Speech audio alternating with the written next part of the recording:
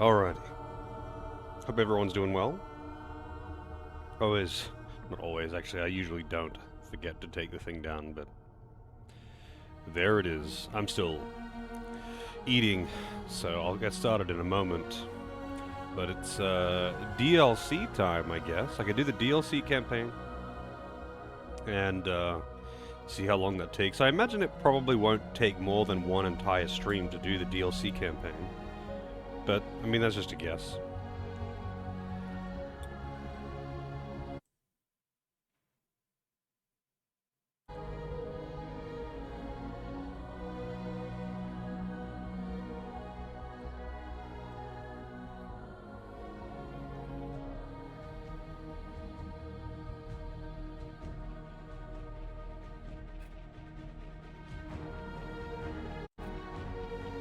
Finish the story? No, I finished the main story last night. And then messed around a bit with collecting some stuff. Nothing too crazy. So there's still some stuff in the world, like when I looked at the save manager to see what I'd missed. There is still some stuff in the world that I did miss. I don't really care to collect everything, but I'll have a quick look at it before I start the DLC campaign, just to make sure that it's all well and good. But yeah, I'm interested in starting the DLC campaign, and I want to play around in adventure mode, especially in well, the DLC added adventure mode. What is it called? The third planet, whatever it's called. Because I'm assuming that one would be probably better than the other ones, because it's got like DLC added content to it. And usually DLC content is just a bit more polished, you know?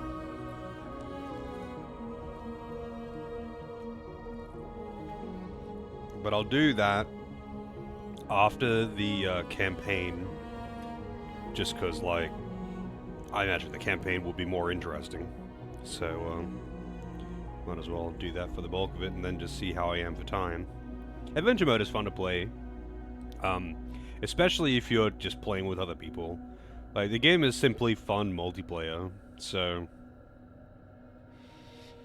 just doing adventure mode with people would be fun.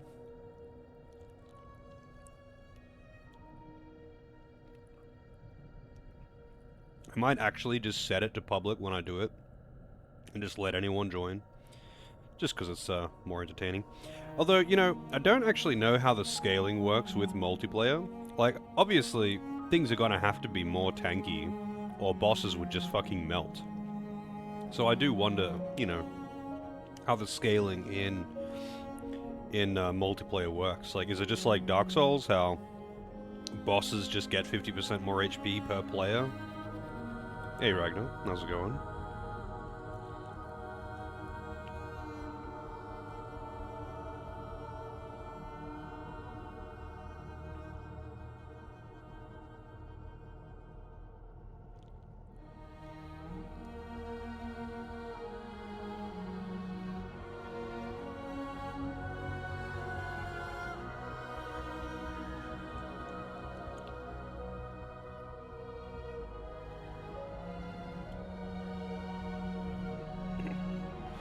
Just be defense or HP? Yeah, I would imagine so. Like, I'm assuming it just has like a flat thing for bosses where they get, you know, a percentage increase to defense or HP based on the amount of players that are present. That's how they do it in Dark Souls. It's probably the easiest way to do it. I did notice when I fought the dragon on adventure mode with another player, it is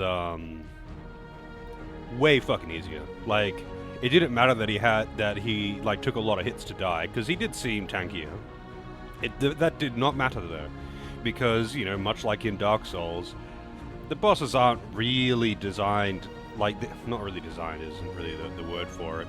It's like they can't really divide their attention that well. They attack one person or they attack the other person, and the person who isn't getting attacked can just fucking unload onto the boss. Easy. And just do tons of damage. Or like clean up ads or whatever. Like, There might have been more normal enemies. I'm not really sure if there was more normal enemies in that case.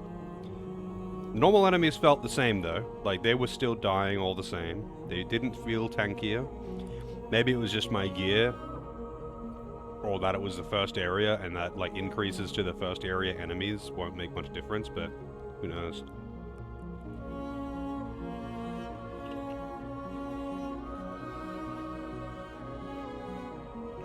Is my eating coming through on microphone? I don't know if I should be muting myself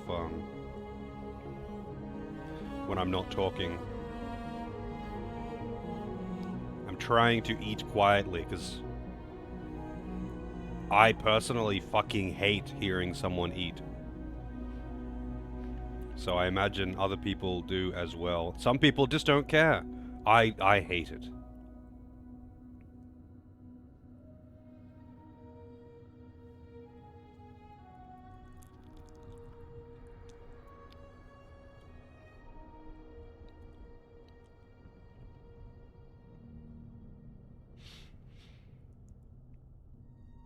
But yeah, how would so those who have played the DLC campaign, how would you rate it compared to the base game campaign? I'm assuming it's shorter because it's just one planet, as far as I can tell. But yeah, how would you rate it?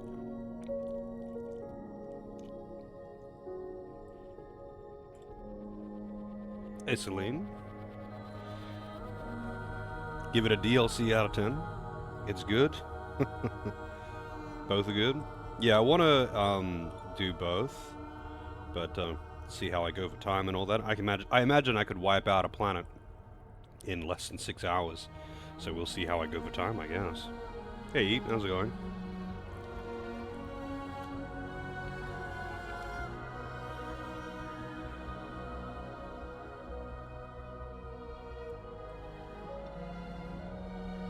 I won't be long.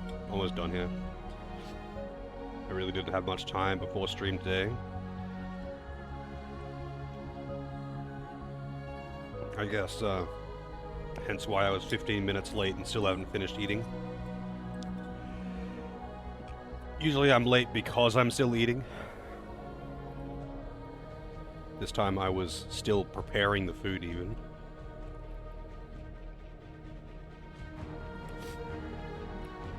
Managed to get DQ10 offline purchased on Steam. I didn't know it was even on Steam. And I didn't know that there was an actual translation patch. That's pretty cool. I mean, I know a few people who have played DQ10 offline using, like, their phone's auto-translator. And it was pretty, you know, they got through it. But I can't say it was good. But not gonna lie, I don't think I would want to play DQ10. Not out of a dislike for Dragon Quest, but it would be extremely long. Like, it would be so long and so grindy compared to any of the other Dragon Quest games. I think it would drive me insane, even if I was even if I was enjoying the story in it. Should you play Wukong again? Yes. Apol doesn't know what he's talking about. All right, I'm gonna put this this bowl in the sink, and then we can get going. I'll be right back.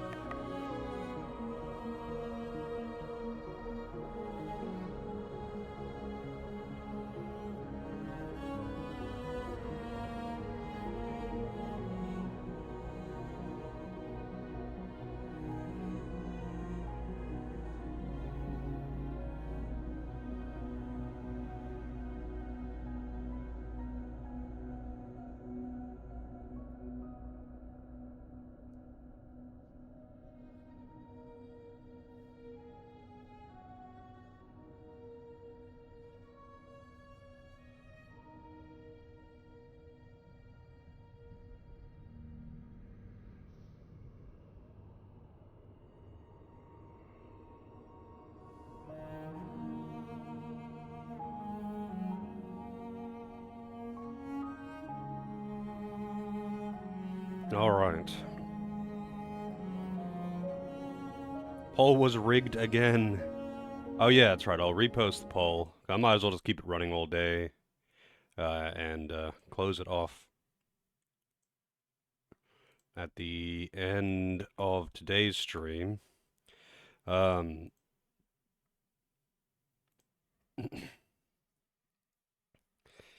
all right, there's the poll. Um, let's see the results. Right now it is 16 to Barkley, 11 to SMT3, and 8 to Sonic Unleashed. Yeah, it was tied, so I was like, I just posted it in my static Discord, which is not that many people. It's only like 10 people in there. Um, and the response was, we don't know what any of these games are. And I said, it doesn't matter. It doesn't matter. They're all good. Just pick whatever you think is right. And apparently they liked Barkley, so posted it in the Barkley Discord. Yeah.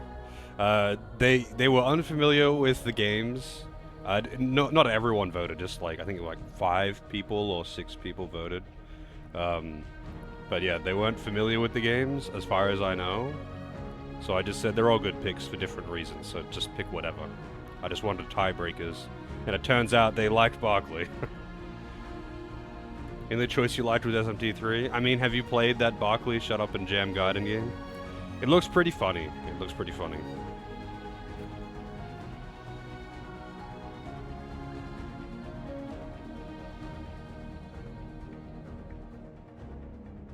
SMT3 will be your next one. Chaos Dunk.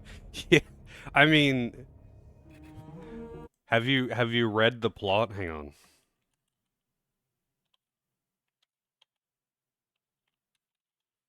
Shut Up and Jam Gaiden. The plot. In 2041, post-cyber-apocalyptic Neo-New York, Charles Barkley performs a powerful chaos dunk at a basketball game, inadvertently killing most of the people in attendance.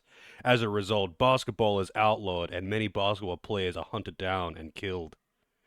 In 2053, another chaos dunk is performed in Manhattan, killing millions. Barkley is blamed for the chaos dunk and is hunted down by the B-ball removal department led by Michael Jordan. Like, tell me that isn't compelling.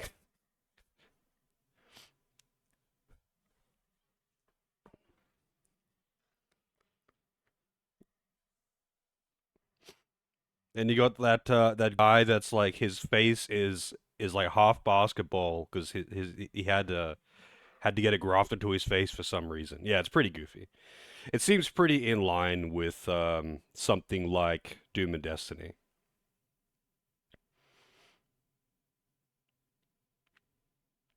I think Charles Barkley though, he's a pretty serious dude, right? He's not like I don't know, Shaquille O'Neal or Michael Jordan or someone who like jokes around a lot. Wasn't Charles Barkley pretty serious mode all the time? I don't know exactly. I just remember seeing his name popping up in much more serious shit and never saw him joking around.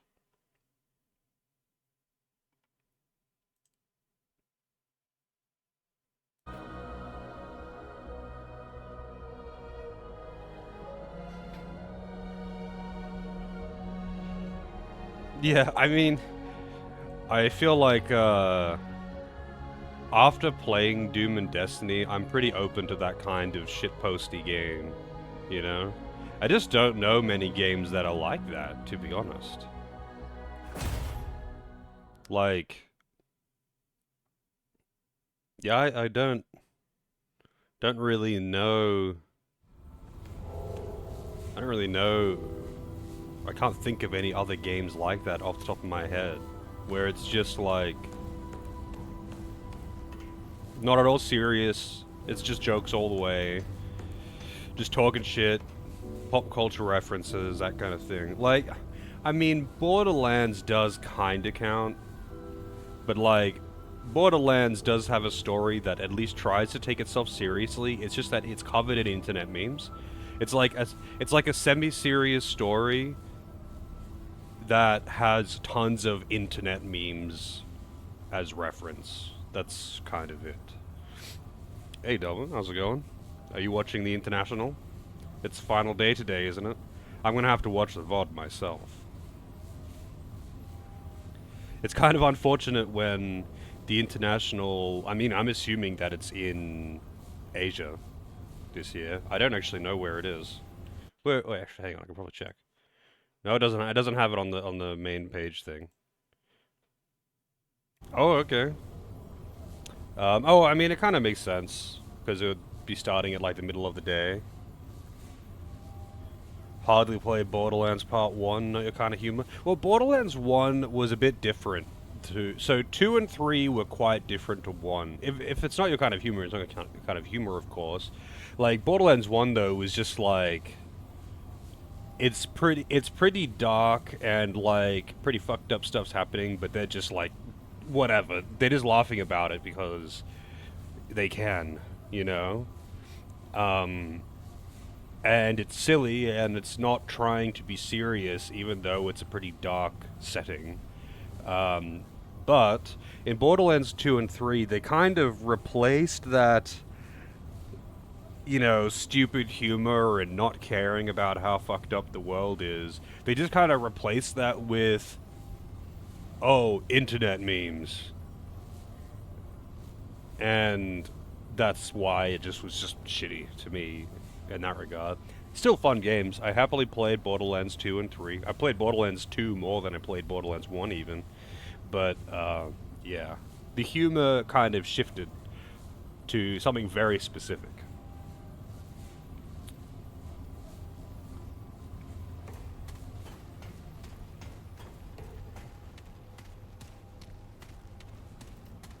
Yeah. I mean, that kind of shit doesn't bother me. Anyway. So I'm gonna quickly open up the save manager thing. I'm gonna see. I don't know if any of this is worth looting. Let me just uh let's see. Are you present, Lena? Because you are probably the only one here who could confirm or deny things. Otherwise, I could just look shit up, I guess. But whoa, why is that doing that? Um, I am just curious if any of these things are worth getting before resetting the campaign and starting the new one. Probably have to look up anyway. Okay, I was just gonna say, is it worth getting the Osseous set from ROM and the mod Iron Sentinel / Very Good Boy? And is it worth getting? Apparently, I missed a a mini boss in in Earth as well, because I missed a few traits. Very Good Boy's worth getting. Yeah, that one would be quick to get to. So the other thing is the Trinket Root Circlet, which apparently I missed. I feel like that one is one that I can't get though. I feel like you get either the mask or the circlet based on how you interact with the guy. Because I said, "Hey, can I look at your mask?" And then he attacked me, and then I got a mask. I'm assuming that's like one or the other in that one. Anyway, the Bandit set and the trait Cold as Ice. Oh wait, Brabus is the old man, is a Mudtooth or whatever. It's his son, right? I'm guessing I get that shit if I give him the pocket watch. So I can't get that because I said no, you can't have it, and I killed him. But apparently I missed Bark Skin, Point of Interest, Wailing Wood. The trait for him is multiplayer only. Huh. Interesting. And Band of the Caster. I mean, let me bring up the wiki here.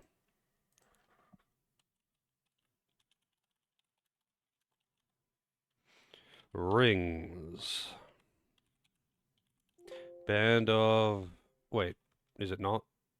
Oh, Band of. Band of Caster. Increases melee speed but reduces fire rate. Yeah, I'm not using that. That's actually pretty bad. While wearing Band of Pollux, melee damage is increased by 10%, evade speed by 15%, and encumbrance is reduced by 25%. Wait, so it has a special effect if you use the two together? Interesting. Oh, yeah, no, it's not necessary. I'm just like, is it worth getting these things before I reload the thing? Because otherwise, I'm probably not going to get the things. I mean, granted, these could all appear in adventure mode anyway. I didn't farm for anything except the other thing that I actually farmed for no reason at all, was actually the Sage Stone. For literally no reason. I just wanted it because I learned that I could use the save manager to find it quickly. So I was like, yes, I'm going to test the save manager and do this. And I did. And that's it. Didn't actually use it for anything else. So I farmed nothing. I farmed nothing. I just wanted to test out the thing. Osseous armor is a melee armor. Okay, so let's see armor. Let's see what it looks like. Osseous.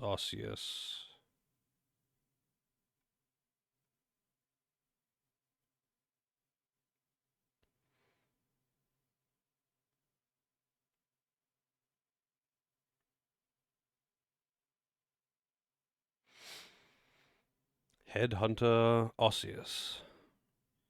Um, Subsequent range or melee hits against the same enemy increase the wearer's total damage dealt to that enemy. Degrades over time. Melee speed and fire rate is increased by 5%. One piece is 10%. Three pieces is 35% max damage. Wow, that's pretty legit. That's pretty legit for the Osseous set.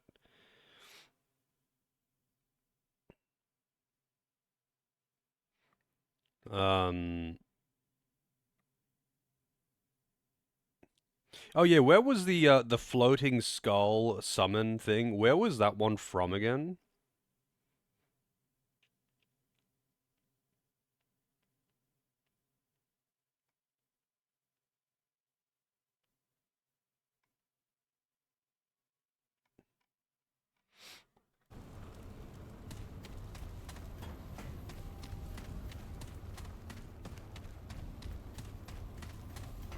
Let's see, weapon mods. I'll look it up. I kind of want to actually get it because I do like the summons a lot, and that would actually be way more viable than the Mike Wazowskis, just because they just simply can't hit certain things.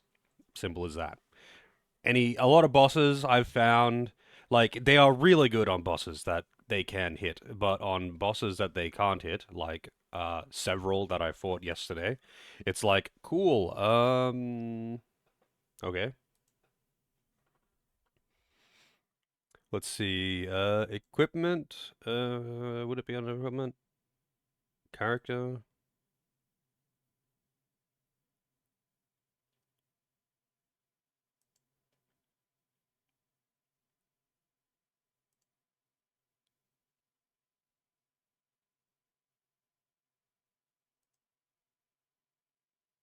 Weapon mods, there it is, I'm just blind.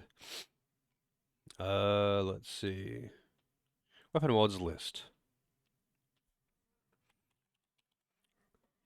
Beacon.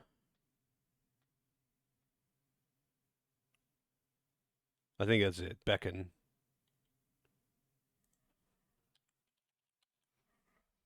Someone's a wasteland skull, which shoots projectiles that deal for. Oh, it's ranged as well. I didn't even realize that. That makes it way better. Also, where's the seed caller one? 50 damage versus 40 damage, but the skull is ranged and flying. Let's see. Remnant Beacon. How to obtain it? Crafted by McCabe, yeah. Sentinel Shard after defeating Rays, a dungeon boss found in Rom. So, Rays. I am pretty sure I fought that but maybe I just fought like a normal enemy version of it, because the mini bosses are like super versions of normal elites, right? So reward Sentinel shot used for beckon. That's it. He has no alternative. All right. Lair of the Eyeless. All right. So what I'll do is, since it's on ROM, what I'll do is I'll load a thing because I do want to get that. I want to play around with it because I quite like it. The summons, I mean. So let me just do quick adventure mode for ROM. Normal. And I guess I have to. I guess that's enough. Hang on. It's been a while since I did the thing, so let me just open adventure. No, it's still got the old one. How do I make it like forcefully? Maybe if I teleport, it'll save and let me see.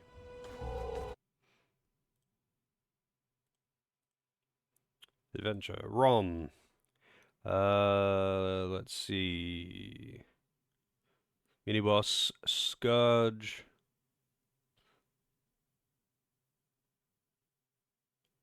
Okay, not that one then.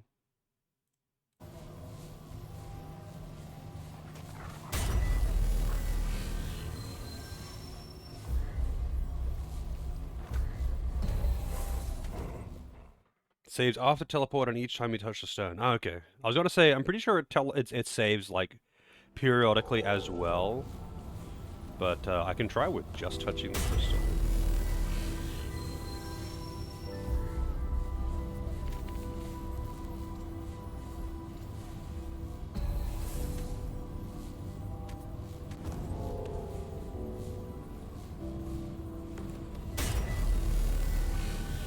I don't see the save thing popping up, but we'll see. Let's see. Scourge, Leech Ember, Cryptolith.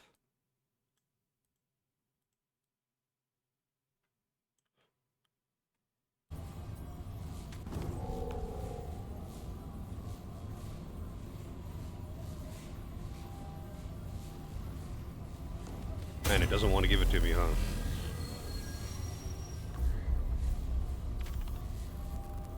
Man, imagine how annoying this would be, though, if you didn't have the save manager thing, though. Like, that would suck. That would actually be really annoying. That would actually be really goddamn annoying. It's called Raise. Anyway, just load and load again. Alright, let's see. Open. No, you can't open two at once.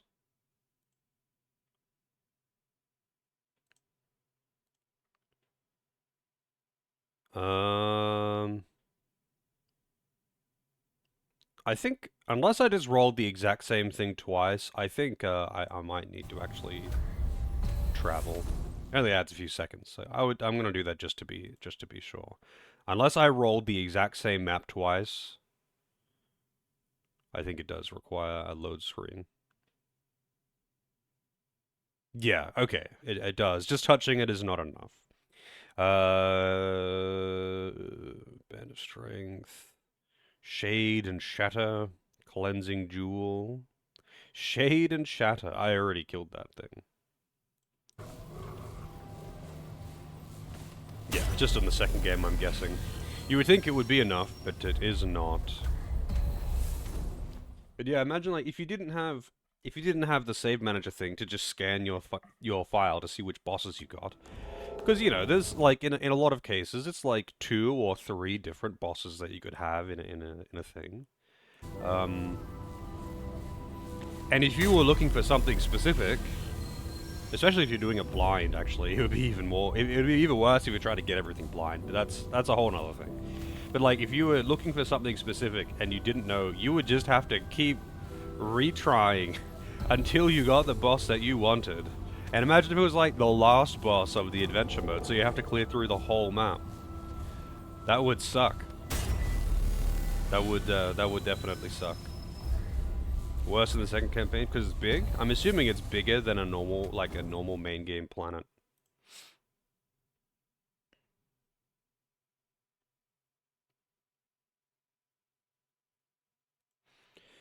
Raise, there it is. We got it. Alright, so Raise, I don't know where he's gonna be, but we're gonna learn. Let me actually just take this off because I don't want a level 1 sniper rifle for this. You know what, let's use the Devastate. And, no, I won't, I'll leave the armor, actually. I was gonna say I'll try out the other armor set, but I haven't upgraded it. I don't want to get fucked that hard. Okay, this is it. Man, the reload time on this thing is brutal.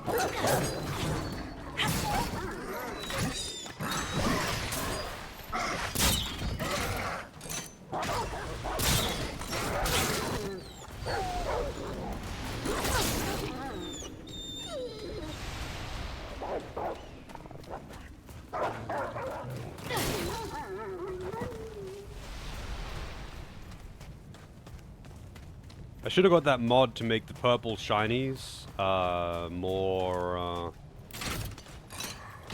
noticeable.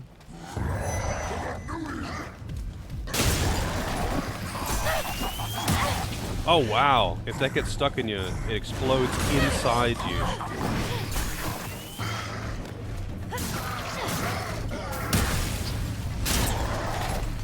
Holy shit! That's so much damage. So this weapon is a boss destroyer.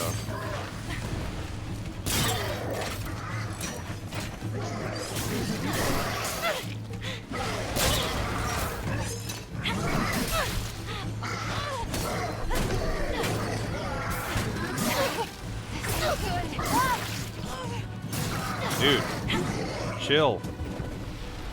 This weapon is a boss destroyer, but it absolutely sucks for anything out here in the world.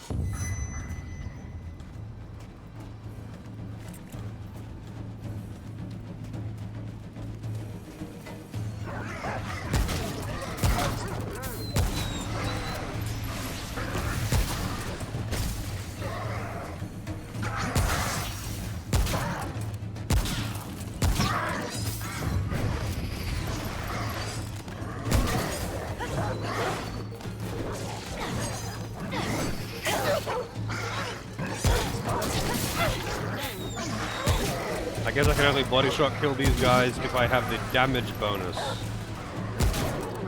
from my armor, not the defense bonus.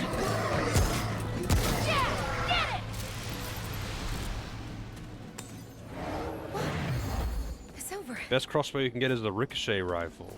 I see. Hang on, let me open up the viewer thing again. So apparently there is from the world boss, there is World Breaker, Particle Accelerator, and the emote Laugh. From the side dungeon Armor Vault, there's the Akari set. No idea if that's good. From Raise, there is Beckon. From Shackled Canyon, which has Raise, there's the Hunter's Halo Trinket. And in the Point of Interest Cryptolith, there is the Concentration Blood Bond Labyrinth set. That's the Cryptolith thing that I don't have the key for. And out in the world somewhere is the Trinket Soul Link, which I don't know if I even want. He's down!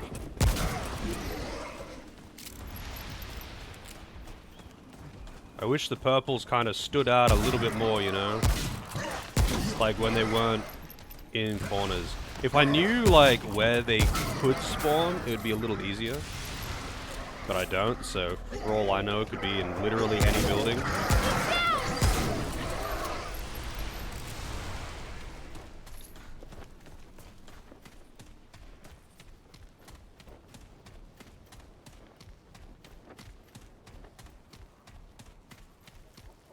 Oh, really? I just wish it was a bit more specific. So, in the things that are like in Shackled Canyon or in Vault of Heralds or in Loom of the Black Sun, it tells you exactly what sub-region it's in.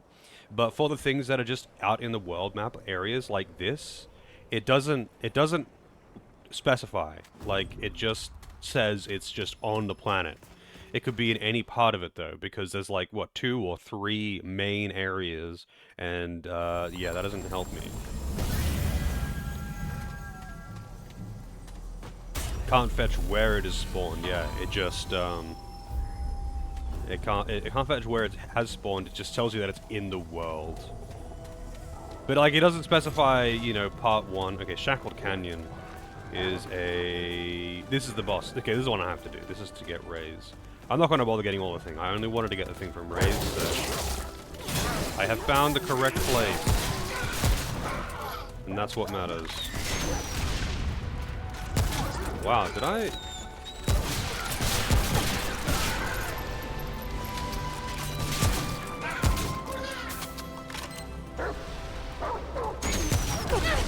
Dude's got a fucking grenade launcher. Stay down!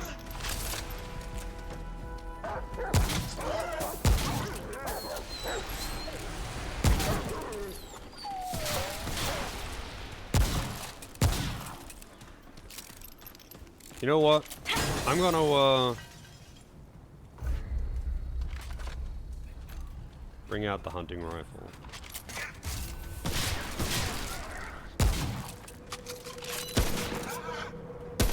Actually, you know what?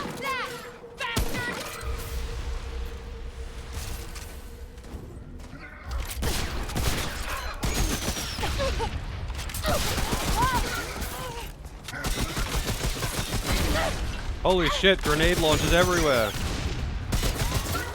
At least it makes a sound, so when you're not looking, you can still, like, hear it. Hang on, let me, Whoa. It's over. I want the blink token.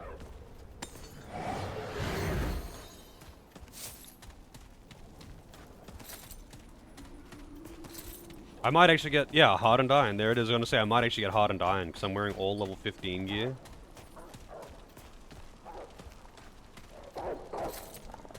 Looks like I'm getting lots of it, too.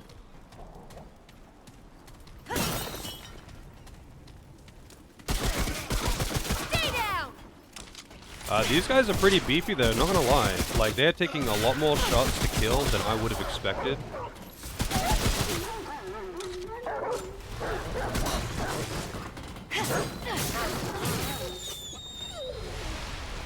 Taking a lot more hits than I would have expected. Glowing Rod. What is the glowing rod?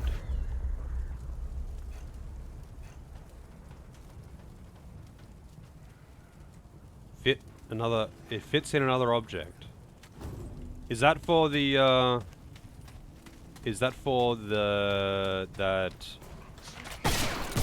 okay, just inside the ground. Is that for that robot near the merchant? The deactivated one?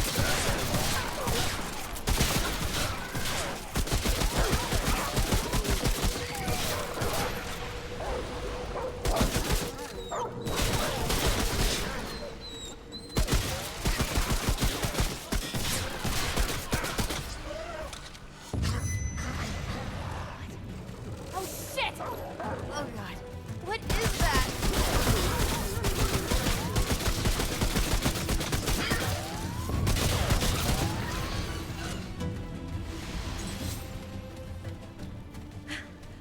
That was rough. Oh, I see. Well, I'm not gonna do that side dungeon, so it's all good. Hey, is that some hardened iron? Oh yeah, give me the hardened iron.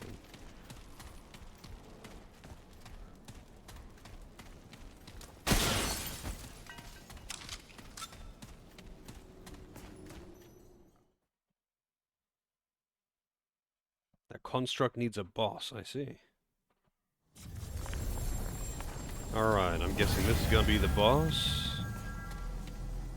You know what I should have done?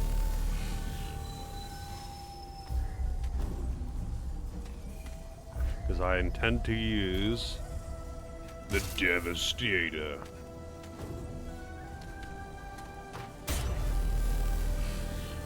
For this boss.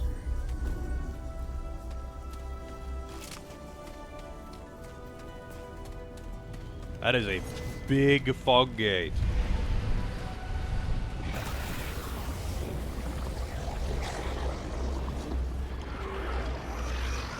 I have seen an enemy of that literal exact design in several games. God, there's so many skulls.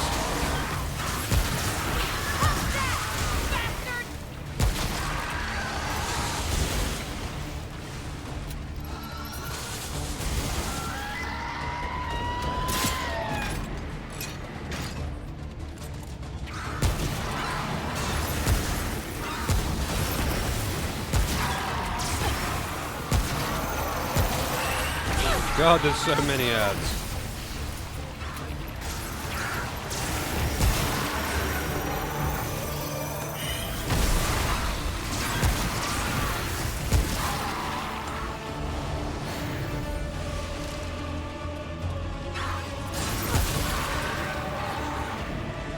Where's the boss gone? There you are.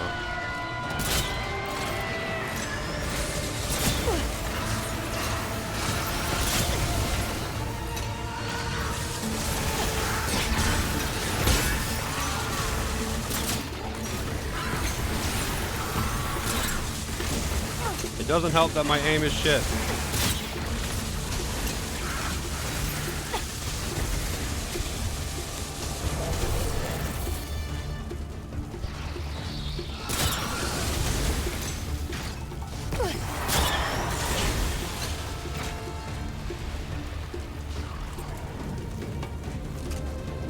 Oh, he died. That means ads galore. Oh, I'm on fire. I'm actually burning out. Whoa! Burning times 3. Damn it! He's down!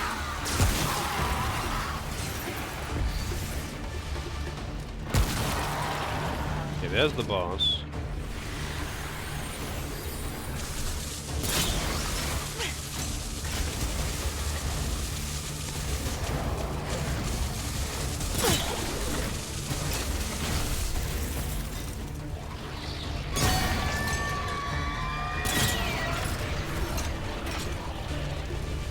Hey, Crossing.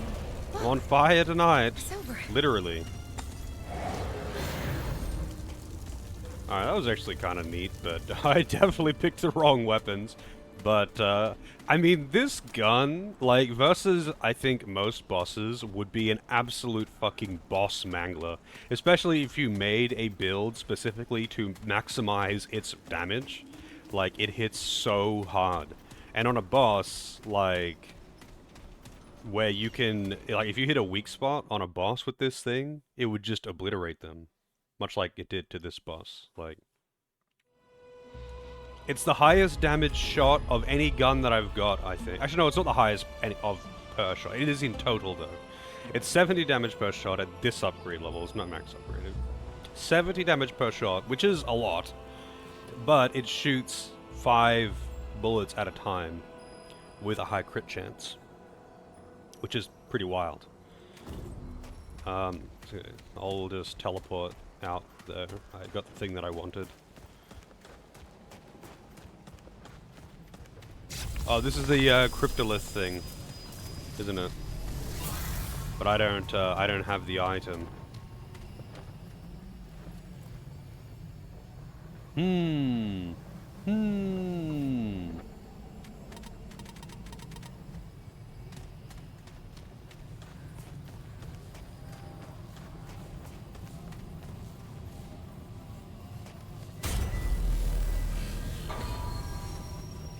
Apparently, I did not pick up the Hunter's Halo, which is just in the Shackled Canyon, the area I was just in. But I kind of just ran through it, so obviously I missed just about everything. But I don't really care. What does the Hunter's Halo do? Actually, you know what? Let's take a look. Hunter's Halo.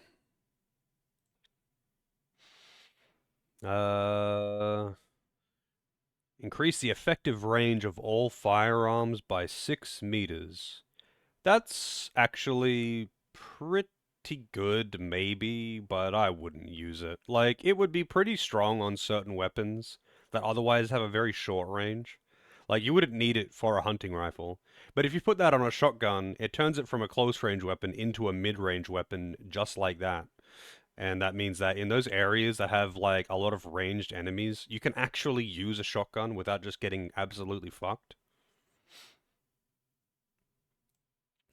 Which is pretty cool. Because it's a problem. Like, it is a problem with a shotgun, and that's why I stopped using it. When you go into an area where all of the enemies are using, like, rifles or something, like you're fighting a lot of enemies that are using mid-range weapons, or worse, long-range weapons, where that's rare as hell for enemies. But when you go into an area full of enemies using mid-range weapons, it seriously sucks using a shotgun, because you just can't deal damage at that range. So you just have to run at them while they're shooting at you, and take a lot of damage. Yeah, you can like try and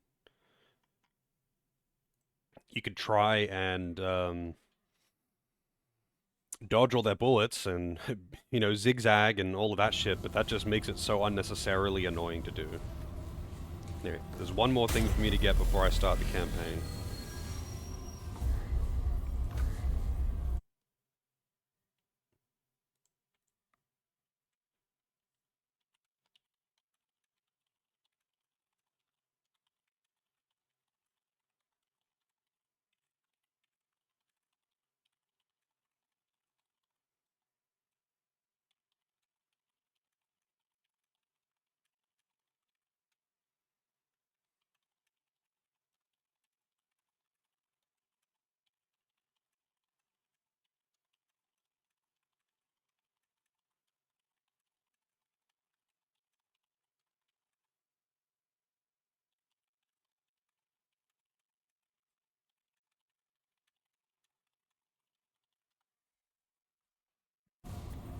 What am I doing?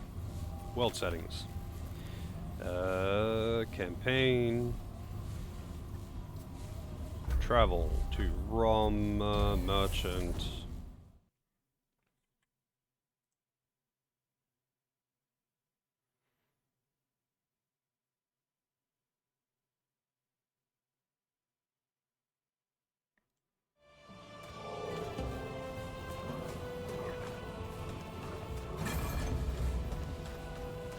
The special attack on this gun, though, is kind of weird. It just feels weird to use it. Yeah, this thing. So what do you need for this thing? That's from a side dungeon.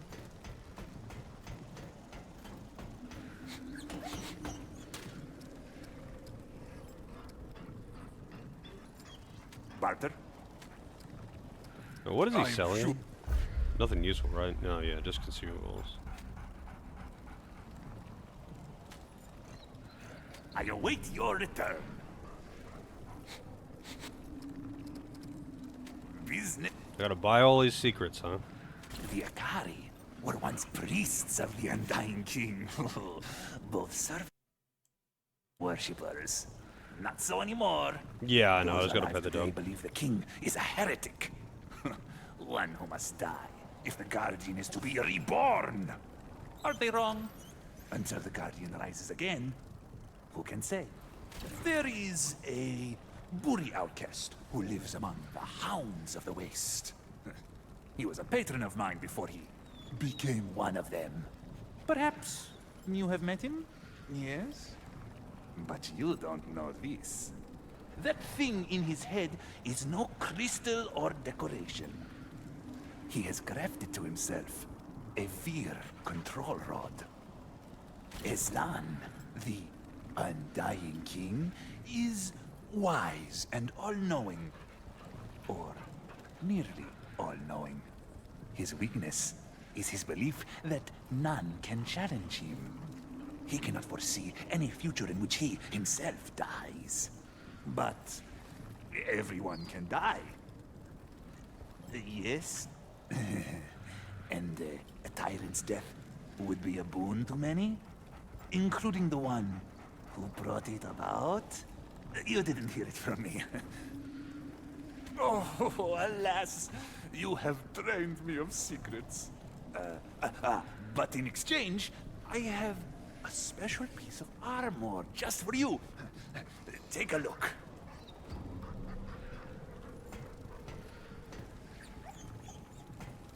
What? I guess it's in the shop now? Barter. Quality. Yeah, here it is. The Osseous set. There it is. I mean, I already read about it, but I'll read it again. Subsequent ranged melee hits against the same enemy increases the wearer's total damage dealt to that enemy. Damage effects, it degrades over time. If you were using something that shoots quickly, though, you would get max stacks really fast. Like, if you were using the assault rifle, you'd just be at 35% straight away. So honestly, that's pretty legit. That's pretty legit.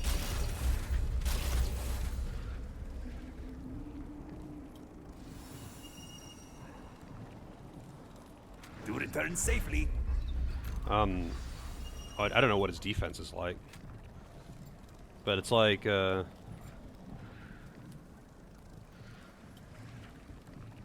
also increases the melee speed and fire rate by 5%. But hang on, I'm guessing each of the pieces has its own like passive. Oh no, they all just have the 5% melee and well, like I don't know if the melee speed and fire rate thing is just like a passive for each of these sets things, or if it's like also goes up with the stacking effect. I don't know. Either way, that's pretty legit, and is actually a pretty legit set. I would have to upgrade it though. Anyway, pet the dog. Very good boy. And I'm probably not going to use it because I got the skulls now. But hey, if I ever, you know, next time I go to use the Mike Wazowskis, maybe I will instead use the dog.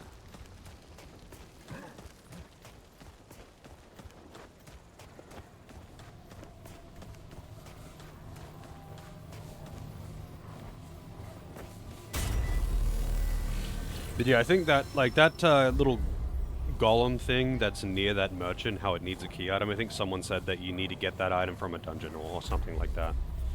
But anyway. Oh, actually, there is one other thing that I want to do before resetting the campaign. Are there any other doors in the labyrinth that I could unlock? Because there was, like, one door that led to the third planet, and one door that led to the fourth planet. But I don't know if there's any other doors that I just haven't used. Like, if I go this way, it leads to the second planet.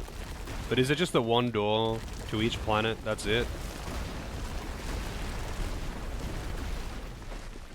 Or is there, like, I don't know, a door that say... So this one leads to the desert planet.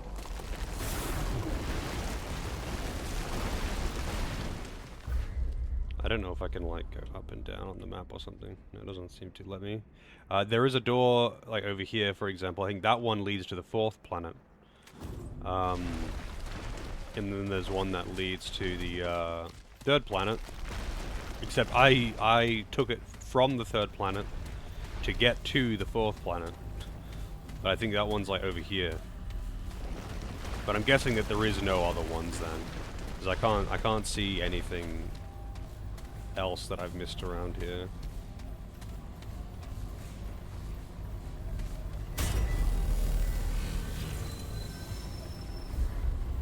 I mean, let's double check the wiki though. Let's see. Labyrinth. The Labyrinth. Players can access different realms from here. Yeah, very good.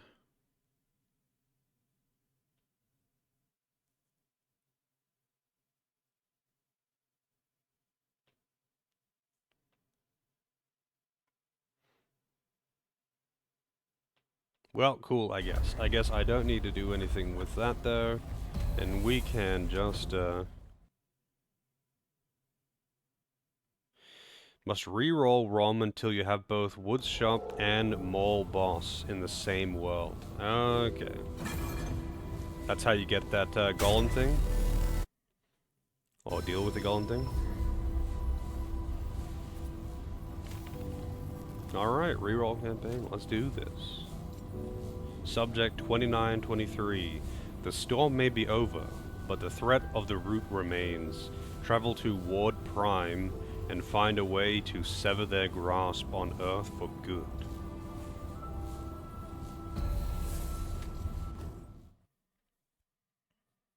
That's a bit specific.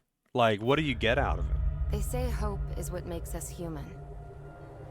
Things will be better tomorrow, we say. Over and over. Until we die.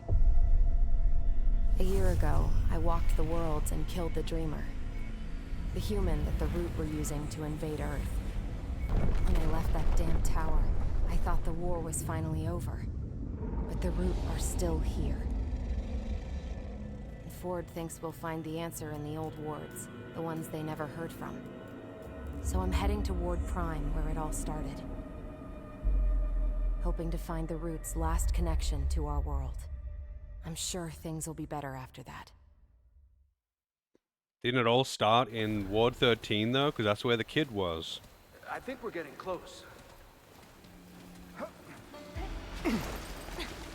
Ford said Ward Prime should be just ahead. Who the fuck is this guy? I don't know how anybody ever lived out here. Root could sneak up and you'd never know. Oh, it's creepy if you ask me. Give me concrete walls and rusted towers any day.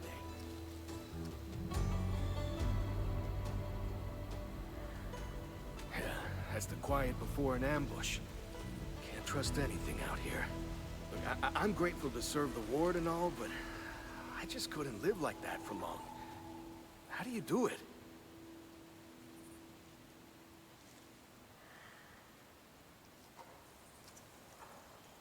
Well, that's right heroic of you. Hell, a year ago I didn't think they could be stopped. Well, whatever the reason, I'm glad you came to us when you did. You know, I got a good feeling about this mission.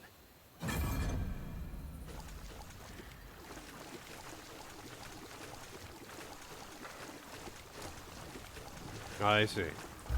Alright, let's change this weapon. I'm not going to use that here. So where is that ricochet crossbow thing from? Oh yeah, also. I didn't change this. I didn't buy the thing. Whoops. I'm going to have to do it when I get to... I didn't actually buy it before going to the thing, so I'm going to have to do it at this checkpoint. Hang on.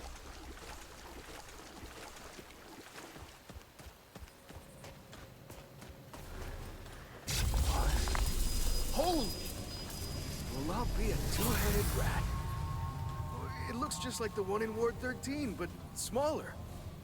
According to Ford, Ward Prime should be just up in those mountains. Shouldn't be hard to find. Hey, I think it would be a good idea to check in with the commander. You know, let the ward know we're okay and that we found a stone out here. Okay. I've never used one of these before, so... Hey, this isn't gonna do anything weird to me.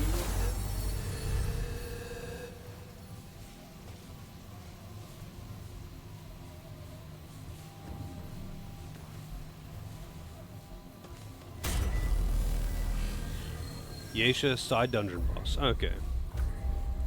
I'm guessing that this Ward 13 is going to be exactly the same as normal.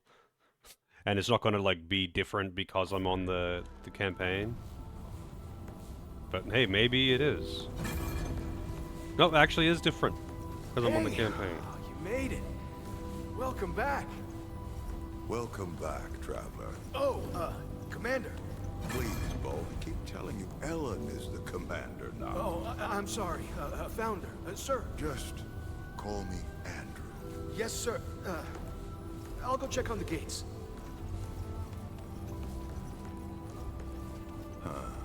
Odd kid. Bo told me you found Ward Prime. I'm glad to hear my intel was still good. Been a while since I thought about that place.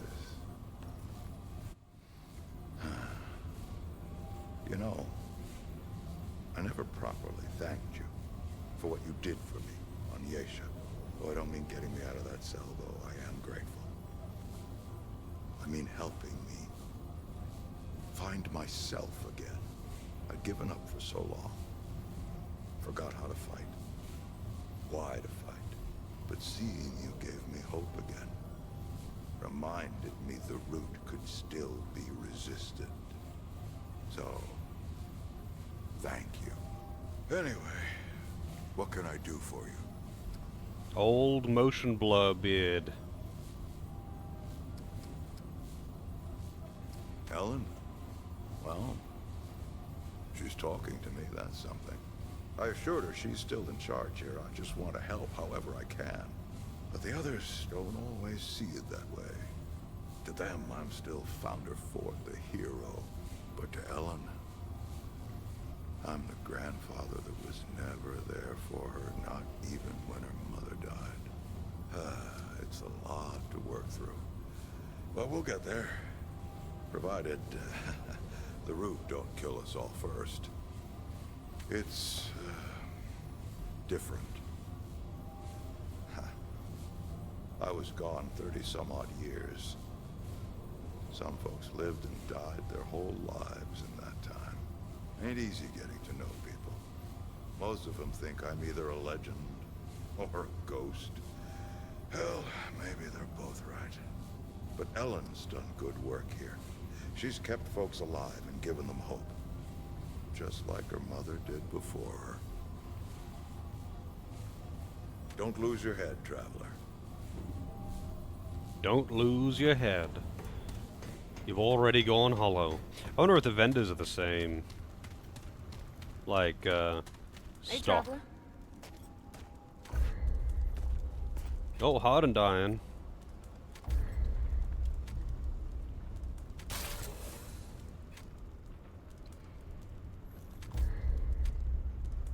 I do not need more of that.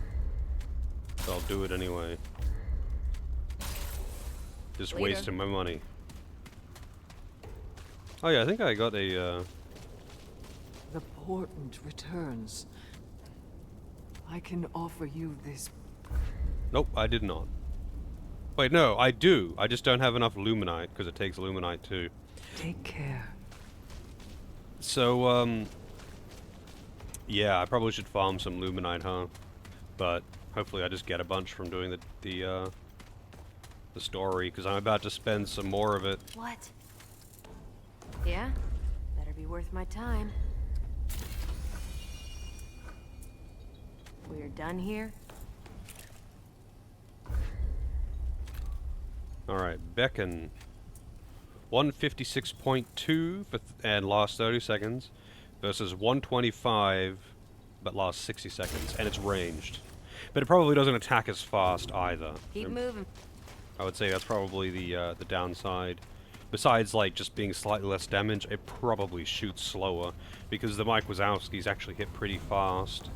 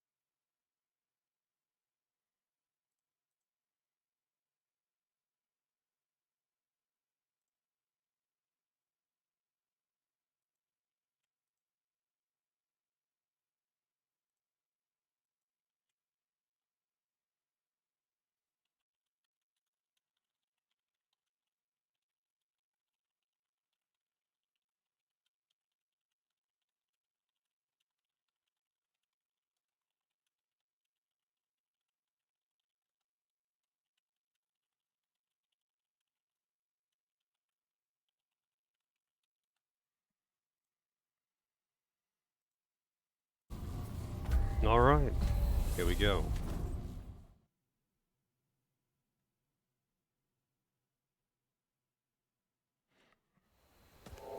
Hits harder and doesn't have a timer on how long it can be active. Wait, really?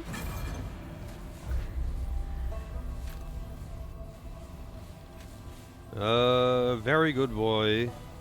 250 damage, that's really high. Only can have one. Still lasts 60 seconds though. Pet the dog to increase his damage dealt by 5% for 60 seconds. And also lasts 60 seconds. So you summon him, and then pet him, and then he's a strong summon. Or, I mean, he's already strong.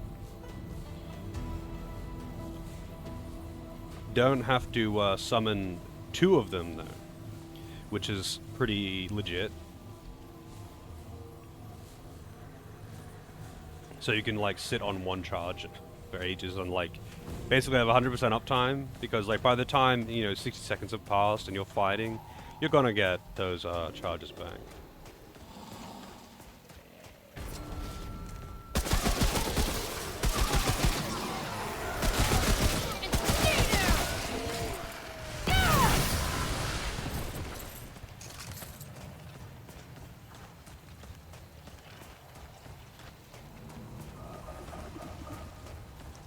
Apparently we're in a farm. I just want the enemies to aggro. Where are they?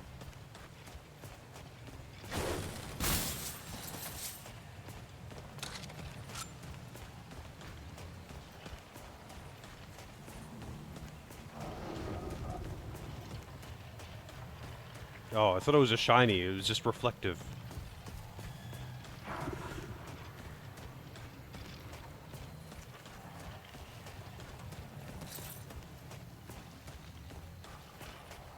I could have upgraded my weapons while I was there, actually, but... oh well. So I did pick up a bunch of hardened iron.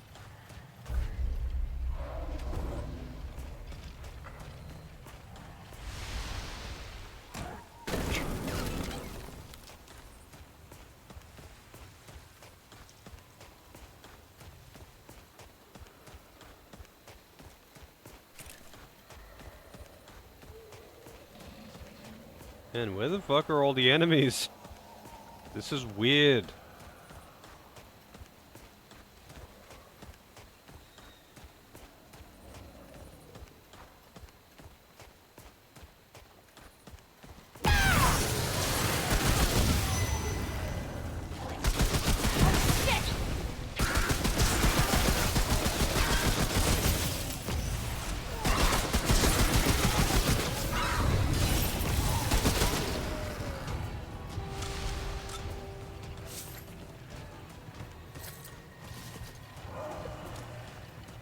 Okay, seeing that skull following me around though really does make me think that I'm under attack, because I'm so used to those things being enemies. Like, it looks the same as the enemy ones, whereas with the Mike Wazowskis, they look different because it's got like a pattern. It's got a pattern on his body that the enemy ones don't have. So like, yeah, sometimes I shoot at him because I'm not thinking, but like, yeah, they don't look the same. And yeah, I know the skulls don't spawn here, so obviously they're mine, but still. Yeah, they should have given it a different color, to be honest. There are so few enemies though, goddamn.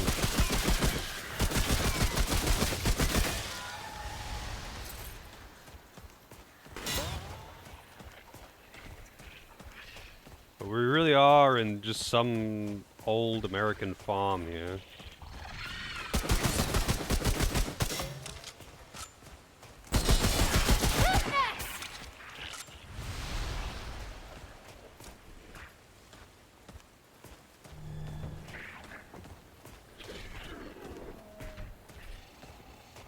You up in the rafters? Where is he?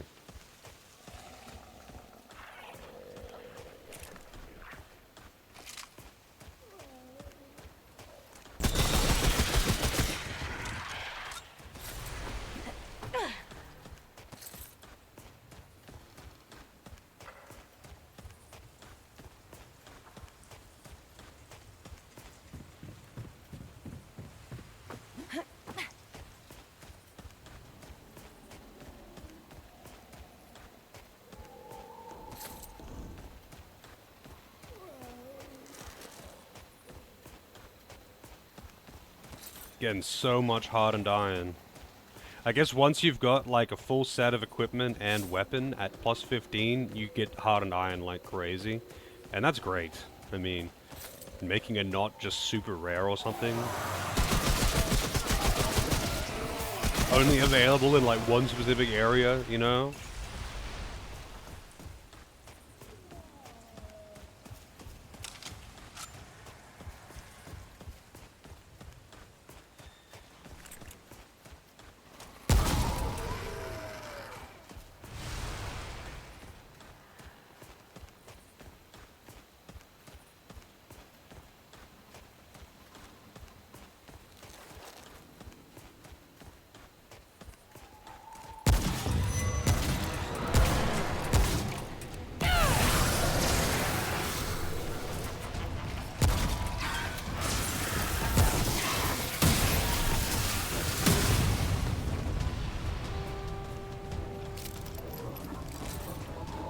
Yeah, it doesn't shoot super fast, but it's just another it's just range support.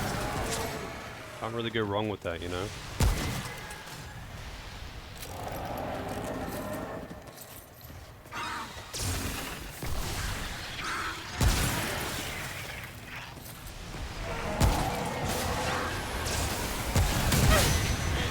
Okay. I see you are.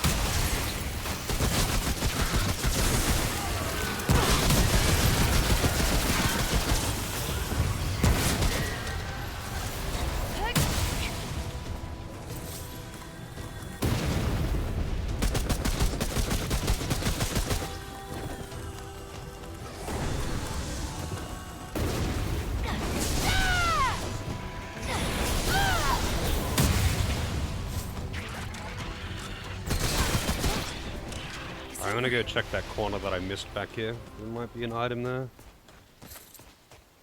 I much prefer these flat maps when it comes to like checking all the, you know, like going around and looting all the things. It's way easier when it's like a flat, no multi-layer. Because multi-layer maps kind of look weird in this game. It's not that they're like necessarily complicated to explore or something. But when it comes to actually revealing the map, they kind of just look a bit weird. And makes it difficult for me anyway, 'cause I'm a noob to see where I have and haven't been and what I have and haven't checked. Especially like in the desert area in ROM with all of the buildings, because there's so fucking many buildings, but they're like on a separate section of the map. When you go upstairs in those buildings, it opens the sub-map, and that has all of the buildings, but then it's hard to see which ones you have and haven't been in.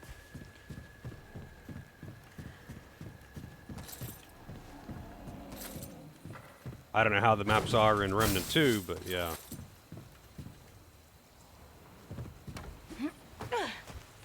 That's just a me thing, I think.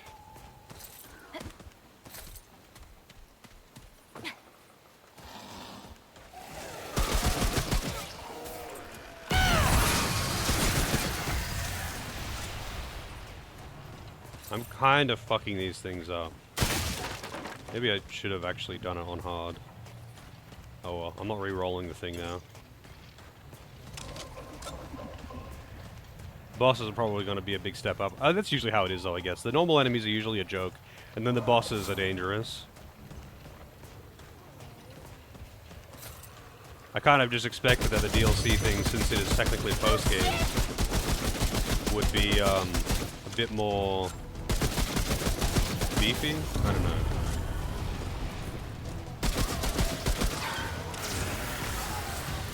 Yeah, not dropping Luminite though, goddamn.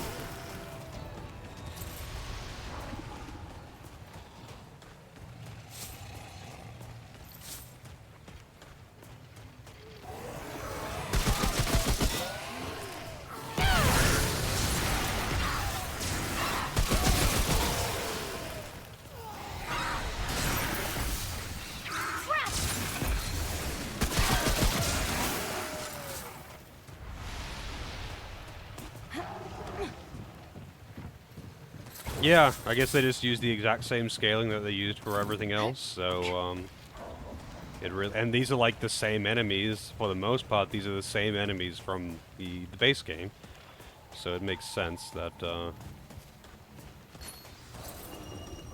Backbreaker Ring. Melee backstab damage. I didn't even realize melee backstab damage was a thing.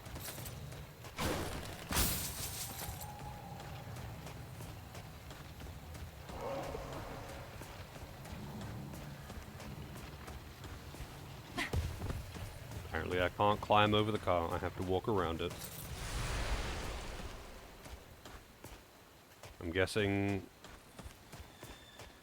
I mean, I really don't need to actually rest. Yep, we got a boss. Or a gauntlet or something.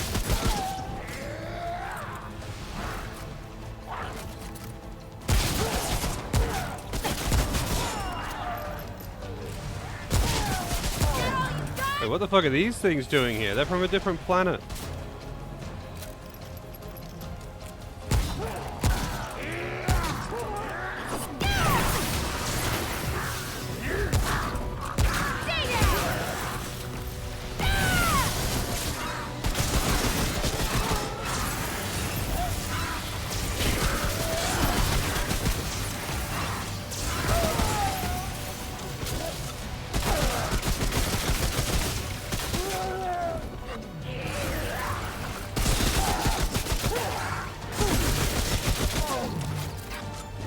I thought I saw purple over here for a second.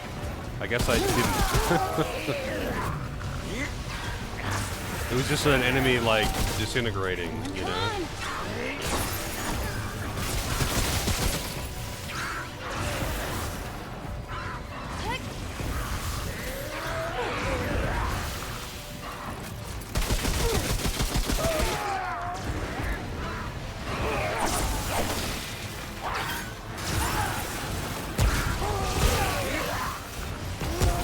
They can actually climb up into the roof here, which is kind of funny.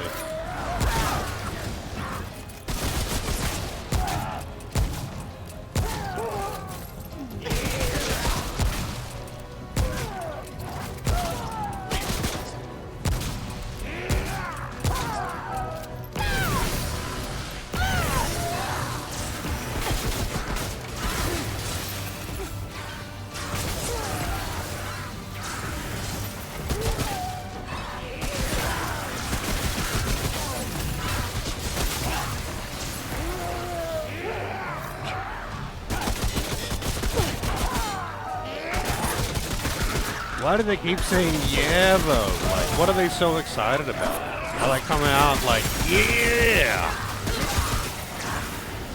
Like fucking Macho Man Randy Savage or some shit.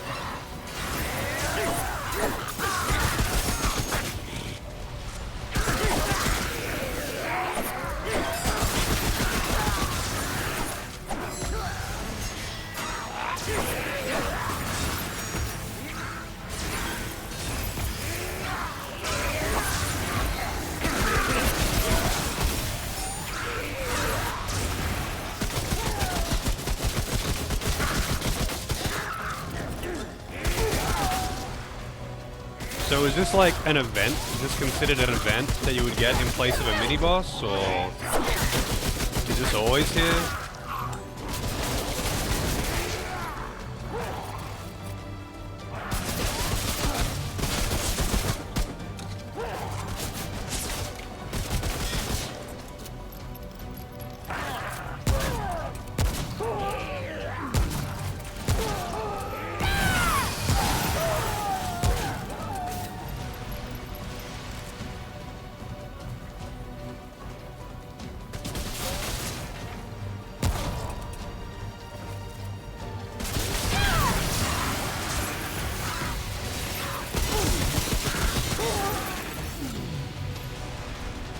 Hangman's Memento.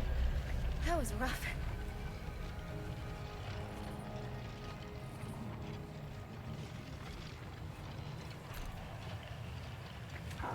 Increases weak spot damage by an additional 50% for 10 seconds after killing an enemy. I could see that being pretty useful.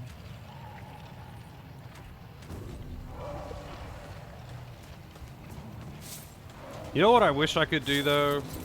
I wish I could take the mod from that crossbow that I was using earlier and put that onto other weapons as well. Like, I know that it's fixed to that weapon, but I wish I could have it on others too. Actually, you know what? I wish I could use the same mod on multiple weapons.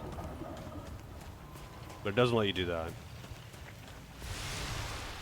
Like, not to use two at the same time, but to just like two of the same thing. But like, because even if they shared chart or something. But just so I didn't have to unequip it from one thing to put it onto another thing, you know? That would be really nice. Also, I am assuming that I probably don't have another thing to find on this section of the map. Just because, I already found one purple on the ground.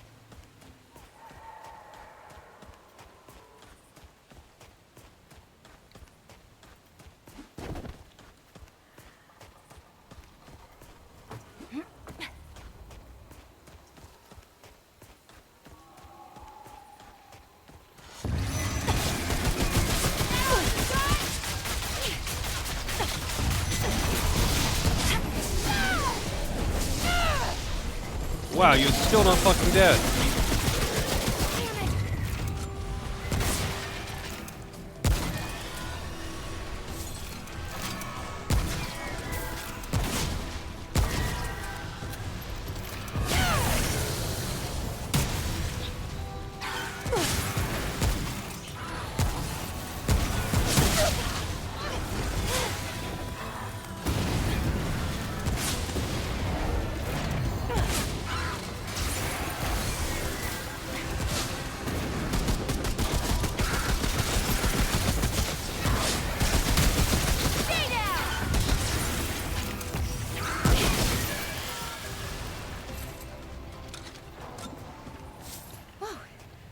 It's over.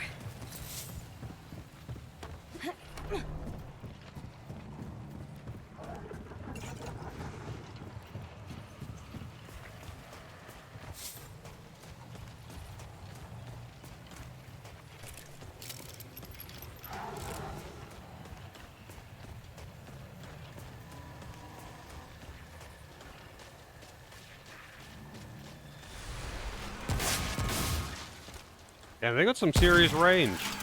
Or like, they start attacking you from pretty far away. I mean, this is more like it. More enemies.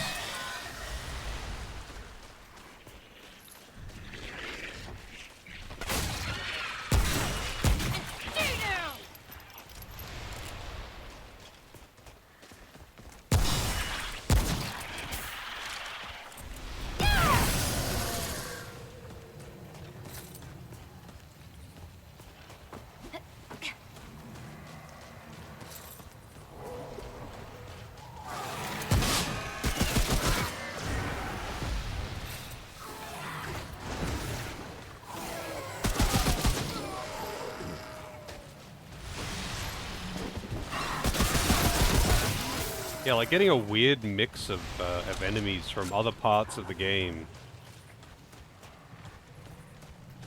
I'm sure there's an explanation as to why.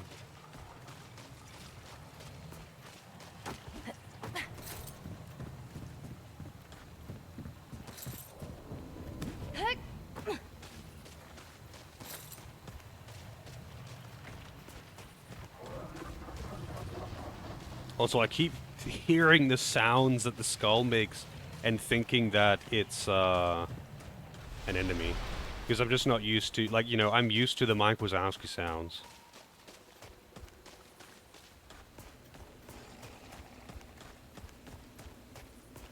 But I'm not used to the skull sounds.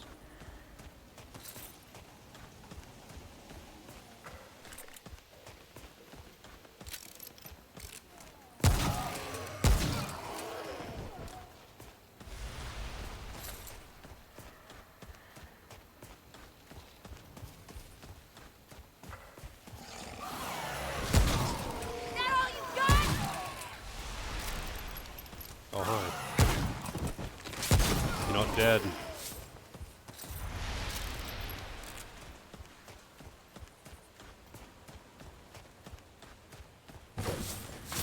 No, maybe I should, put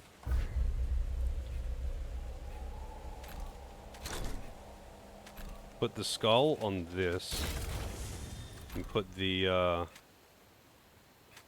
teleport, maybe the grenade launcher, on this. Because I only really use the grenade launcher for mini-bosses, but I use the skulls all the time, so I should just have it on my primary weapon.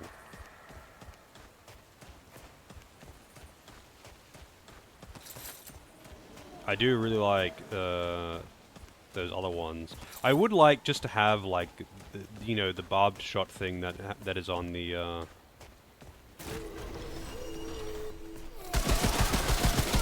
that crossbow though, which is like a single shot. It's not AOE, just a single shot, high damage thing that you can chuck out as a weapon art, and I do like that.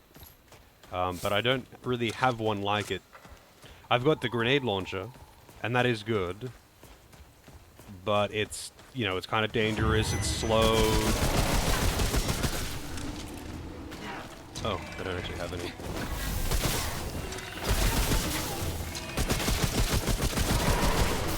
It's kind of dangerous because I can hit myself with it, it's slow. It, like, the projectile is slow, literally, I mean. So, it's not quite as applicable. I can't just, like, pull it out and snipe something with a big hit, like I could with that crossbow. Man, I can't put the crossbow in the secondary slot, so...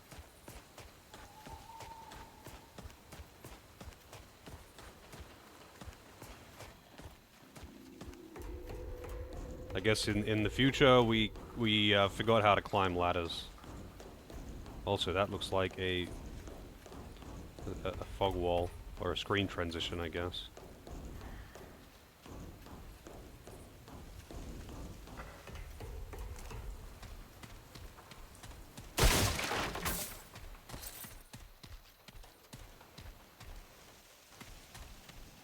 Is this a fog wall?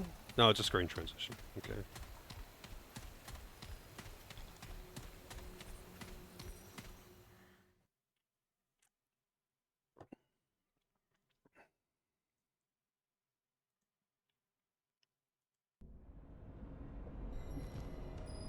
One second.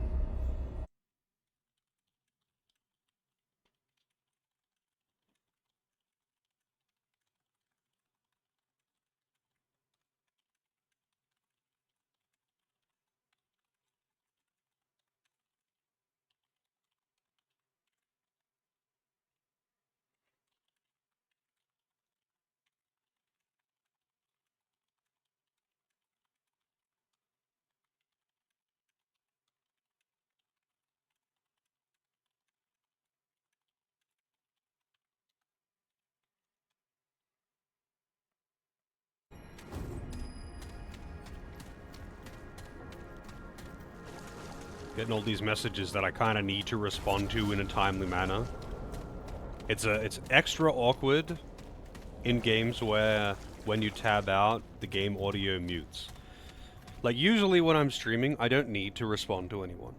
Usually. But, like, you know, sometimes I do, and that's fine. It takes a moment to respond. But when I'm playing a game that, like, mutes the game when I tab out, it's like this weird, awkward silence when I tab out to fucking reply to someone.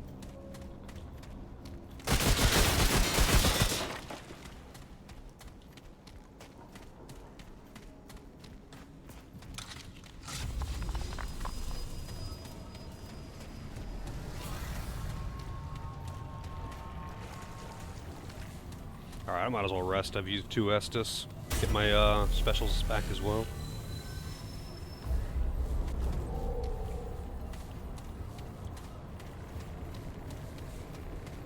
Okay, this one's definitely gonna suck to explore. That opens from the other side. I'm sure all of these fumes coming off of all of this fungus and shit is totally healthy to inhale, and I won't get sick at all. Hey, Helico, still going strong, I am indeed. I mean, I don't know if strong is the word that I would use, but I am indeed still going. Wait, this is where I came in. What am I doing?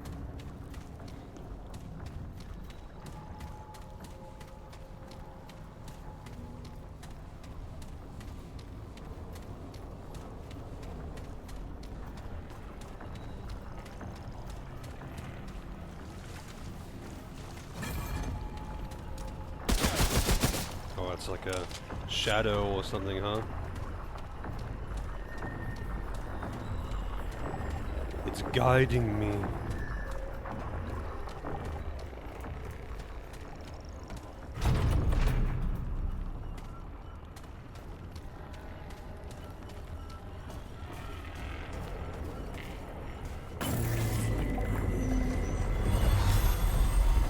Now I can probably attack it.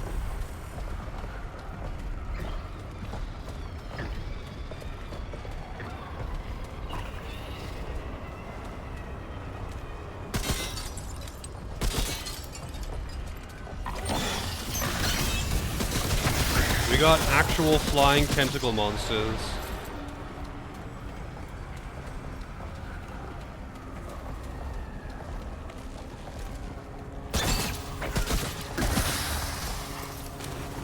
Feels like, I don't know, maybe I'm playing fucking Evil Within or whatever that game is called. Honestly, that game looks pretty good. September 30th, 1960. Today is an auspicious day. The crystal and its corresponding structures beneath the atoll are secure. And Commander Neville has given us full access to the writings. The runes are unlike any script I've ever seen.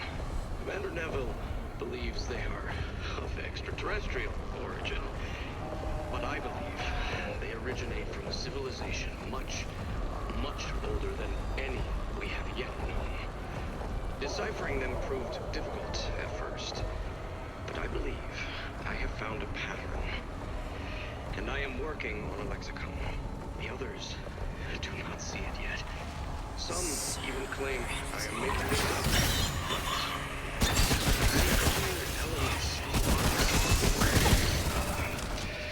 A story. I hope to know more in the coming months. Silver. Okay.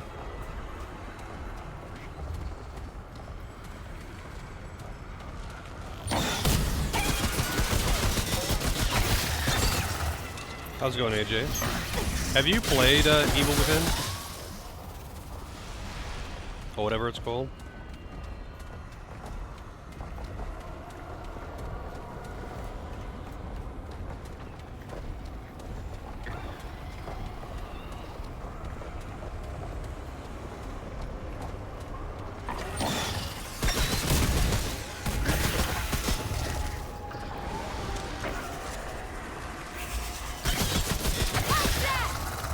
No, but you should. Yeah, it looks really good from what I've seen.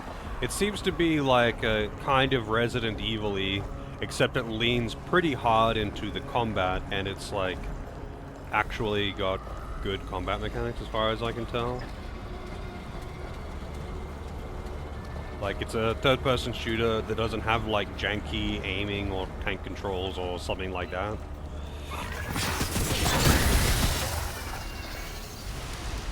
Well, okay then. They just got deleted.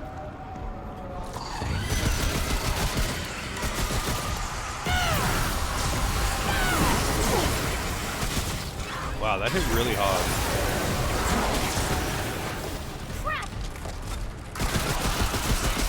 Hey, what happened to my summons?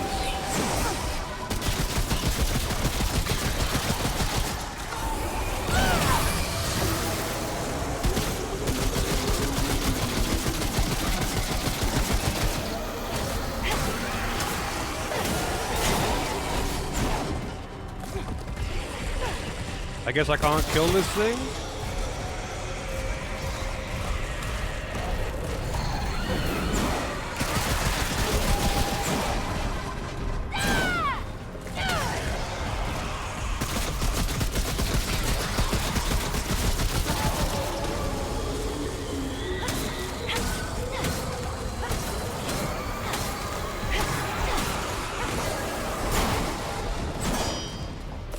Yeah, I guess I just can't kill it. Almost done with your bad guy route? Oh, on Langrasa.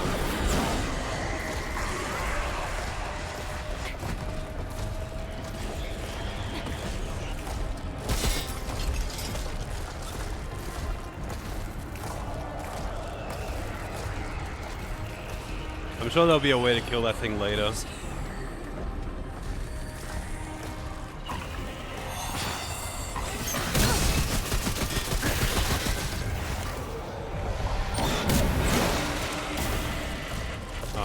Okay. Dude, go away.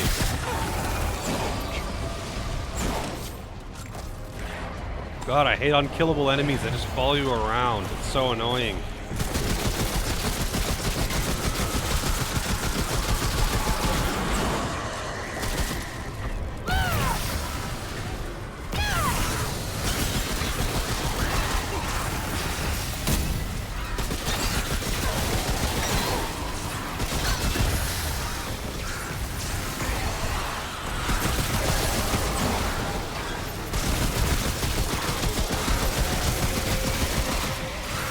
I'm guessing if I put him down, I can leave him alone and then he won't be chasing me anymore.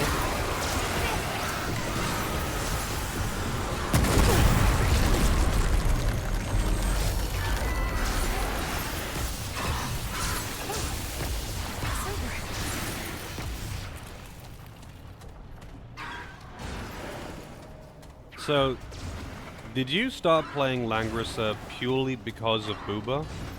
That's the question.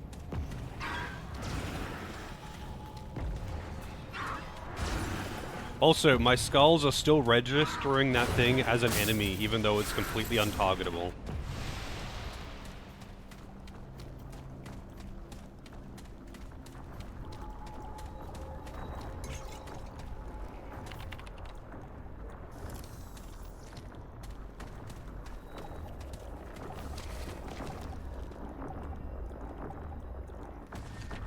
You expect me to read all those words?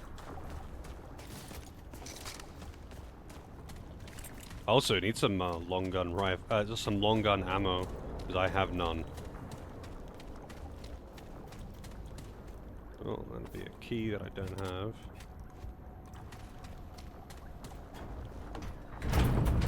Look at all that shit in there.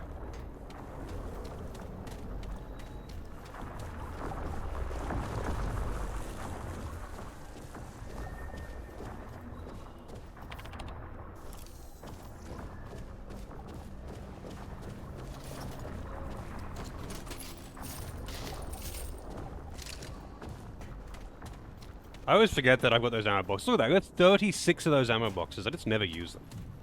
I just forget that I have them. Dude, just fucking kick the door in. I mean, okay, that would be a hard door to kick in. But you got guns and explosives.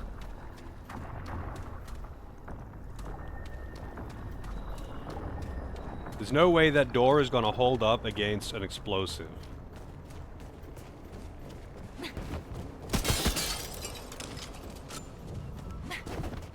One way. Alright, I guess I come in from the other side up top. I need to go upstairs somehow. Oh, here we go. So I'm gonna find another thing that I can destroy on the wall.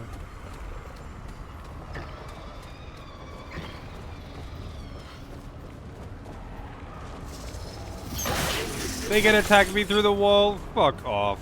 That's so stupid. Oh, is that good? No, there's two of them down here. God damn.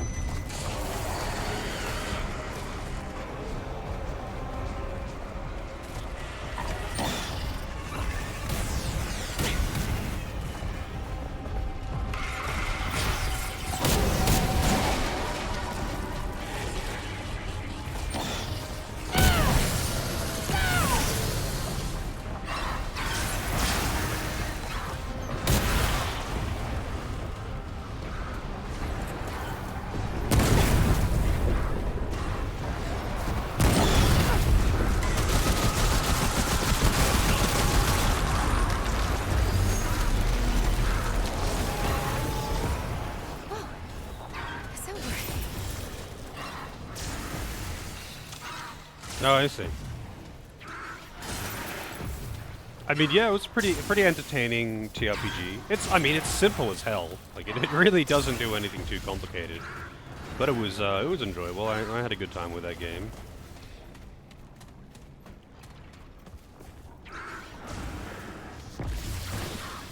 or I guess those games. Does make me wonder though, what other TRPGs, you know, other than Fire Emblem, you have played. I forget, did you play Tactics Ogre? Let Us Clean Together? Patient records, no doubt. Oh, I can't even read them.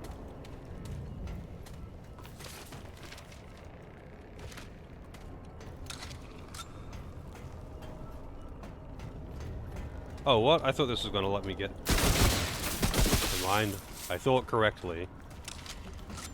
What is this? Maintenance key. There we go.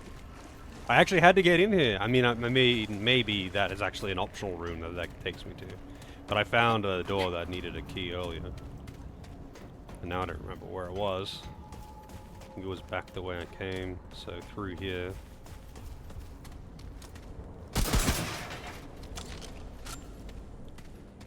You played Reborn. Did you finish it? Which route did you do? I mean, Reborn is a good time. I would say the best version of that game is One Vision, but Reborn was also really good. Like, especially the fact that it's like, you know, fully voiced and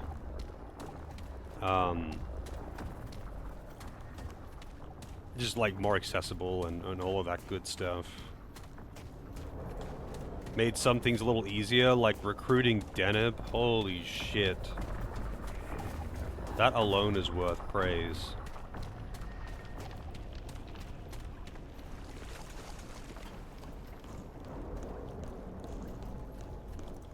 Which route did you do? Have I been in here?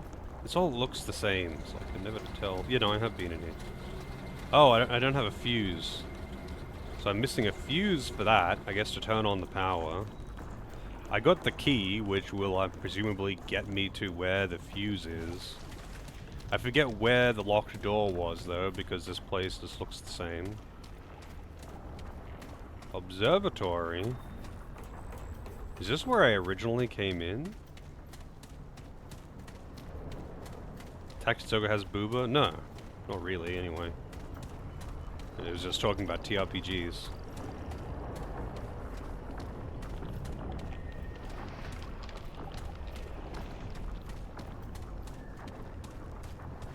I mean, it has some attractive female characters in it, but they're not like... Like, it depends on what you mean by boob. Do you just mean attractive female characters, or do you mean, like, you know, girls with their titties out and wearing fishnet stockings and bunny outfits, you know? Because those are two pretty different things to me.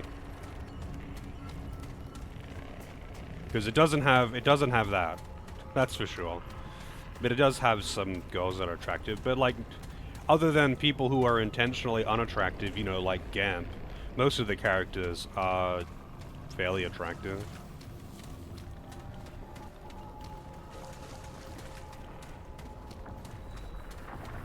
Yeah, there's a bit of cleavage, I guess, on, like, maybe... Actually, is there any cleavage in... Oh, god damn it, dude. I'm trying to loot this shit on the ground. Also, what is this? This is obviously a puzzle. I'm trying to loot this shit on the ground, though. And I accidentally found a puzzle. So what do we got? ICUBGRNY.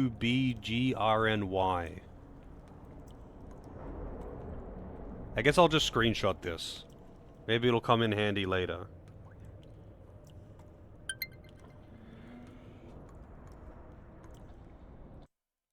Let me just bring this up here.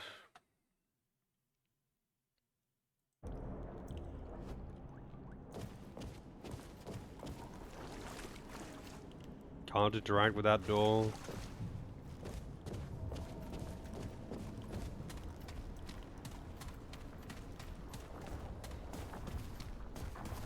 Medical bay. So that was the first one that I destroyed. And this takes me down to the second area. Now I destroyed another one down here, but this area I think is where the locked door was. Just had to find where it was.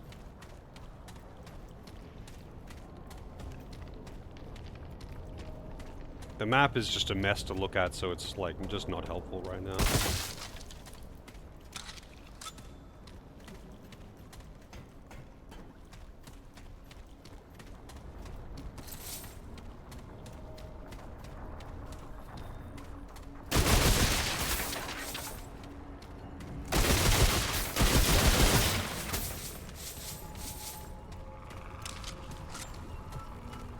Okay, that's the thing to activate the enemies and be able to destroy the pass. I don't need to do that. Oh, is this the one? No. That's the one where I need to get around to the other side.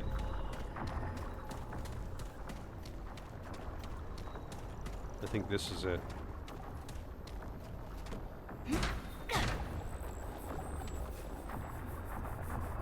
Lich, the female liches? I don't really remember what they look like. Just Deneb? Yeah, actually, yeah, Deneb definitely is a bit of booba. Really? I can't use the... Oh, it's the maintenance key, not the research big. I thought it was like the main key or something, you know. Alright, so I gotta find multiple. Alright, where's maintenance?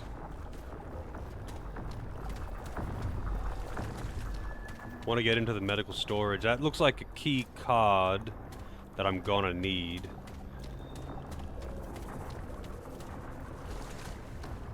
And that door opens from the other side, so how do you get in there?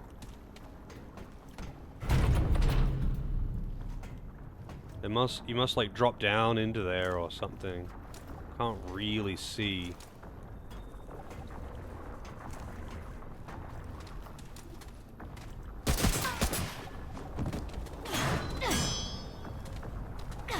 No, wait, no, you go in that door. Maybe? No, no you don't. That's... Well, this is where the key card would go. But I really can't see how you get in there, in the medical storage. That door opens from the other side, but there doesn't seem to be a way in from the inside. I can't see any doors in there. Maybe you drop in through the roof?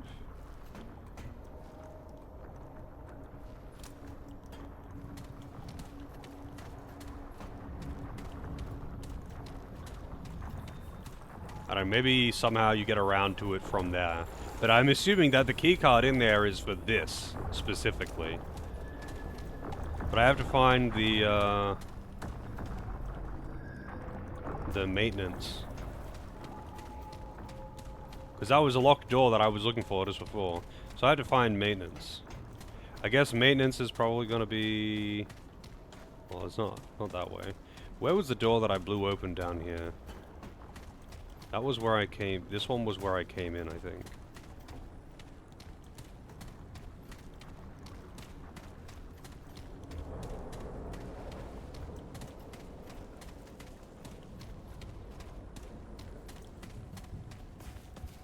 Actually, no, this is the one that I blew open, I think. Yeah. Alright. It all looks the same. I can't fucking tell, man. It all looks the same. And this is where I found the key. It was on the shelf in here. So I have to find the maintenance bay. Medical bay. I mean, what is it specifically called? Maintenance key.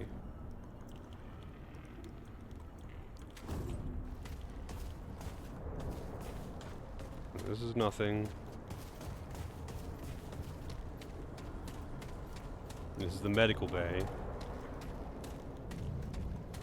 Guess I'll try to stick to the main hallways, because it'll make it easier to follow signs.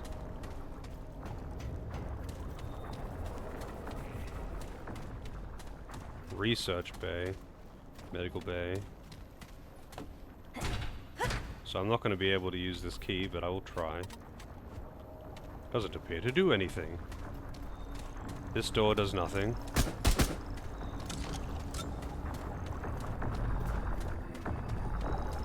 Medical chief. There's nothing in here. I won't be able to access any of the PCs until I turn the power on. Maintenance bay surely would have a thingo for the power generator.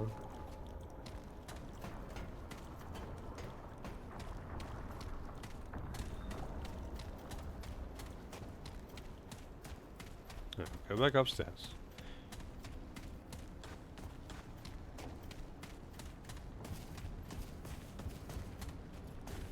Main bay. I'm sure that is not actually short for maintenance. Main bay power. And this door was already open. I didn't need a key for this place, but I do need to find a power thingo. A tube. A tasty tube to put in the thing. Unfortunately, they're not actually tasty tubes. Don't know why that turbine's still going when it doesn't have power, but whatever, dude. Let's not think about that right now.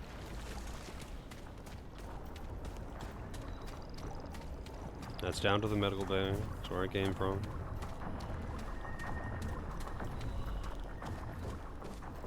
No doors in here. This is where that puzzle thing was.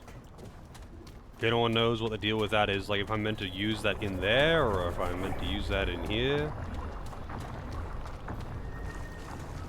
There's the lab. Reactor bay. Where's the reactor bay? Maintenance access. Okay. It was right next to this. I just missed that sign. And so I'm getting into the reactor bay.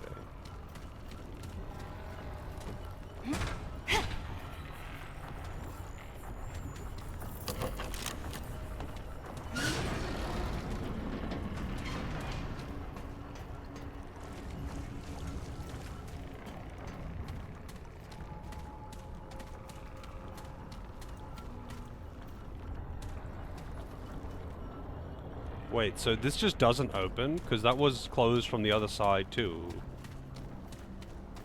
Hang on a second. I kind of figured that it just opened from the other side. But it just doesn't open. So why can't I even interact with it? I mean, maybe when I turn the power on, I can. But then, like, who cares at that point? Because I've already opened this door next to it.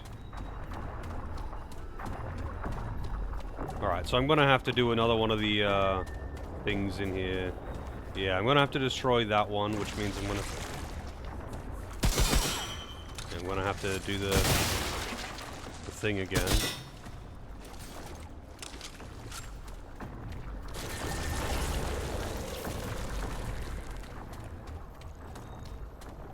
Oh, this one works.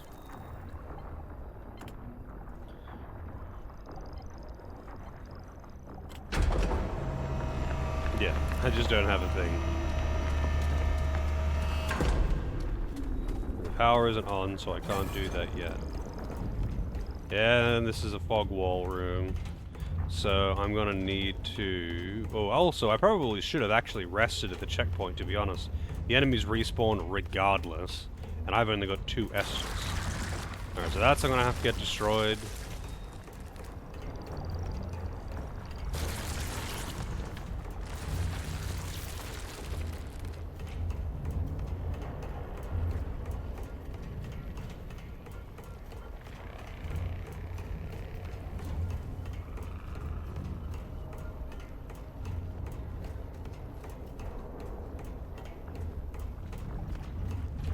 There's the thing. So I'm gonna need to destroy that one, and there was another one down there.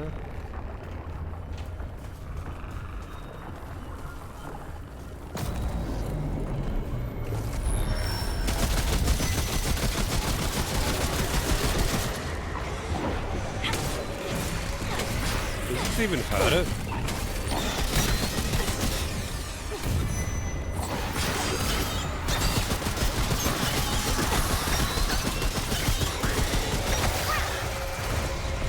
Well, shit.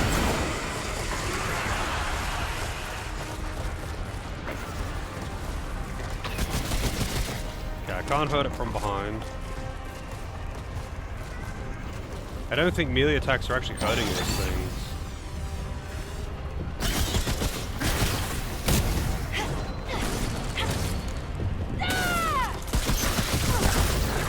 That's one down.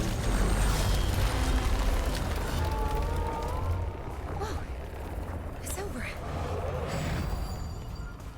That's one down, but the fog wall is still up. So I need to get the one down the bottom. Alright, where's the stairs? There's the stairs. Hey, Pahan. Thank you for the good luck. Hope you're doing well. Man, they like instantly aggro, huh? I guess I don't want to make it too easy or something. Maybe I'll just wait for them to patrol away, you know?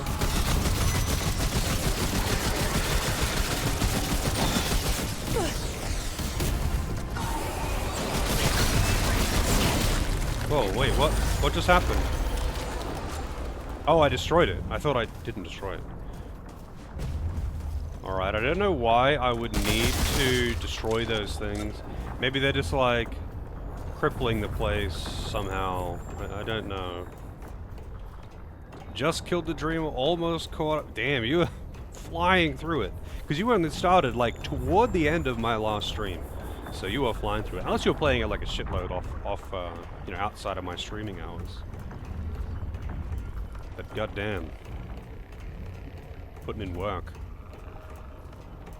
I guess, like, if you're just beelining it through and you're not, like, exploring all the areas and checking all the corners to try and collect all the things, you would get through it pretty fast, huh?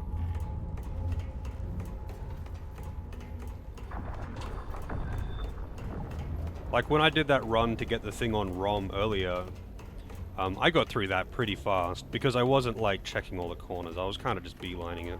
Also, I've only got one Estus left, and, because I only had 2 coming in here.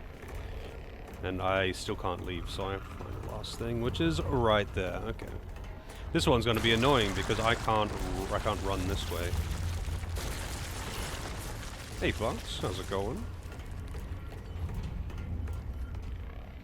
Collected all the things or skipped all the dialogue. Yeah, but I mean, how much fucking dialogue is even in this game? Let's be real. Is there really that much dialogue in this game? Like, okay, you talk to the king, you talk to the merchant, you do talk to the people in the starting zone a little bit. There's maybe like 5 minutes of dialogue in the starting zone, and after that, I think maybe you do maybe like a minute of dialogue in each planet. There's probably like less than 30 minutes of total dialogue in this entire game, assuming that you're talking to everyone and going through all of their dialogue. Oh shit.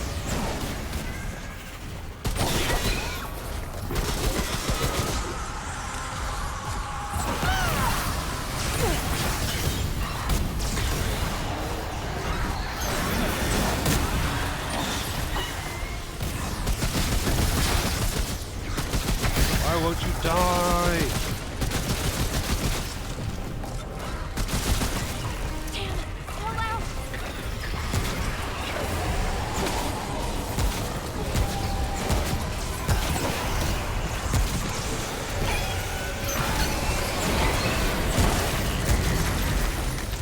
Alright.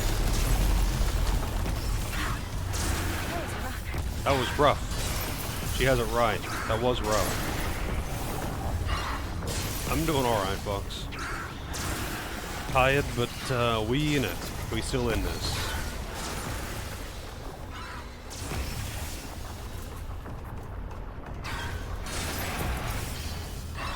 Alright, so the obstructions are cleared.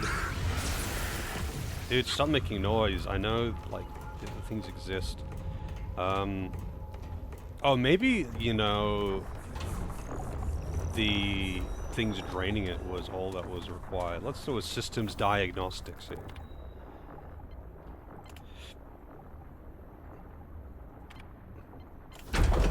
I thought this was going to be because I didn't turn on the power, you know. Apparently not.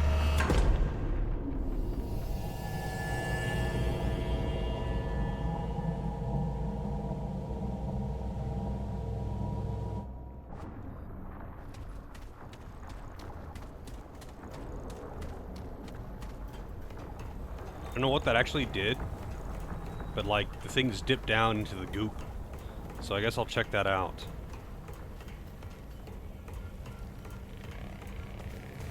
Nope, that's just that.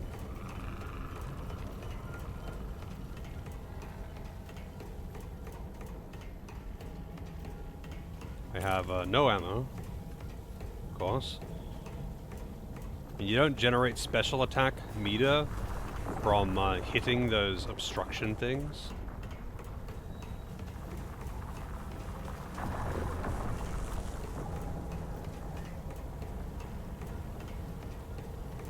I don't know what I have achieved by turning the reactor on. Maybe that was enough to turn power on throughout the place?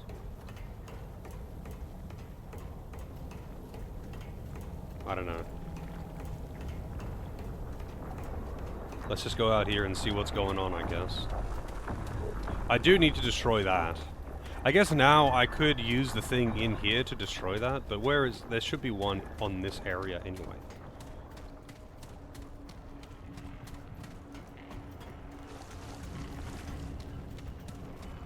To be honest, I could use a rest. Yeah, this one here. Could use a rest spot.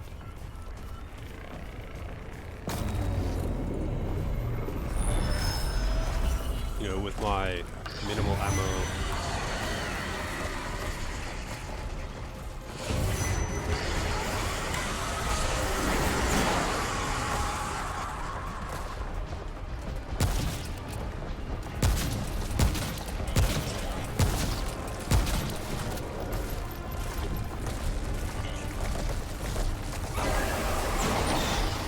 Whoa.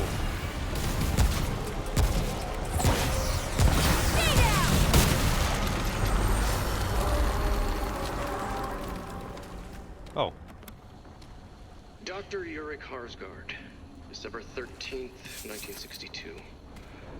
The early wars have experienced a number of setbacks. The Dreamer in Ward 2 was the center of a mass murder-suicide earlier this year, and Ward 3 is now nothing more than a burnt-out husk. These incidents seem to have stemmed from miscalculations with the Dreamers. Their minds could not handle the reality of what they experienced. Or so I suspect. There have been murmurings to shut down the wards, but Clawbone's writings warned such things might happen. There is no other way. If we are to save our world, to bind our minds with Clawbone himself, then these are the sacrifices that must be made. Everyone knows what is at stake here. To use a vernacular phrase, we will reach utopia or bust. Okay. No melee? Yeah, those things seem to be immune to melee damage. Like, you hit them with melee and it sounds like it works.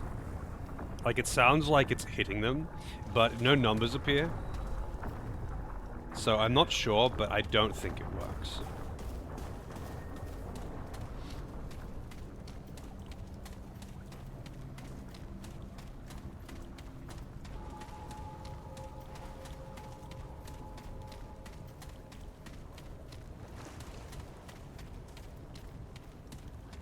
Medical bay. Wait, I'm just back down here in the medical bay? Oh, I'm on the other side.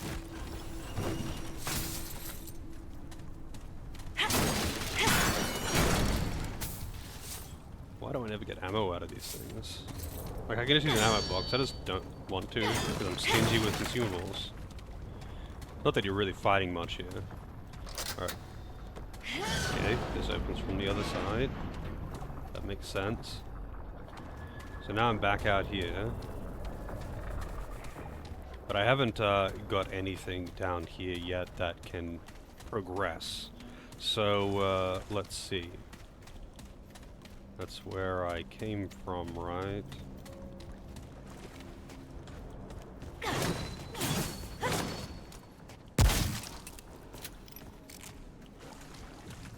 That's a bit weird. Makes me think it should be destroyable.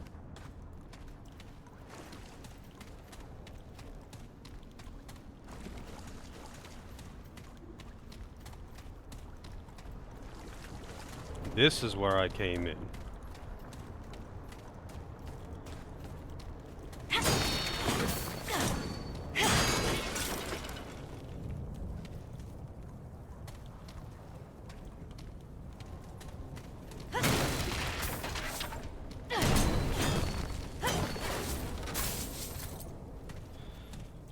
Bunch of scrap and iron.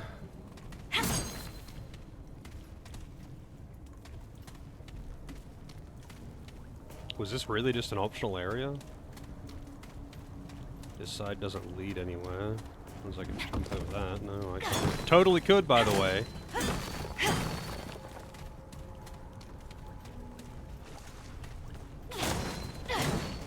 Totally could climb through that too. But no, that just doesn't lead anywhere.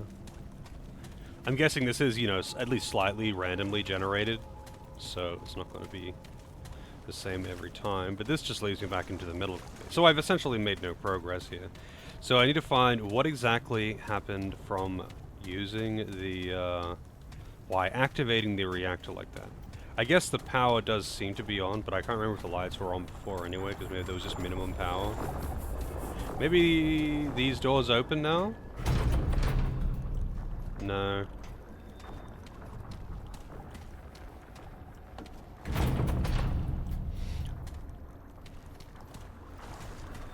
I need to find a computer. Okay, the computers are on now. Okay, that's what it did. Turn the computers on.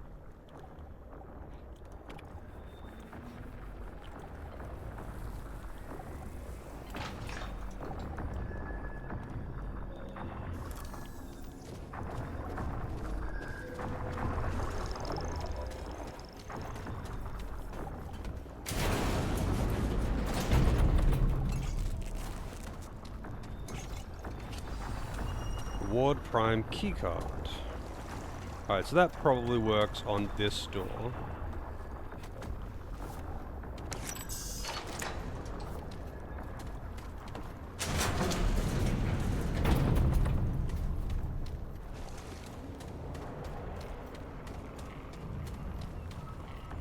So I'm back in the research and laboratory.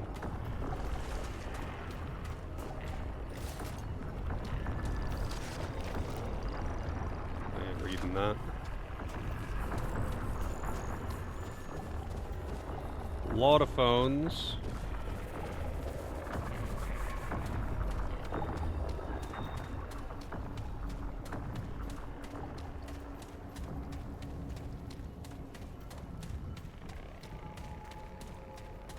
Okay, here's another. Whoa.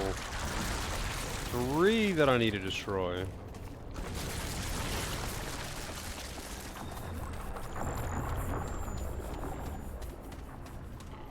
That must mean that there has to be a thing nearby that I can use. I need a rest before I can do it, though. I have no restos.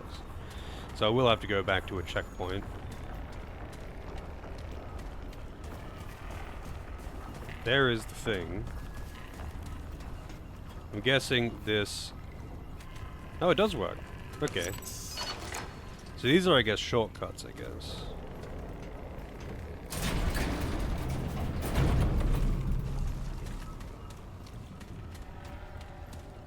Man, this place is pretty fucking mazy, though. There's my checkpoint. I'll just rest now. No point holding it off. Thank you.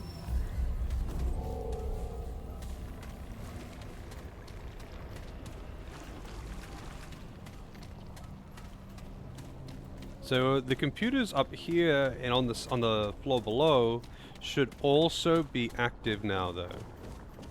No, they're not. I guess the reactor is only for the sub area, and that for the upstairs area, I'm gonna need to find the thing for the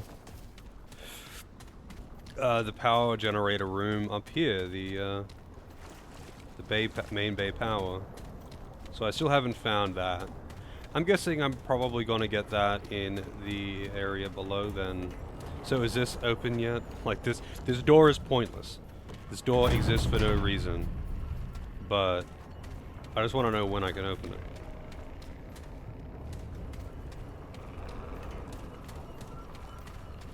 Alright, where is the thing? Okay, it's over here.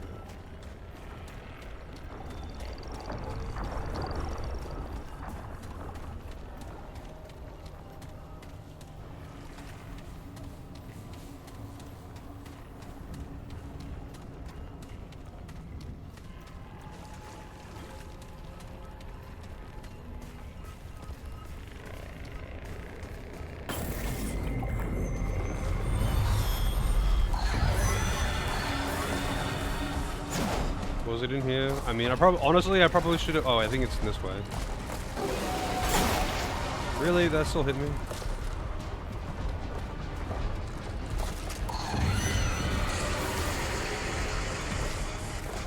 Yeah, here it is.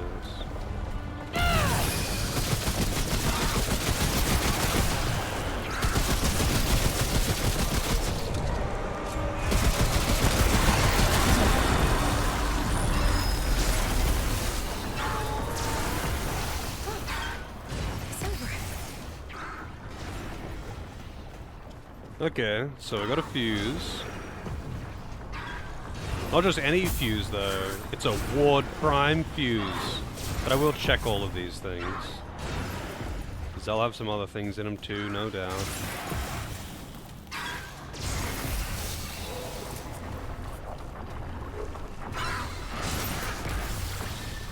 It's up here and to the... where was it?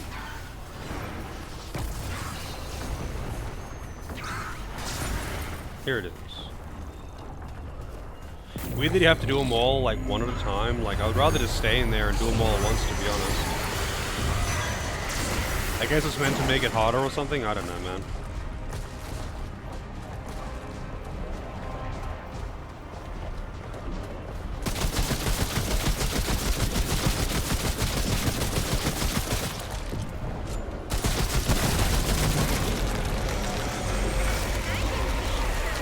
I'm in danger. Hey, here we go.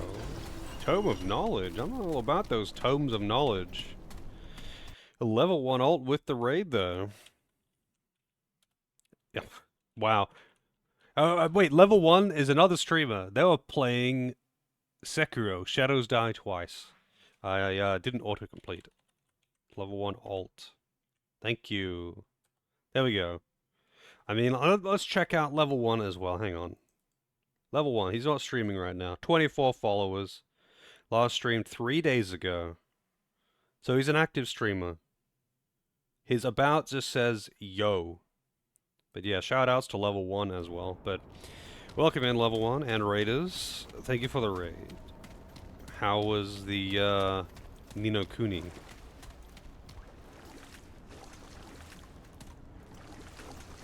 Reading makes you evil. Thanks, FF7. Yes. How's it going, Archie? Yes, reading makes you evil. This is some, like, trying to lean into the whole horror element, thing, and this is the DLC campaign that I started. And, it's pretty cool so far. This place is a maze where I'm trying to find the keys to open all the doors, and like, you gotta shift into the murder reality, so you can, I don't know, like, the enemies become active and you swap into a different dimension. I'm about to do it, so you're about to see it firsthand. How's it going, Jen? Just bought the DLC. How can you start it?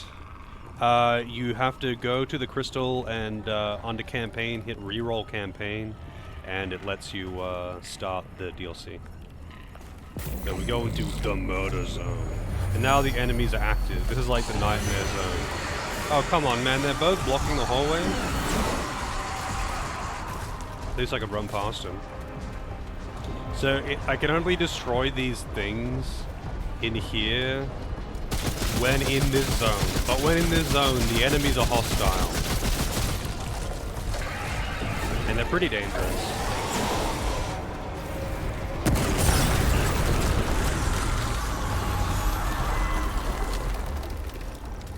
Ni no Kuni is good. Got a bunch of monsters, continue the main story bit. I forget, have you played that game before and are just replaying it in Japanese because of your language studies? Or is it all new to you? Oh, we got another tome, nice. Dr. Ulrich Harsgaard, April 10th, 1964. I am leaving for Ward 13. The experiments of Ward Prime have proven informative. But we are exploring more promising avenues in the other wards. Starting with subject 2409.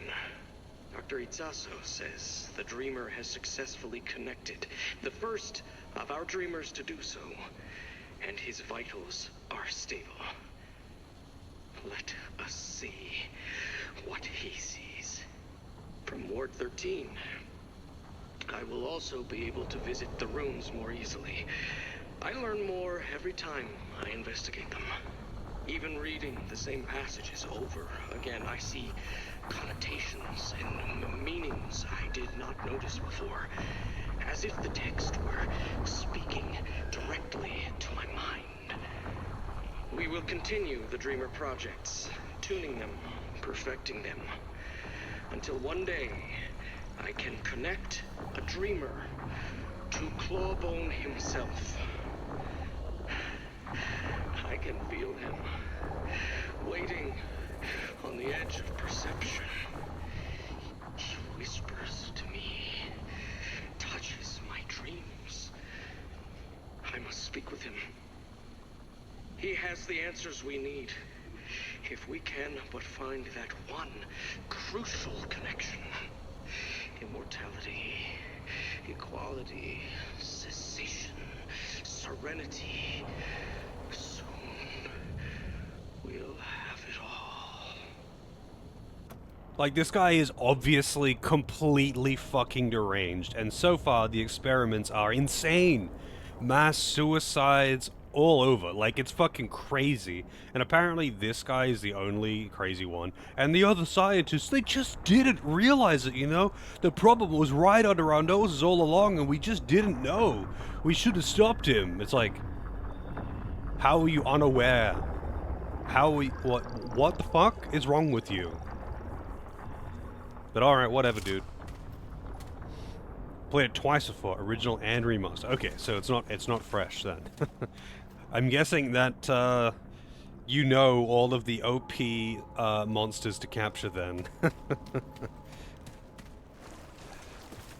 But then again, maybe you're avoiding the OP ones. Also, I probably have heaps of trait points. Yeah, 8 points. 8 points. Is there anything that I want to get in particular? I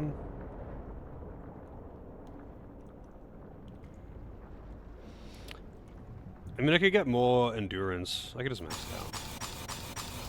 Max out endurance. There you go. Not really that useful to me. World Walker would be kind of nice. And just flat damage. You can't go wrong with flat damage. I guess I'll max out Mind's Eye. I would like the lifesteal one, but that's like, I would have to like work to get that, for sure.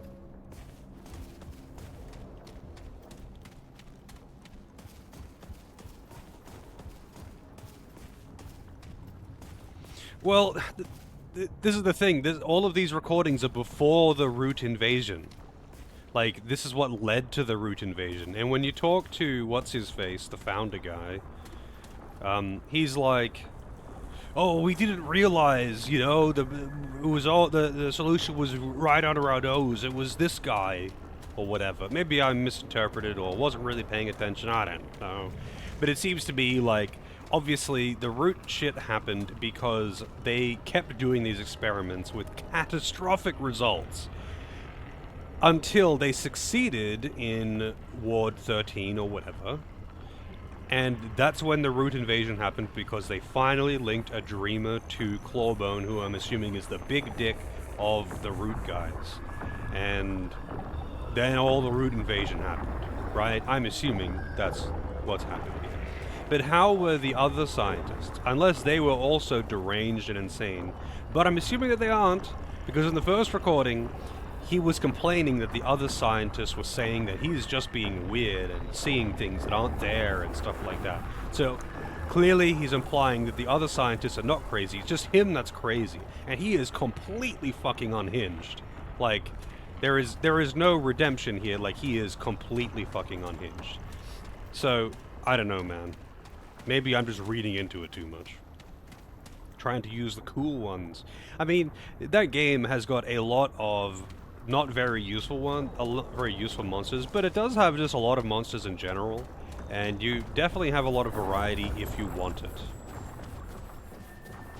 I like that it's a mix though, how like some of them are strong early game, some of them are only strong late game, that kind of thing, you know?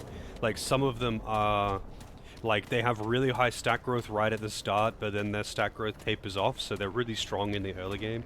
And some have got basically no stat growth, and then they hit like level 80, and then their stat growth goes through the fucking roof, and they become gods. Like, I think that's actually kind of neat. It kind of encourages you to really mix up what you're using. Alright, so I want to get upstairs. I can probably get there with the generator. How's it going now? Eggs from the park, yes. I need to find the stairs to go back upstairs. I should stay in these outer hallways. It's way easier to like keep my orientation. Main bay. Here we go.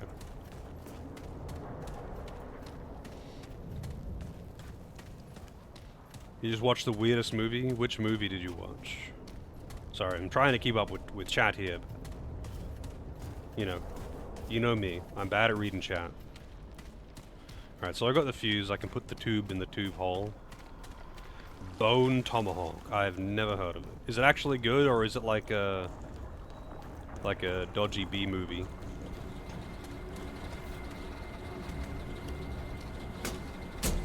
No Cajun Gators. I kind of want to watch that, just knowing that it would be terrible.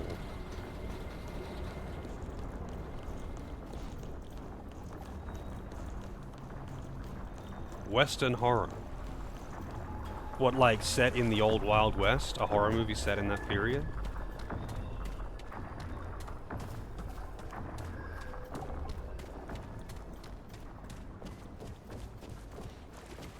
Cowboys versus cannibals. That's interesting.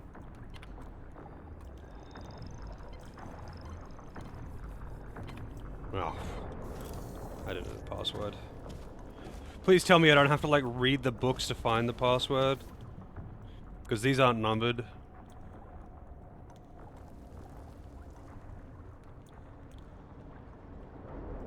So, I don't think this is going to be for the password.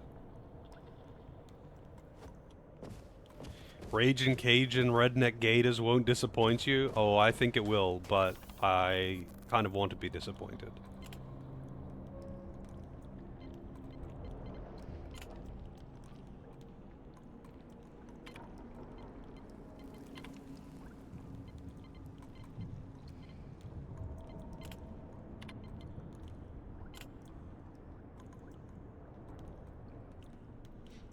Scribbling security codes on the walls again, this time in the chemistry lab. Oh, thank you. So, chemistry lab. I think that's downstairs. I wonder if this password is, like the same every time. Meet the Feebles is one that you really like. You know what? You should recommend it for the movie night that Phoenix runs, and then we can all watch it together and suffer.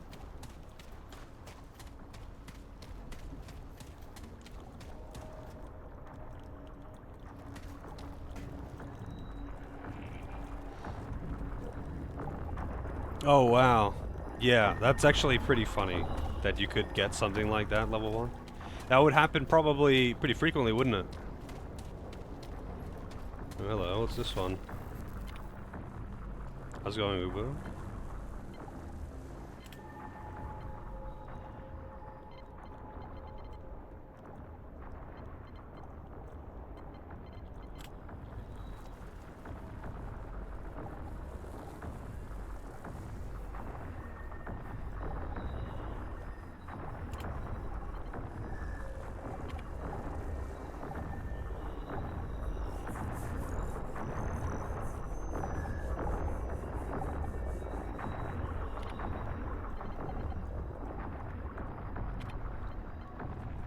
This is lore stuff, I don't care.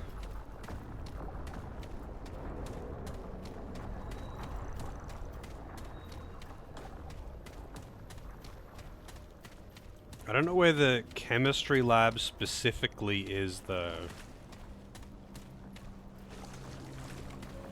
I mean, I'm guessing it's just the laboratory area in general. I don't know, man. When your boiled eggs are slightly... Oh, you wanted soft-boiled, but you got hard-boiled.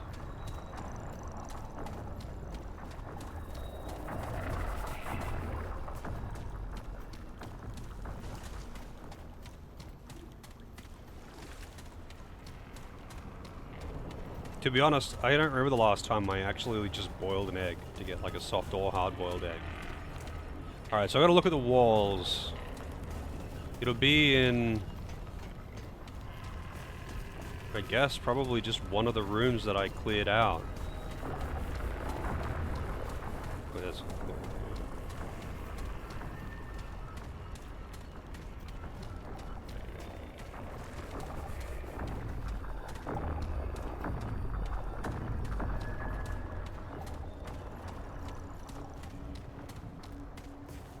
So one of these will be... This is the one that had the tube, so this is not... Well, this is clearly not chemistry lab. This doesn't look like a chemistry lab either, either way. Oh, hey.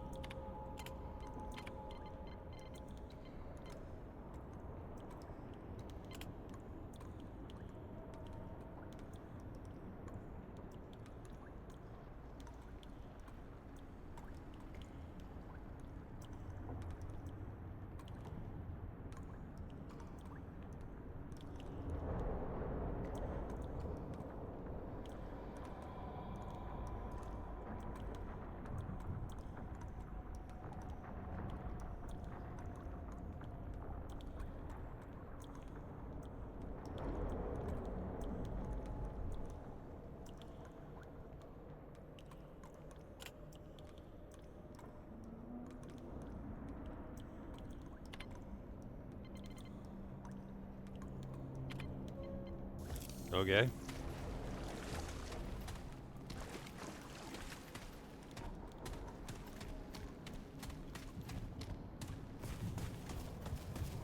Getting lost down here? Yeah, it's just a giant maze. Okay, this looks a bit more chemistry labby.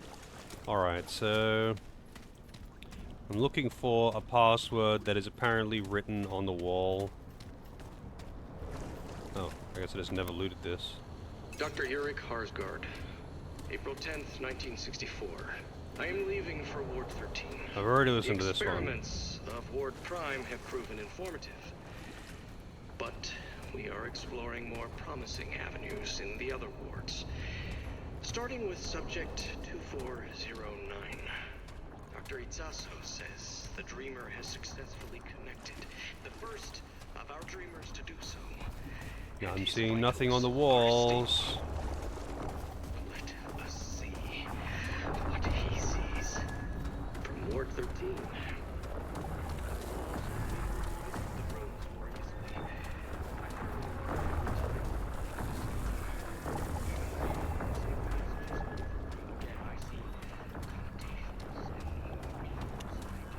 Well, that is not particularly helpful.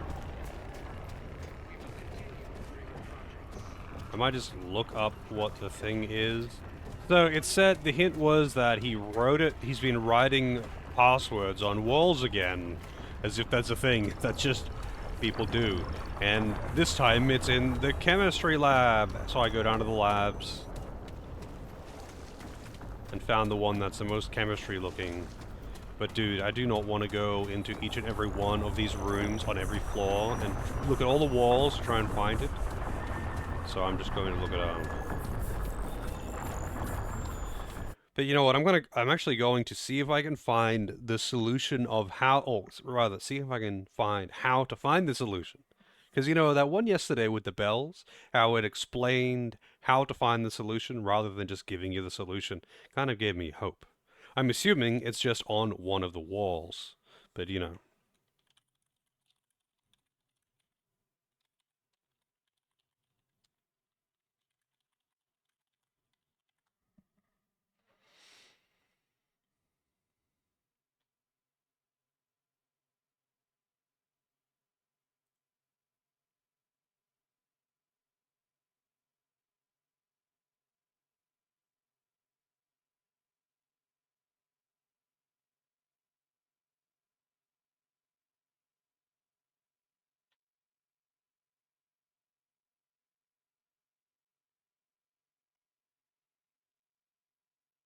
Oh, the password is actually linked to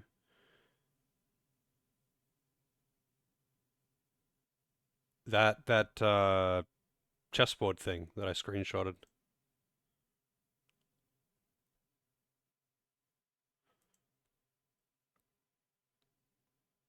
I've already seen the. It's funny because like he gives you the password, and then he tells you how to get the password yourself, in case you wanted to do that without, getting spoiled on the password. So thanks, I guess. But he's told me how to solve it as well after giving me the answer.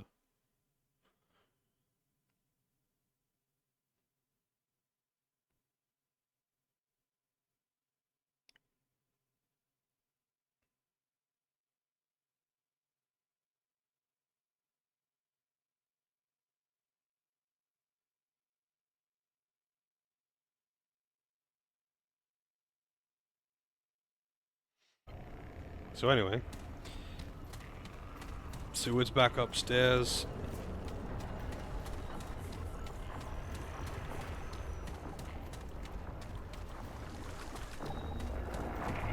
I gotta remember where it actually is. And there is a lot of noise in this area with all these guys walking around. Wait, what did this one do again?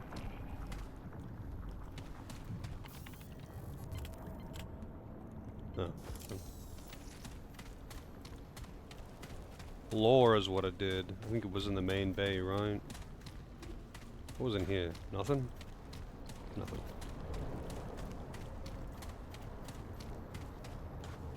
Quite a while since you poached an egg? I mean, I poach eggs fairly frequently.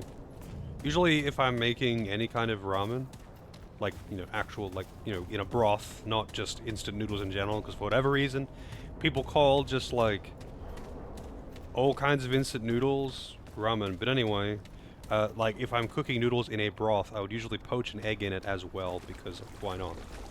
And so, I mean, it's not frequent, because I don't eat instant noodles very often, but, like, I do it every time I make them, so...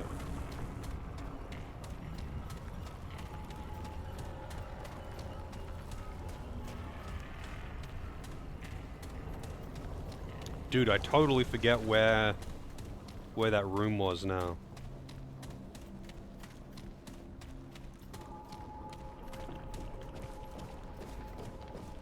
Ah, yeah, here it is. So it's tied to this. Now that the lights are on, it's easier to see too.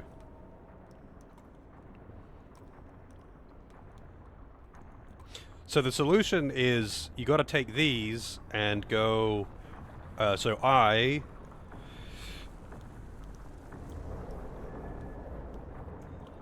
like you have to look at where they would be on the thing and be like, oh, it's this across and this down. But I actually have the same thing as he has. So it's kind of funny. He gave me... so in this thing, he says, put this code in. But then he tells you the code, and then he explains how to get the code. I guess the code you get is random. It's just weird that he gave you the solution before the explanation of how to do it. But anyway, it doesn't really matter, I guess. Because he already gave me the thing.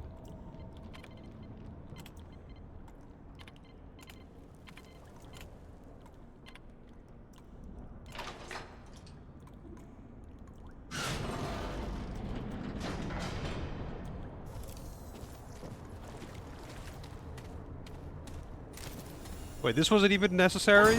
This was a side thing? Oh, shit. I didn't even look at what the rewards was. I thought this was something I just had to do. Alright, so what did I get then? Machine pistol.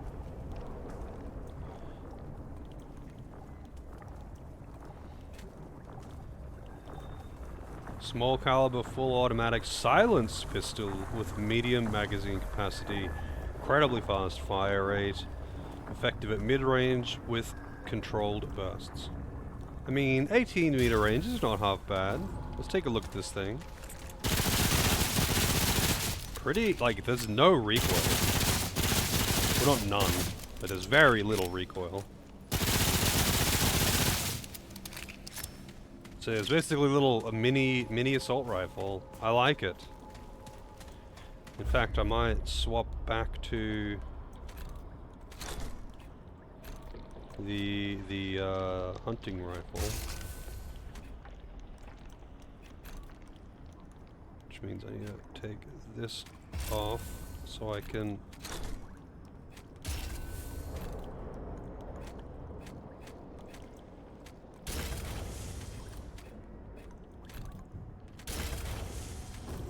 like, this is why I wish I could equip the same mod to multiple weapons, even if they like shared charges or something. Alright, what am I actually trying to do now then? So, what I'm trying to do is, I mean, I'm trying to get into the middle here. That's what I'm trying to do. But, these, oh, maybe this is active. No.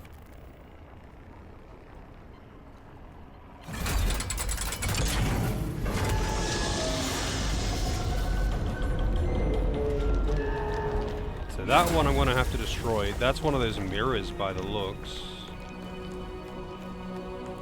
But hang on, there was one other thing that I wanted to access though. So I'm going to need to enter the nightmare zone so I can do that to progress. That'll be how I progress. But there is one more thing for me to do. I mean, one, I should rest. I mean, I might as well. Run to full HP.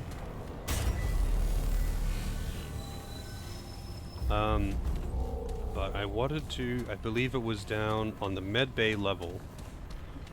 So there's a room that you can only access from above on the med bay level.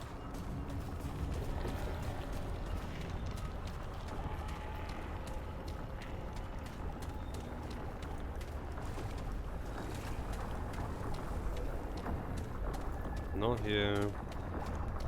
It's around here somewhere.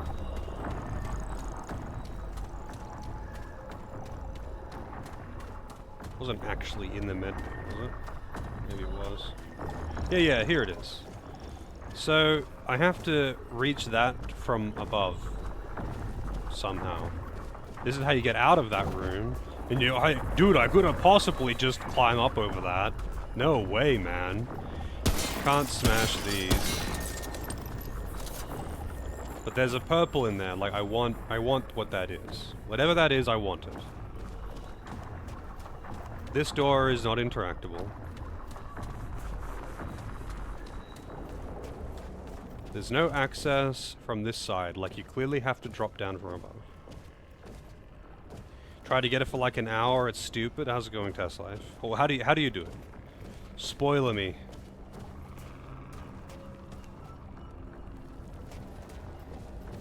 I'm guessing it's something silly. If it took that long and didn't get figured out so easily. There's a ladder. Like.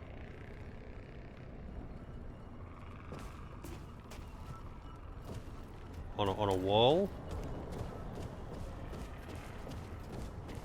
Aim through the crack and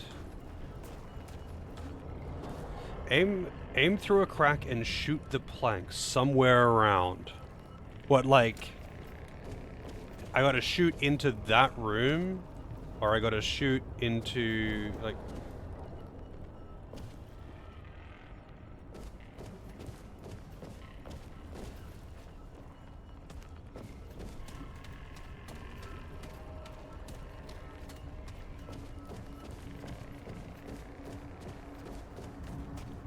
Wait, I have an idea. I think this might be the thing that I thought was a dead end.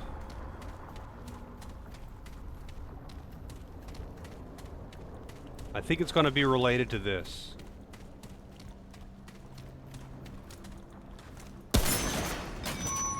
Yep. I was like weirded out by that room. I was weirded out by that room. How there was just nothing in there. Even though I had, like, it was a pain to access that area, I was like, there's nothing in here, that's weird. Jesus, calm down. They're just chairs. Yeah, you're right, that is kind of silly. But that was, Yeah, that's me not being observant. If I should have thought this is weird, like there should be more to this, and then looked further, but I didn't. I just stopped. So that's on me. Ring of Honor.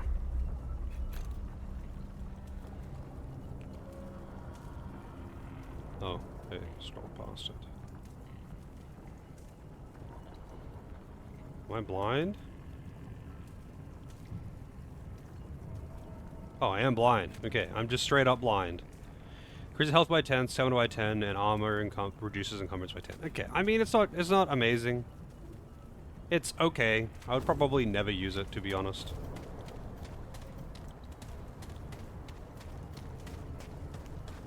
The environmental clues. No, there wasn't environmental clues. That was more of a gameplay sense clue. Like, it's an area that's difficult to reach that you have to go out of your way to reach, and then I got in there, and there was two things. There was a dead-end hallway where it's like, this looks like it should be breakable, but wasn't. And there was, like, some scrap. Like, nothing. So it's like, from a gameplay sense, you would go, there should be more in this room. Like, there should be more of a reward for how out of the way this place is. And that would prompt you to look deeper. But I didn't. So that's kind of on me. Kind of like, you know in Dark Souls 1, how you reach Ash Lake? Like the tree that leads down to Ash Lake. How it's a chest with an illusory wall behind it, and then another chest with another illusory wall behind it, and the chests just have garbage in them. Like, just complete garbage. And it's kind of meant to prompt you. There's also a dev message behind before the first chest. But there's, like, it's meant to prompt you to go, this is a really shitty reward. Like, a very notably shitty reward for how out of the way this is. There should be more. And it's kind of meant to encourage you to look deeper. Anyway, we're done here. So I can go back upstairs.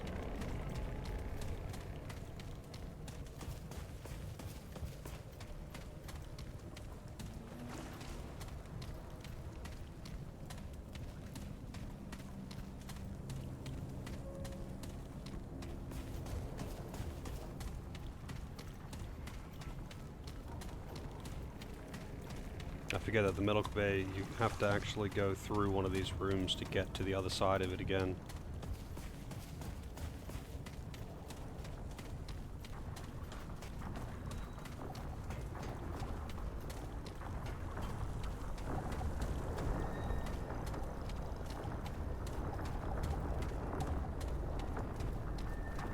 Look deeper to find the mushroom men. Yes. Exactly that.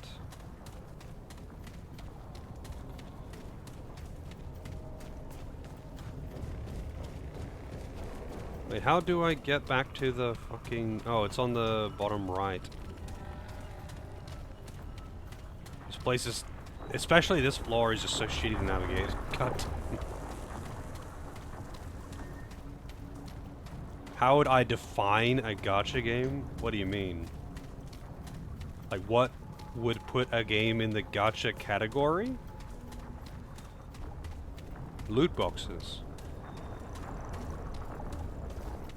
The fundamental gameplay revolves around loot boxing.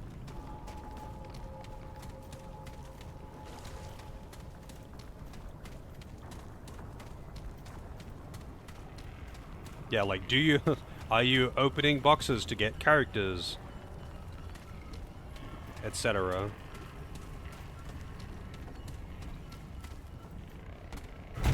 I just don't know what the point of this door is. It makes no... It doesn't exist for a purpose, because that door exists, but this one is still locked and you can interact with it. Xenoblade... I haven't played Xenoblade Chronicles 2. Do you have to open loot boxes to get your characters in Xenoblade Chronicles 2?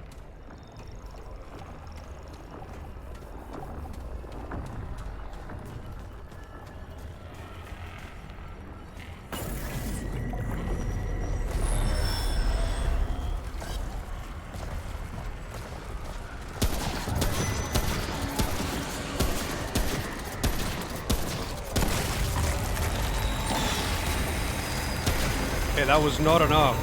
Okay, never mind. I was gonna say, that was not enough to actually open the thing. I got a trait point. That was a lot of experience, actually. I also got wisdom. What does wisdom do? Elemental damage. But I like do no elemental damage. But okay.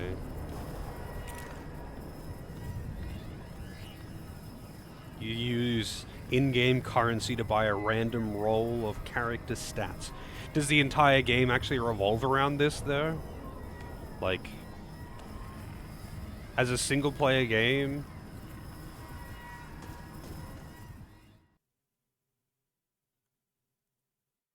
Because, I mean, like, having just some random aspect to a game is obviously not going to turn it into a gacha game.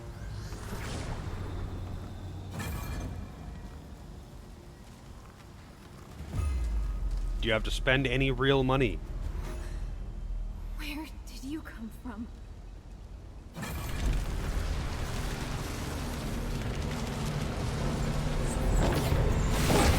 Oh, we've got magic! Wizards! Yeah!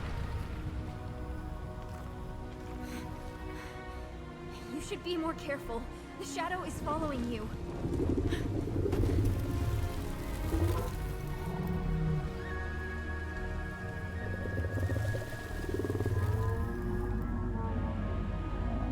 We got mystic people that are in touch with nature. I didn't know I was playing Horizon.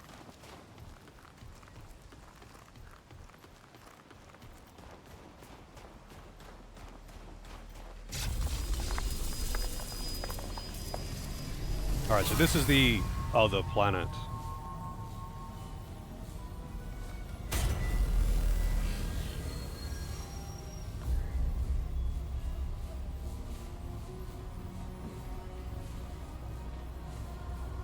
League does that? Wait, what? League of Legends?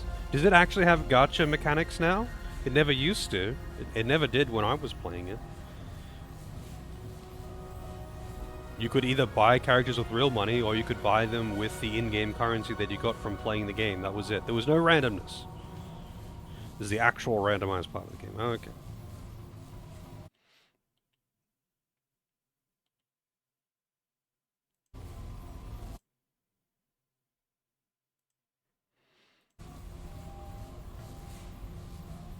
Wow. So they have an actual gacha mechanic in it now. Like, to me, like, it obviously lots of games have got some kind of randomness to them. Like, even, say, like, Overwatch has got the loot boxes. But that's purely for cosmetics. It doesn't have any impact whatsoever on gameplay. I would not call it a gacha game. Even though it's got that loot box mechanic. But then you get, you know, like fucking Genshin Impact, which is a gacha game, through and through. The only way to get characters is by loot boxing it. Yes, you can get the in-game currency or whatever it is. By just playing the game, you get a certain amount of gambles. But you can also just pay a shitload of money to just gamble all you want and keep gambling until you get all the things that you want. The gameplay revolves around unlocking things for gameplay with the loot boxes. That's it. That's the only way to get things is loot boxes. And that's a gacha game. Having randomness in a game doesn't make it a fucking gacha game, though. No, I probably wouldn't play Xenoblade 2. Honestly, the only reason I'm not interested in any of the Xenoblade games after Xenoblade 1 is I am aware that they get even more bloated and even longer. Yeah, I had a good time with Xenoblade 1 when I played it, and I 100%ed it, but like that game is like 99% bloat and it's like 100 hours long.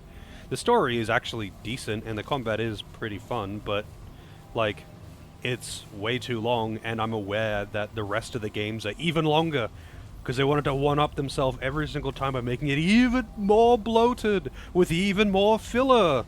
And now you've got even more pointless filler with pointless filler on top of pointless filler, and it's 300 hours long. That's so dumb. Like, I'm not doing that. I don't care if the gameplay's fun. I'm not spending 300 hours on a game. I'm not spending 300 hours on a game.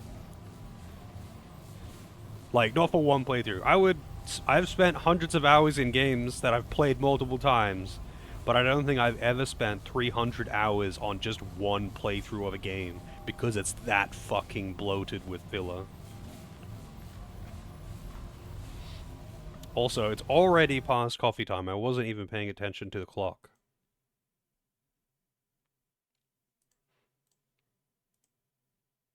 So I will be right back.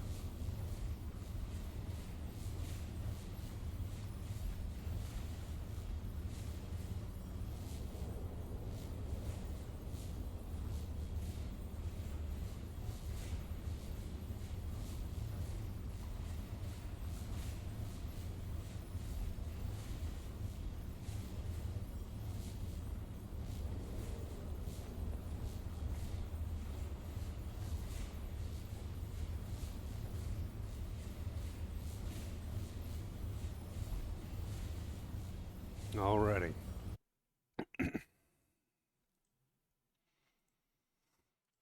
Let's see. 1 second.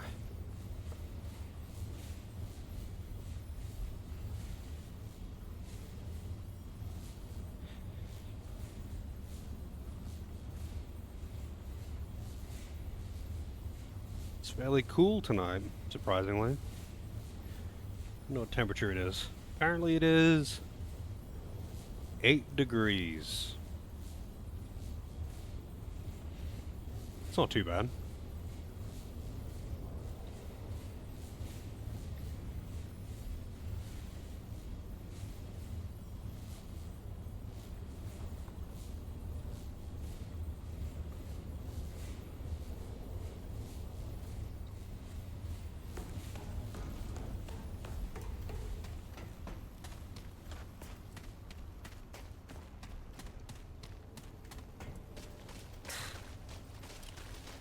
Oh, traveler. Certainly.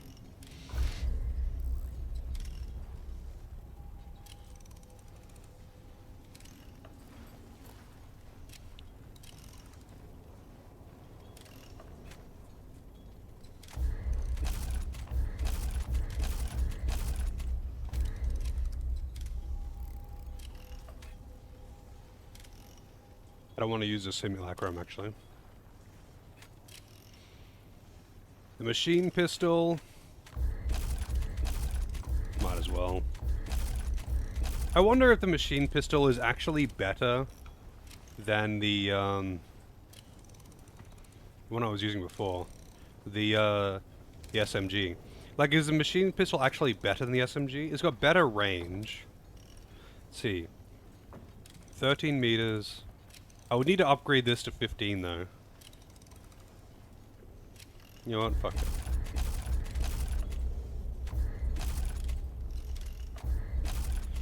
Just for science. So what is it? It's 18.2, 16 RPS, 40 magazine. So, I mean, I guess the machine pistol is better in that it does more damage. Like, it does more DPS, but you would have to reload more frequently. But it has better range. It has better damage. And apparently it has a silencer. I don't know if that means anything. Could save scum for science? Yeah, I'm not doing that. I would honestly rather farm the materials. But that isn't save scumming anyway. That would just be reloading to not spend materials. Save scumming would be if I was reloading over and over again to get the correct result. That's just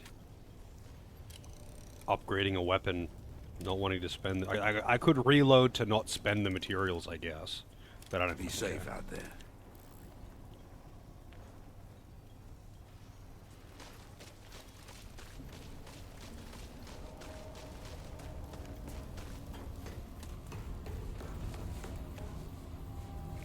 People seem to attribute save scumming to literally anything involving reloading for any reason. But save scumming is a really specific thing. Like, save scumming is saving before a particular thing that is chance-based, so you can keep reloading to get the result that you want.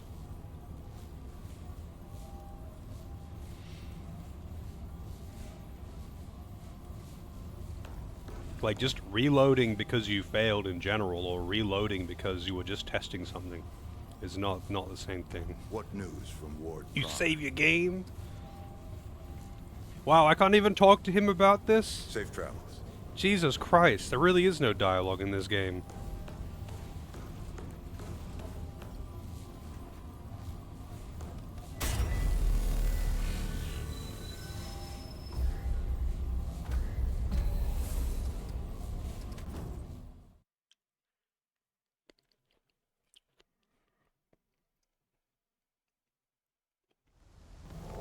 Hey, what's the name of this planet?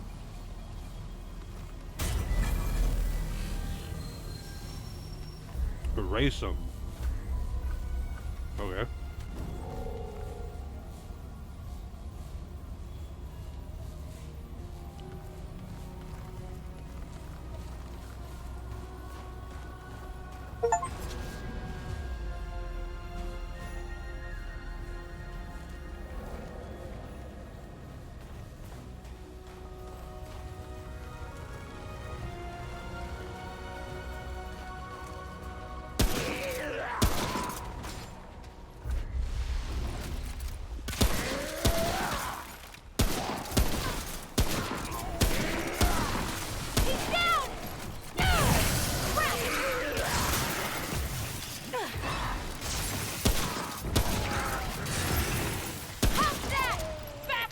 Not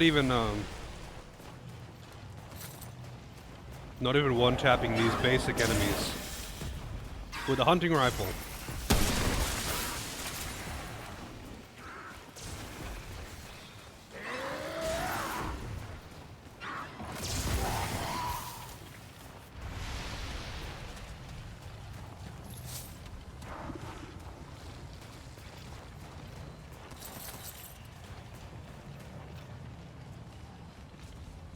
Hey, Luria, this is not a sewer, no.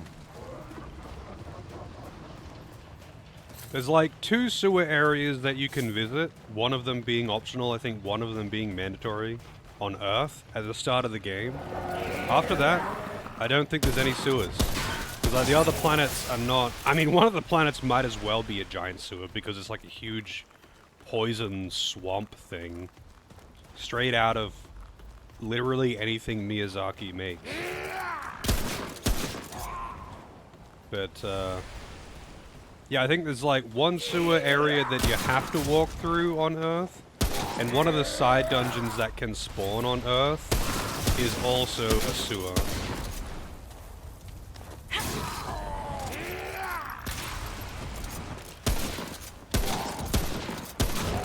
Man, my aim sucks.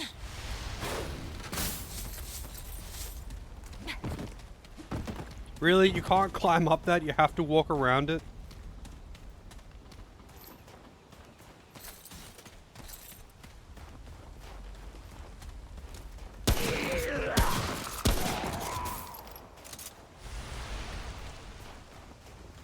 Well, that's only... Man, that's brief then. Because it was only on the first day that I was doing Earth. Because, it's like right at the start. Like, you start off in the streets, and then you have to go down through a sewer section to get up somewhere else in the city. And then after that, you never go into the sewers again. Unless you do one of the optional side dungeons that can spawn on Earth, which I did get. So I did both of the sewer sections, like, back to back, right at the start of my first playthrough. This is a different campaign, though, so it's set on a different planet. But all of the other planets in the main story, there's 3 other planets. One of them is Desert Wasteland, one of them is Swampy Wasteland, and the other one's like Mystical Jungle. So, yeah, none of them have sewers, I'm afraid. I ever play Let It Die? I did not. But things are going, that's how things are.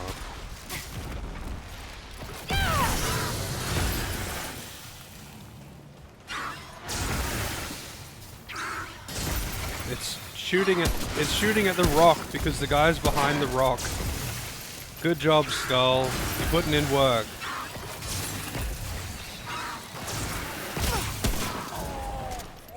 Those are rat people? I didn't realize they were rat people. I thought they were lizard people.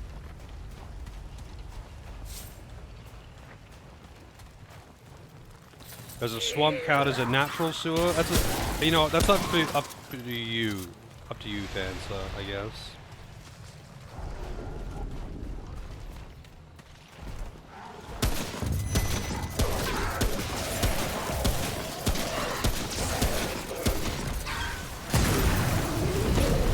Whoa.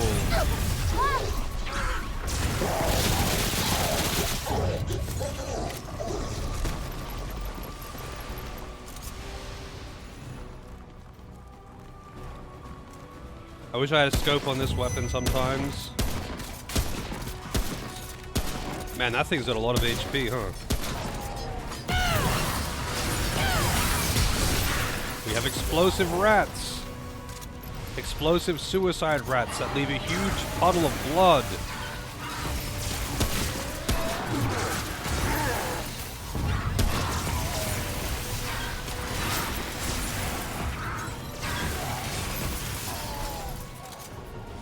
The thickest lizard, yeah. I had never heard of that guy before, but then I saw 2 of his songs. They were pretty entertaining. Man, my skulls are putting in work, huh?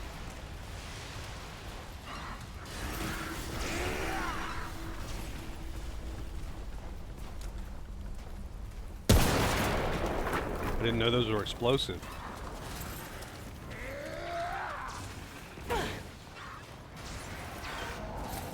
Too bad the skulls don't, like, generate meter themselves. I only generate meter by shooting with my own gun, not just dealing damage in general.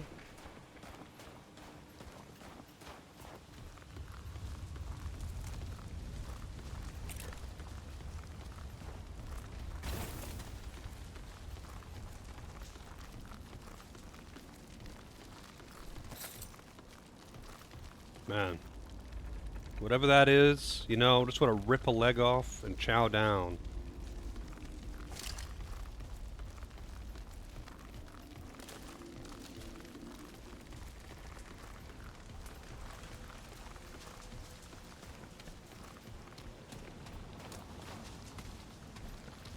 I can hear growling or something.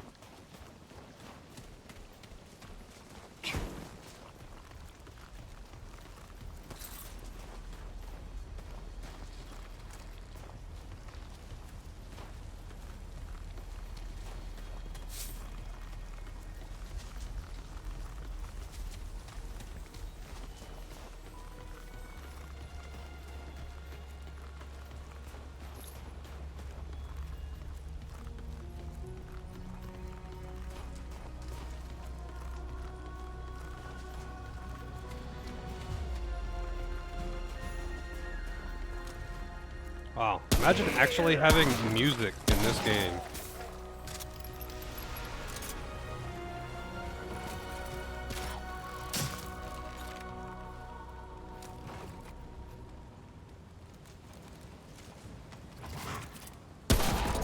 How's that, bastard?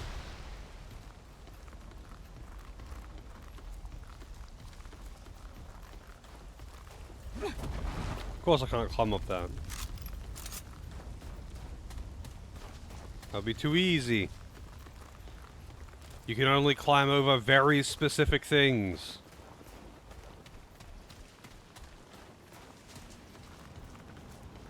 Also, I'm really low on ammo.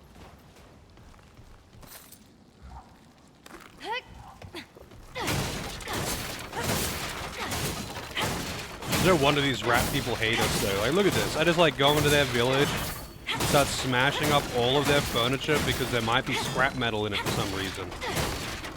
Like, look at that wooden chair. For some reason it had 14 scrap metal in it.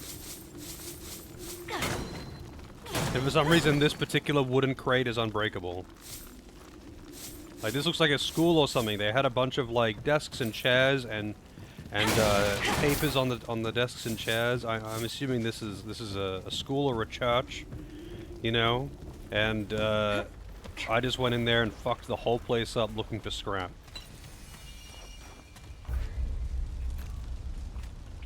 Increases fire damage and okay. Never using that thing.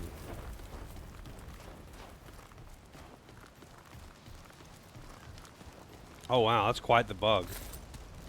I wonder if this game was particularly buggy on release or something.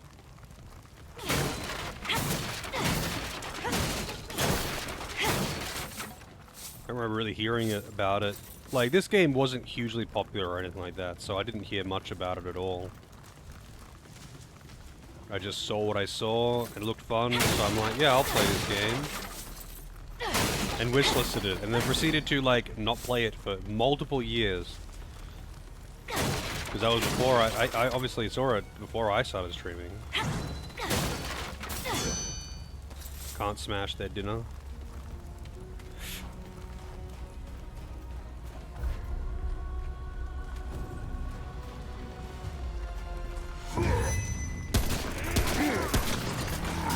What the fuck? They just fall over? It's like a bear rat.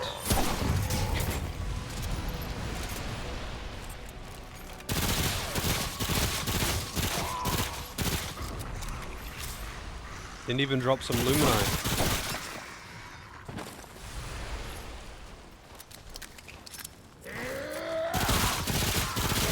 This gun is actually pretty good, but I guess like the secondaries in general are actually pretty good weapons. They're just not like as good as the primaries.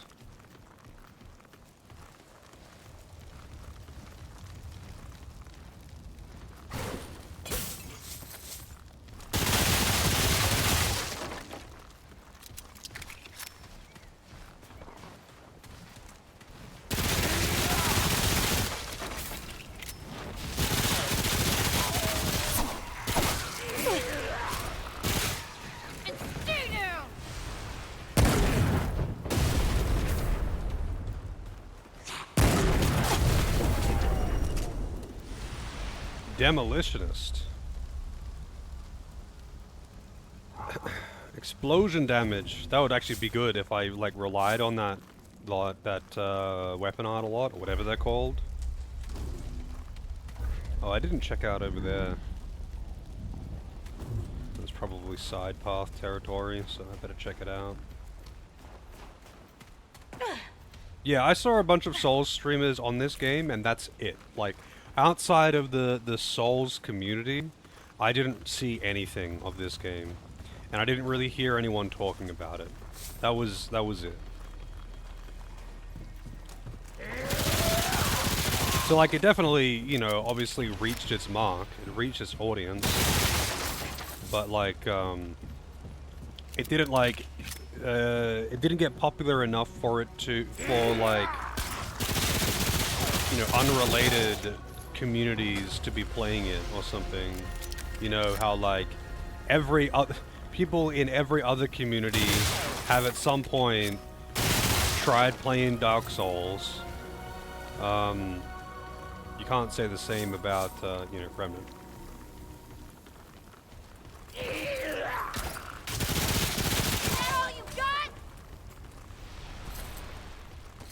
Yeah, this gun kind of fucks. I'm liking it. But then again, like having the automatics, like having an automatic secondary is honestly just pretty nice.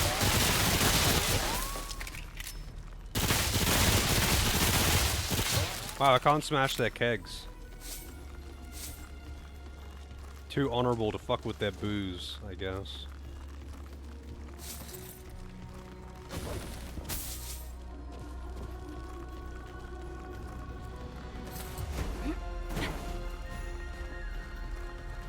I feel like there's gonna be an optional dungeon over here. This is gonna be an optional dungeon.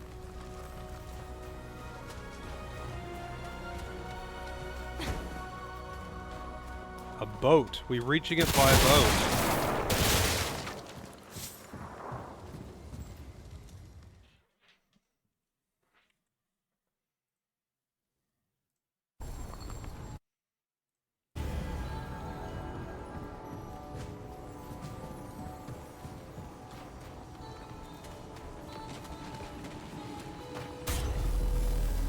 I like it, the intro to this BGM.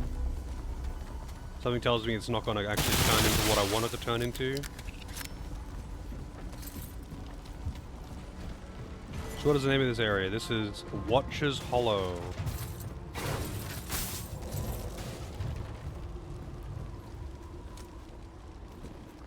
So you know what? I'm going to open it up in the I'm going to open it up in the save manager. I'm going to see what item is in this area. Why not? What is it called? Watches, not ROM, campaign. Razum. This is Watcher's Hollow, side dungeon. Creeper's Peeper, Trinket, Swashbuckler's Signet, and Weapon Twin Shot. So I'm guessing the boss does not have alternative weapons, and that the...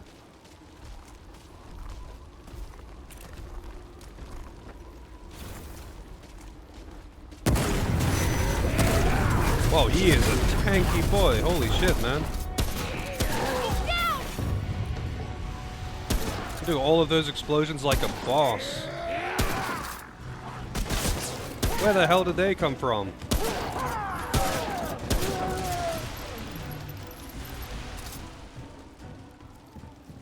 It said it's like climbed up over the ledge or something.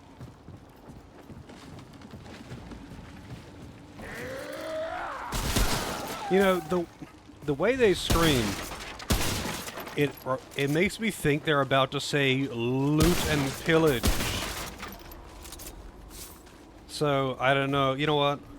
Before I actually say what I'm referring to, does anyone know what I'm referring to?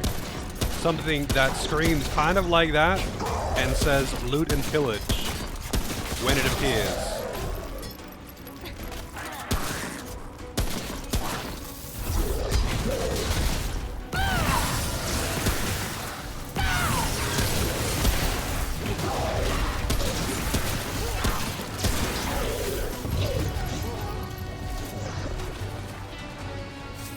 Didn't even drop Luminite.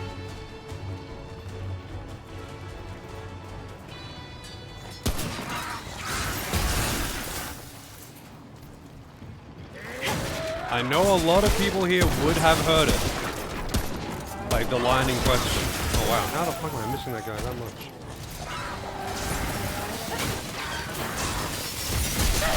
Oh shit. I didn't even do much damage. Usually the suicide bombers actually hit really hard.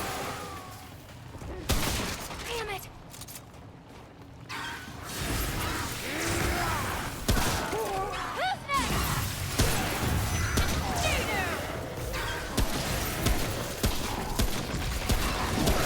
Oh shit, they can actually do range attacks too. I wonder if they have a weak spot. Yeah, they do. They're asshole. Damn! Pull out!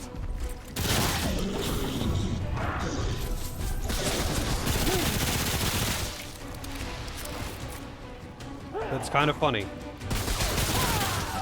Oh, I mean, they charge at you and then you roll behind them and shoot them literally in the arse, and that's their weak spot. Because their head isn't their weak spot, it's armored. It's like the second time that I've seen that, actually. It's kind of funny. Because that butcher boss on the swamp planet, he had the same thing. His weak spot was his anus. Like, no, the funny thing is, it was like, the weak spot is actually between the cheeks. Like, it's not the cheeks themselves. You can't... Shooting the butt cheeks, his very exposed butt cheeks, it was kind of weird.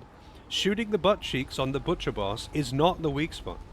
You have to shoot specifically between the cheeks. You gotta shoot at his anus and or balls, and that way you'll actually do critical damage. Like, they obviously, you know, they went into that boss with something very specific in mind, and they followed through with it. They wanted to make this boss's weak spot its anus. It's like the armored pigs in Dark Souls 1.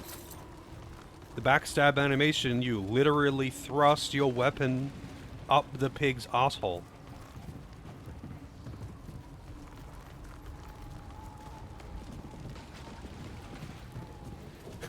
It's a good time to come back.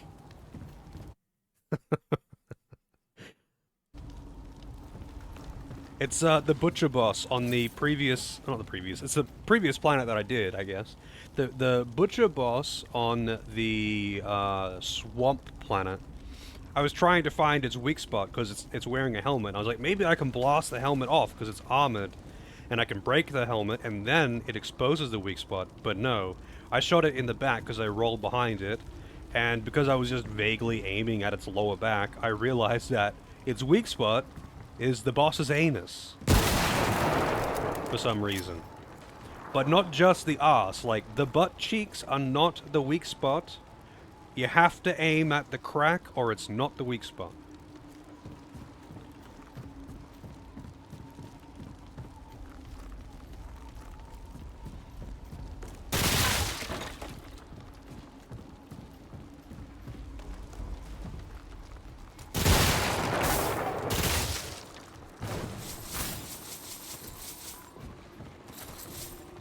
It sort of tracks? What do you mean?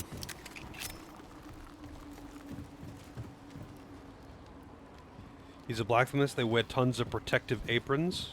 I mean, it makes sense that he's armored. I was just surprised that the weak spot was his anus. Not just like, you know, his back or the unarmored part or something. Like, it's specifically his anus is the weak spot. They could have made it just his ass. They could have made it his lower back. They could have made it the back of his legs, because he's armored on the front. They could have made the weak spot the back of his legs, you know? But they didn't. They made it the butt crack. They made the butt crack. That was a choice.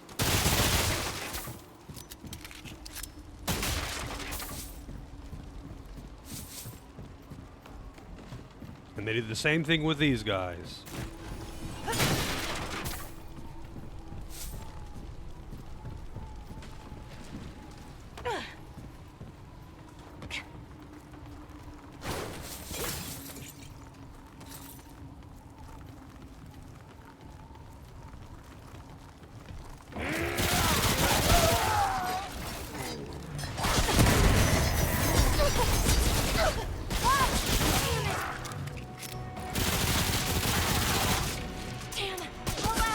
Oh, wow, okay. I didn't realize I was actually out of primary weapon ammo.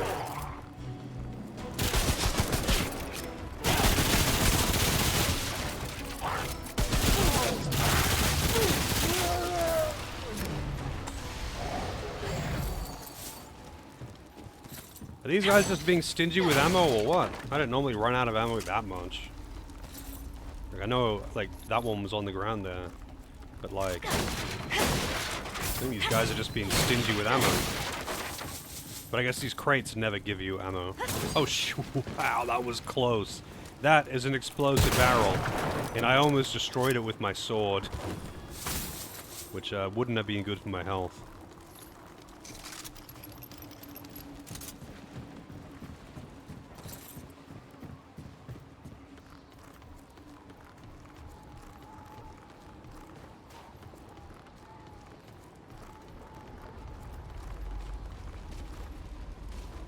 All your random Googling is listing for loot and pillage is Chief Salas from WoW. Yeah, it is. That's what I was talking about. He screams just like these guys and says loot and pillage. And if you are anywhere in the zone when he spawns, which is every 15 minutes, you'll hear it.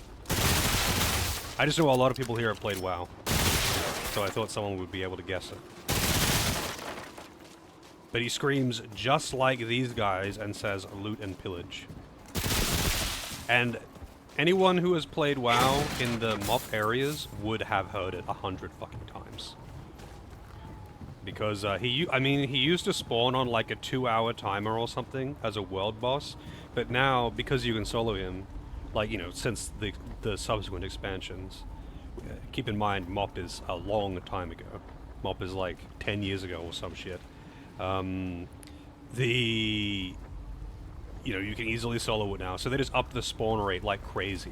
So it just like spawns every 15 minutes, and anyone within anyone who is in that zone or the zone beneath it will hear him doing that like every 15 minutes to half an hour, because people kill him all the time for the mount. Servant Cage Key. Oh, that's not an explosive one. I thought that was an explosive crate.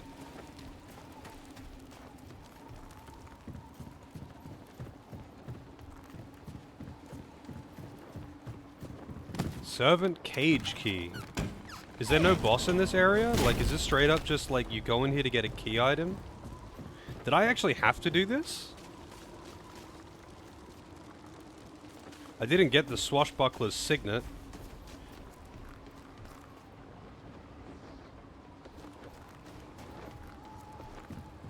Must have just missed something around here.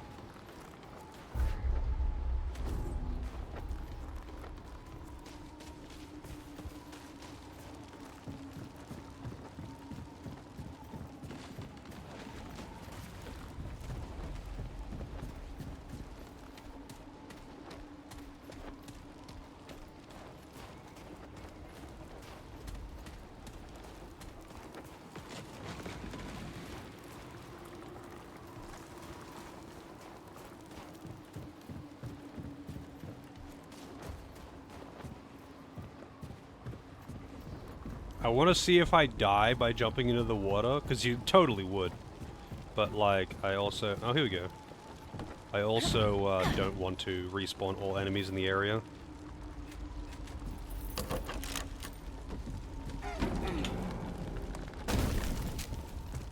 Can I kill these? Can I just execute these rat people? Apparently not. But now I'm assuming something's going to attack me for freeing them.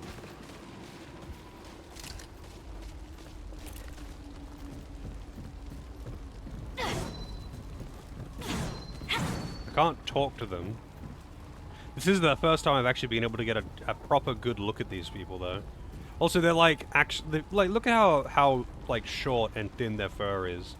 And they're just standing out in the cold like they wouldn't die. Like, dude, that's, you might as well be wearing a t-shirt out in a blizzard.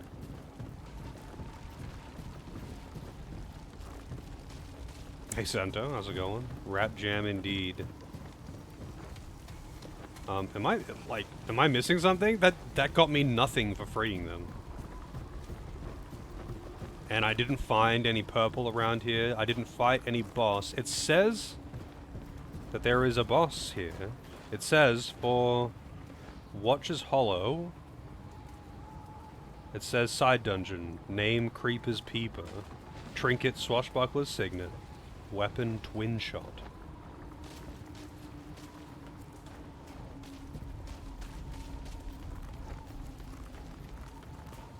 But there's nothing around.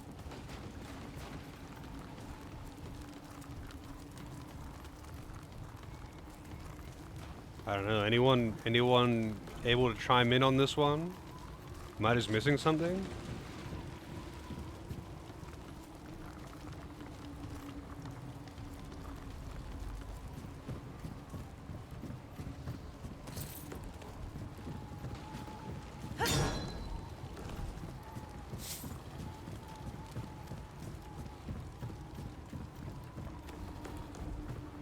Guess I'll look at the wiki. What is it called again? Watcher's Hollow. Watcher's Hollow. Creepers Peepers.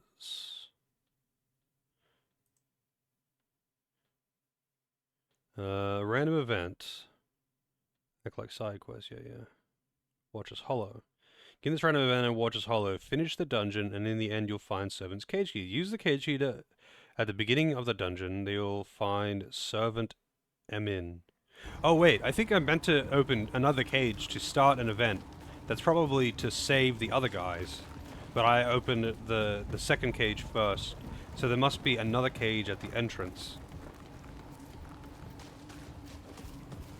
But the map is... Watcher's Hollow.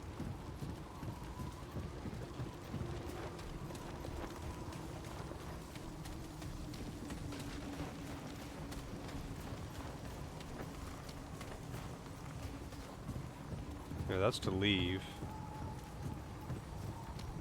But where is this other guy?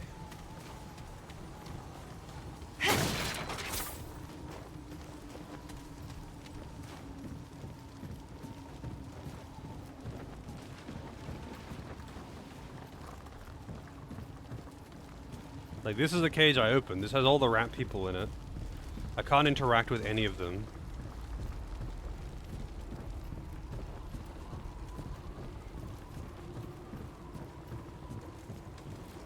Can't attack them. There must be another cage around. It says... Finish the dungeon, at the end you'll find Servant Cage Key. Use the key to open the cage at the beginning of the dungeon. There you'll find several Emin. Look for one with a false green eye. Kill him to acquire Creeper's Peeper. Oh, I misread that. A false green eye.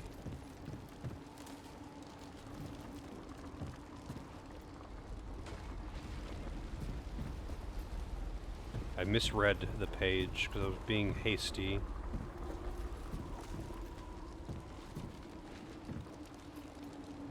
None of these seem to have a false green eye. Oh, you do! It's just like not very green.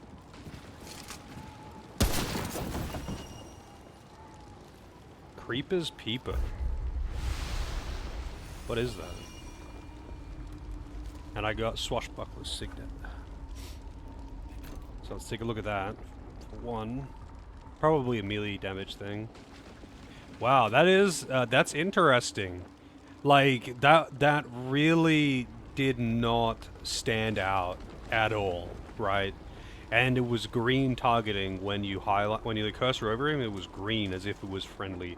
So you had to intentionally shoot a shivering, unarmed, naked prisoner. And like, it's subtle. That green eye is subtle. At a glance, you would not notice that. Even looking at it, I still had to double take. Anyway, builds 1 buff stack every 20 seconds up to a max of 3 stacks. Melee charge attacks consume 1 stack and replenish 50% of the wearer's ammo capacity for both firearms. Okay, that's actually really good if you were being super conservative with ammo, but I feel like it's kind of useless because if you really were having that many issues with ammo, you just use the ammo crate things. Anyway, head outside the dungeon and search the wider area for a statue with a missing eye. Insert the Creeper's Peeper into it and pick up... and the door behind it will open. Head inside and pick up the twin shot. Alright, so head outside the dungeon and search the wider area. Outside the dungeon, does it mean outside the area or outside of the prison cell? You would think it would be self-contained. It wouldn't be on the other map because that would be kind of weird.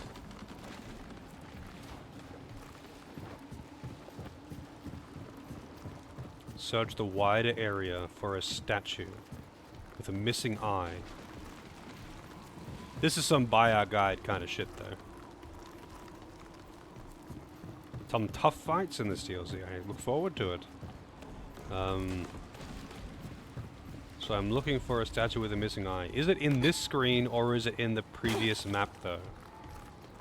It just says in the wider area. It is not very specific.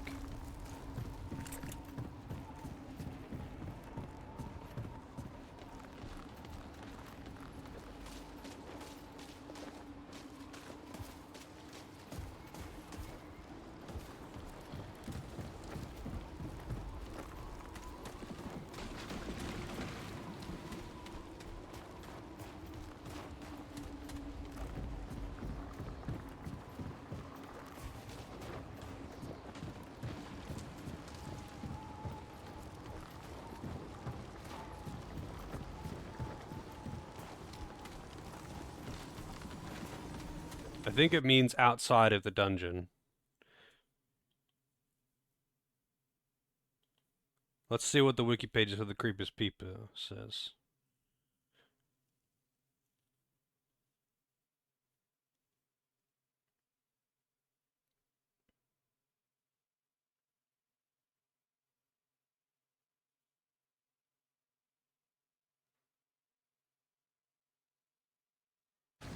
Statue location.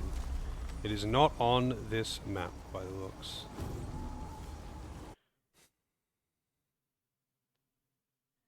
Yeah, I mean, there was some puzzles and secrets and stuff in the base game, but nothing anywhere like this. The checkpoint names leading to the statue are called Deep Frost Expanse and Chillwind Hovel. Alright, so it's not in this area, it is outside. The wiki, I gotta say, the wiki for this game has not been very helpful, like, at all. It's actually kind of bad a lot of the time. There are some very, very unfinished articles or misleading information, and I've just had to look elsewhere. Like, I know they're wikis, I know they are obviously filled by the community, they're not, like, done officially by the devs for money. I know that. But still. I should have rested before leaving. But I didn't. I'm not going back through that load screen.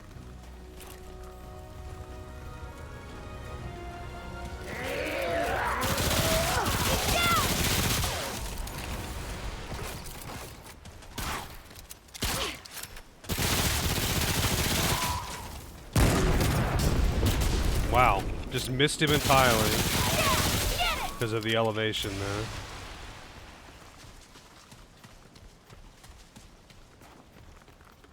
I mean, the Remnant from the Ashes wiki that I've been mostly using is a Fextra Life wiki. Unfortunately, I really do not like Fextra Life. Like, they are pretty scummy.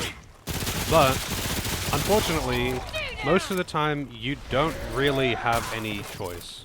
Also, I'm actually just out of ammo. I have nothing left.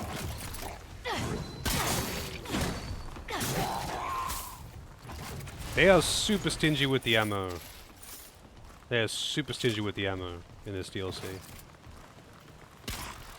Those are shitty wikis. Still feel by the community. Sort of. So the Fextra Life ones are especially bad with the Souls games because they do have actual staff. So what usually happens with the Fextra Life wikis, oh shit, is they fill the wikis at first with incorrect information, just literally anything that they can get, because it gets hits. And the other wikis get no traffic, because most of the wikis actually confirm information before putting it in there. Fextra Life doesn't. So it gets filled with incorrect information that circulates for fucking ages. The people who actually confirm their information...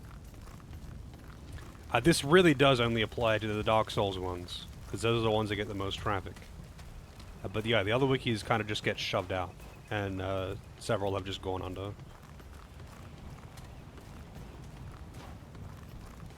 But yeah, it's especially annoying with the Dark Souls one, the Dark Souls ones, because they fill it with incorrect information, just literally anything. So they've got information for everything. So when you search it, it's the top result, and then the other websites get no traffic, and they kind of just like shove out the rest of the competition. Wow, I can't aim. Wow, I really fucking can't aim. Holy shit. How many times did I miss that guy's head? Like, the other wikis, like the other ones, like the Remnant one, they're not dedicating staff to filling out fucking pages on the Remnant wiki. Like, that's whatever. It's also just a wiki service. Like, like Wikidot. Like, you can just make... you could just make a wiki for a game if you want to. But like, yeah, for the Souls games in particular, they've done some pretty stupid shit. The boss on Yeisha, the giant dog?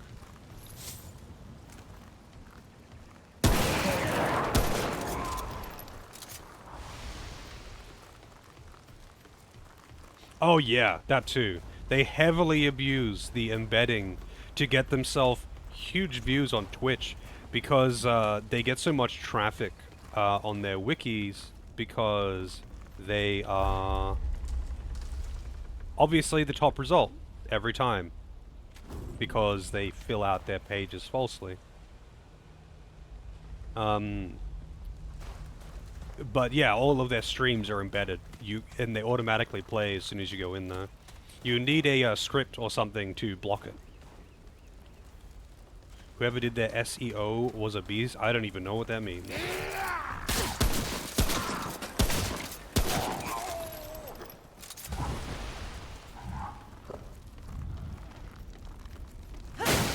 Which blocked the embeds, did they? Is that actually something that happened?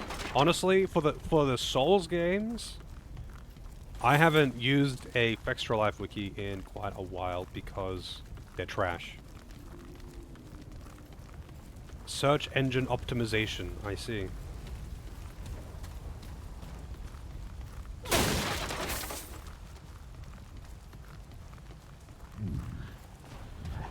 But yeah, their view count was massively artificially inflated because they embedded their streams into all pages. All pages got the stream embedded. So, especially if someone's like opening up multiple pages or whatever. Like, oh, I probably shouldn't have done that because fall damage exists in this game. It's just like gave them so much fucking traffic. They dropped to like 12 viewers after the change. That's actually fucking hilarious. I had no idea. I had no idea. I don't keep up to date with any of like Twitch shit like that. It's so funny. But the thing is though, all they would have been getting, like they wouldn't have been making much money from Twitch. Like all they would have been getting at best was maybe ad revenue because they had a higher view count and they would have been running ads like as much as they can. They wouldn't have had a high sub count at all. Their sub count would have been probably fucking lower than mine. Yeah, usually they had thousands of viewers because of it. Like, but their sub count would have been like lower than mine because like their view count was so massively artificially inflated because of embeds.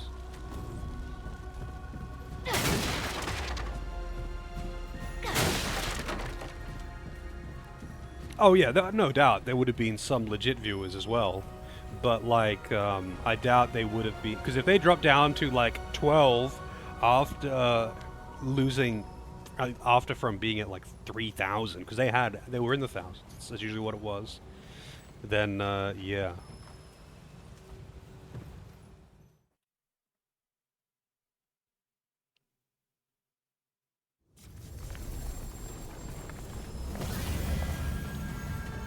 But like there's 1,000,001 Souls streamers that are, you know, really good, funny, charismatic, whatever. Take your pick. So like it is, I feel like of all of the Twitch communities to try and break into as a streamer, I think Souls would be one of the hardest. That and like insert whatever the really popular like game that kids are playing, you know, Fortnite, whatever, Apex, that kind of thing. That's really hard to break into. But I feel like the Souls communities, especially like Elden Ring, is probably one of the hardest communities to try and break into as a streamer. Because like there are so many streamers that, not only just big streamers, but like even middling streamers that are really fucking good, that manage to do all kinds of crazy shit while still actually being, you know, funny, knowledgeable, whatever. Take your pick.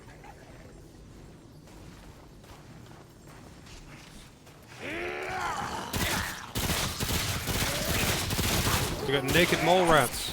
Whoa, dude, chill. Oh shit, more mole rats.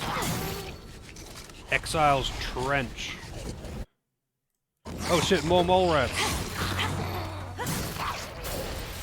Got rabies. So this is Exile's Trench, which apparently has 3 sections for some reason.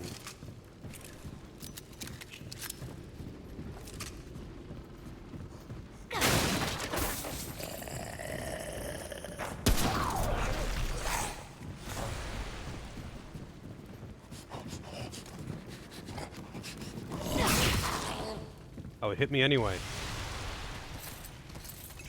You don't take damage from walking in fire. Yeah, I mean, I would say that I am neither... I would say I'm occasionally funny. They're being generous with an estimation of myself here. I would say I'm occasionally funny, I'm not very charismatic, and I am mediocre at best at the games that I play. So I would say I have no fucking chance trying to break into the Elden Ring streaming scene. No way.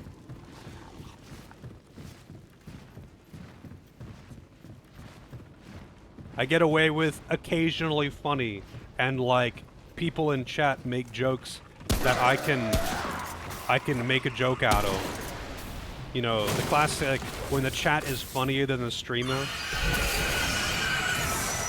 Wow, what was that? I guess it was you. Dude, stop.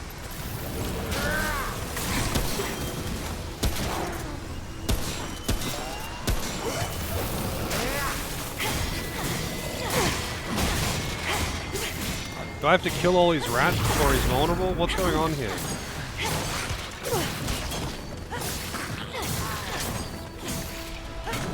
How much fucking HP do you have, man? Jesus Christ, that was wild. That was rough. He was just summoning naked mole rats.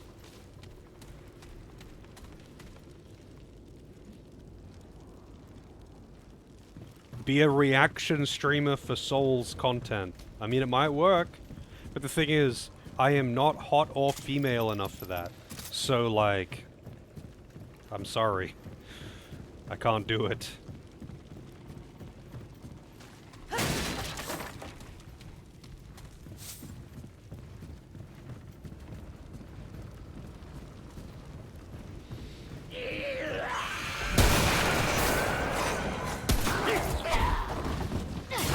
Did he just try to fucking full on, like, double fly kick me?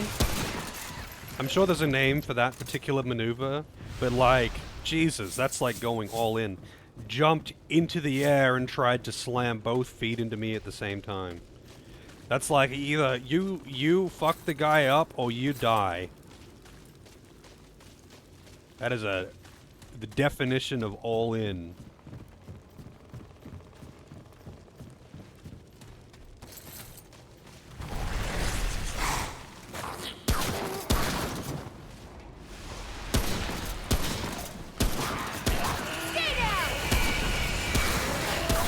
So many mole rats! Shit. I didn't even see you.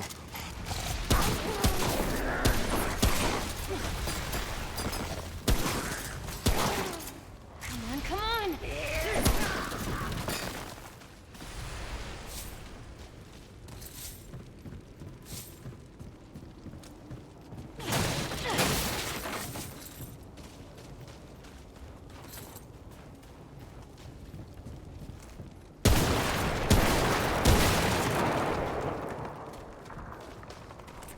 I am out of primary weapon ammo. Never mind. I'm still pretty much out of primary weapon ammo though.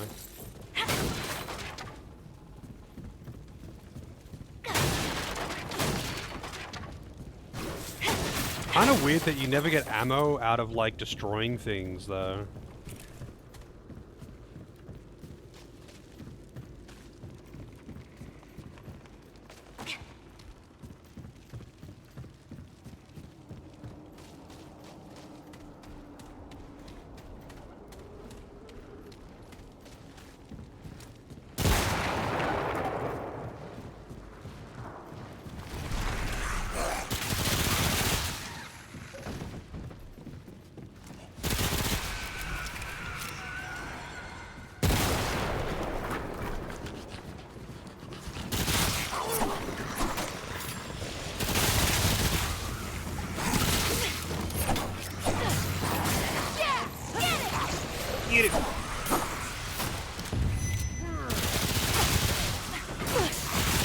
Fucking naked mole rats everywhere!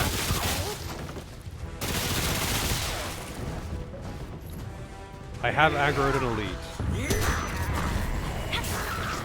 Where is he though? Oh, he's down there. It's one of those fucking mole rat guys again.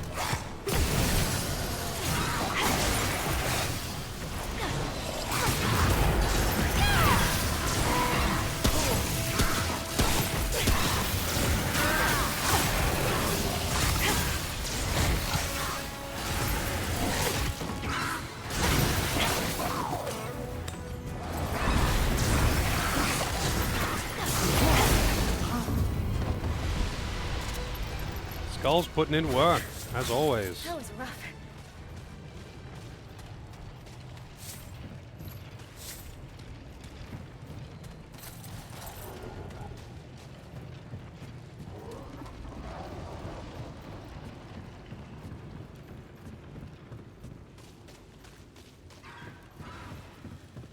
Go back and watch some old Nicktoons shows, been a while. What would you watch? What would you recommend?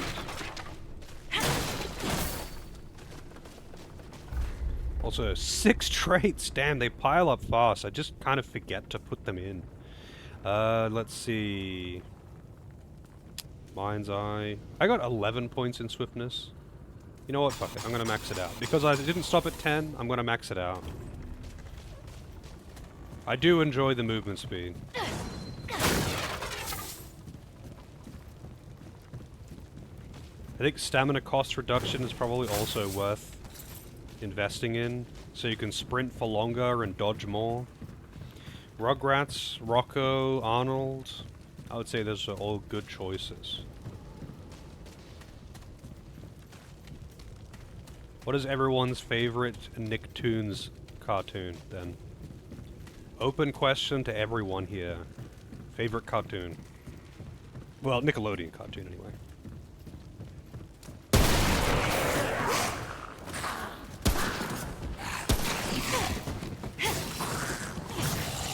Damn it, I hate it when I barely miss them, like, swing just a tiny bit short. Yeah, that drop kick kind of fucks you up, too.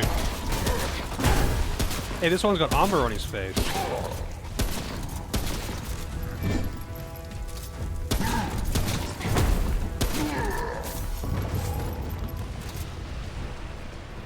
Oh, wow. Okay, I can loot it. I was like, can I even loot that? Because it fell into the ground like that. Doug?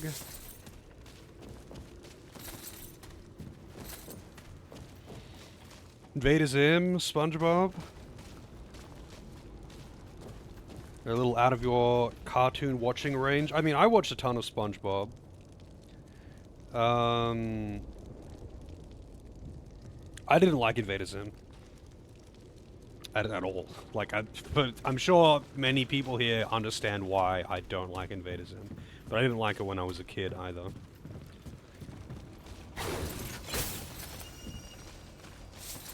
Driftstone. It gives you sick fucking drifts. You're just like sliding around the corner like Need for Speed. Wait, what am I doing? Driftstone. Doubles frostbite application.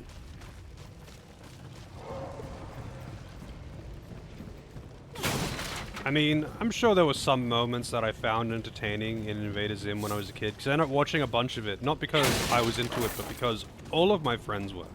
So, like, I would end up watching it when I'm at their place. Alright. Trait book, Driftstone. Oh wait, this list is updating on the fly. Wait, so Exile's Trench mini-boss. I didn't realize it was updating on the fly. So I'm going to be getting mod Frozen Mist from this guy, apparently. Early 2000s Nick, TMNT was good. I really saw basically nothing of TMNT. I think, like, so, like, the early TMNT, I just missed entirely. That was, like, you know, I guess a few years before me kind of thing. And it was still around, so, like, my brother and his friends, they were into it. But I kind of dodged that one. But, like, after that, like, I think it was on, like, you know, weekend daytime cartoons, and I never watched the weekend daytime cartoons. Not really, anyway.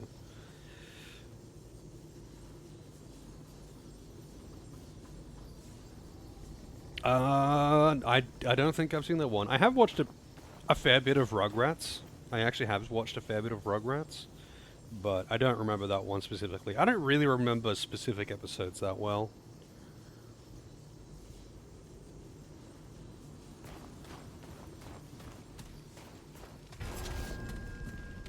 The Warden's Prison.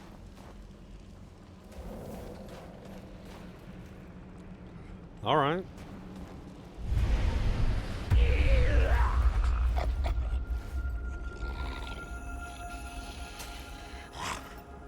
I never had any VHS of Rugrats. I had heaps of VHS of Looney Tunes. I was way more into Looney Tunes than Nickelodeon stuff, to be honest. Dual shields! I automatically like this guy. Dual shields is fucking awesome. Anyone dual-wielding shields is fucking awesome. Oh, that was a two-pronged attack.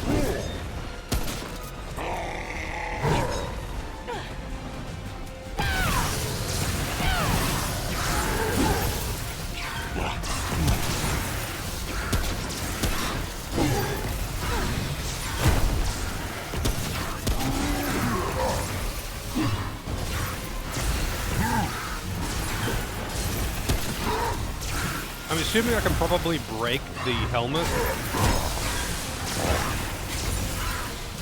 Let me see what you're doing, buddy.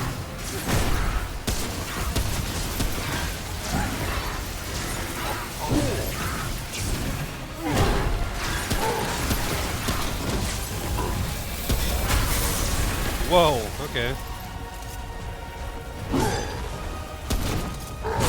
Ooh. Yeah, that attack, I usually dodge incorrectly at first, and then get hit by the follow-up. Or, like, sometimes I dodge the follow-up, but usually I don't.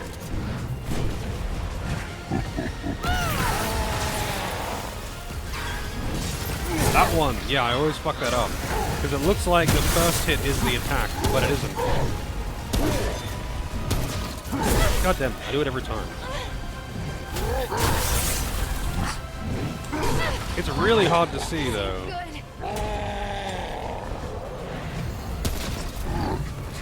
God damn it, every time.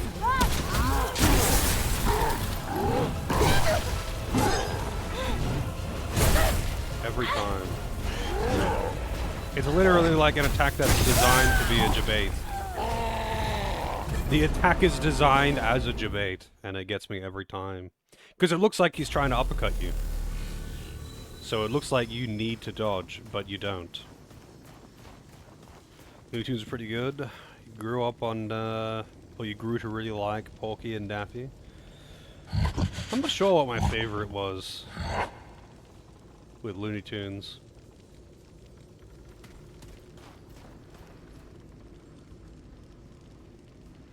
I'm not sure if I can destroy that guy's helmet, though.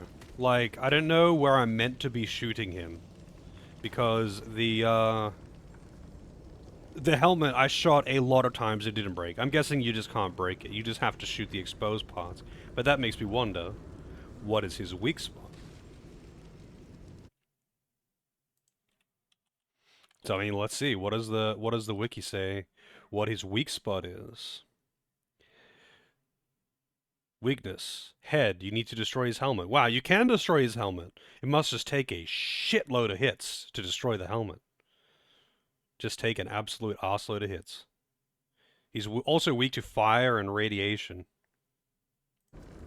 But I've only upgraded one gun as a primary weapon.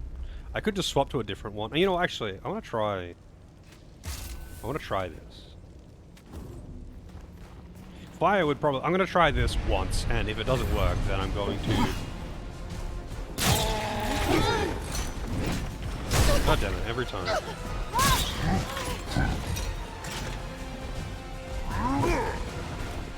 The problem is it isn't, like, differentiated from any of the other attacks that he does. So you just have to be extremely fast reaction.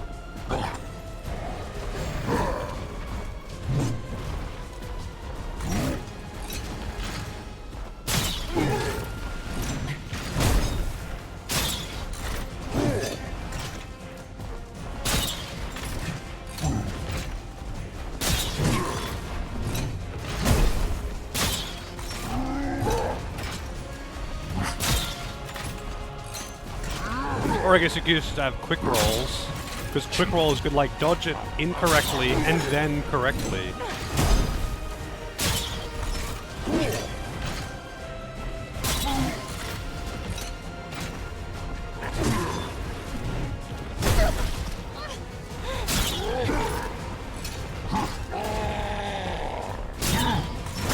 God damn it.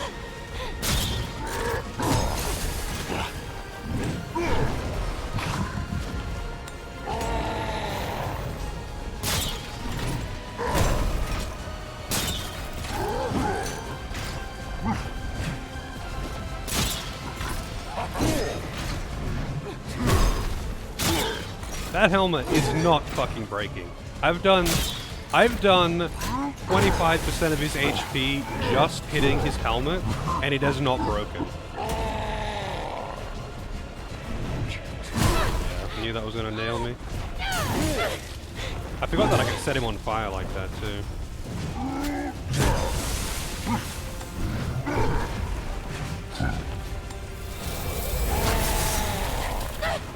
Wow, that still got me, huh?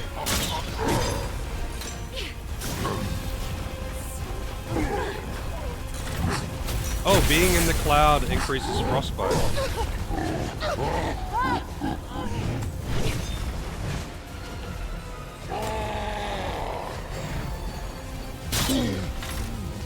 I finally broke the fucking helmet. And then I missed the next shot. Which is kind of funny. 'Cause I haven't really missed that many shots. So frostbite, I'm assuming, fucks with your stamina regen.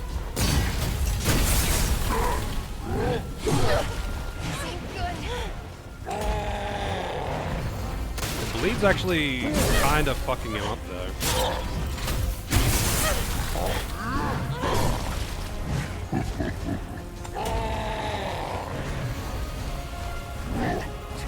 God damn it, every time. Every fucking time he does that attack. I really hate it. And I can't reload.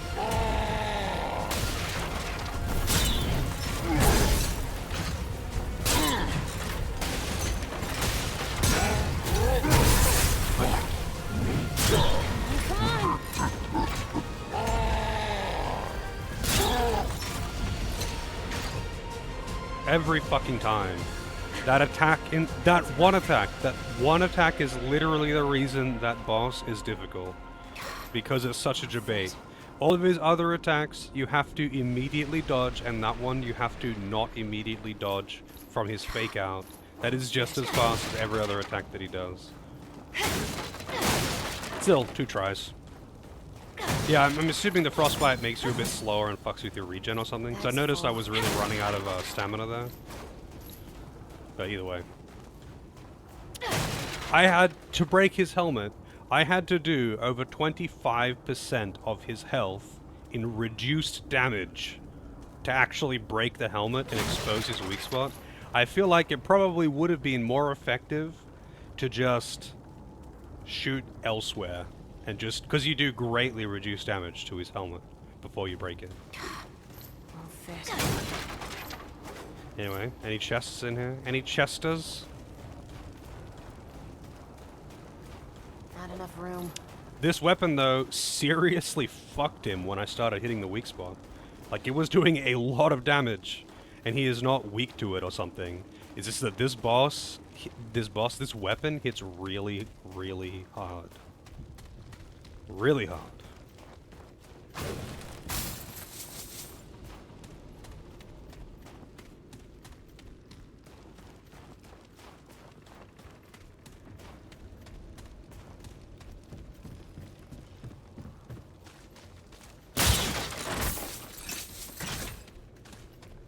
And the entire time I wouldn't have had a damage bonus for it too. I mean, granted, the defensive bonus was probably the reason I was surviving, but still.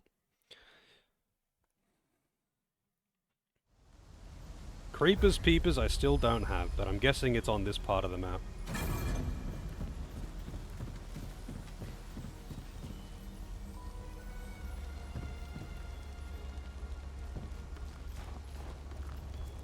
Or rather, the twin shot that you get from the Creepers Peepers. Hey Nara, how's it going?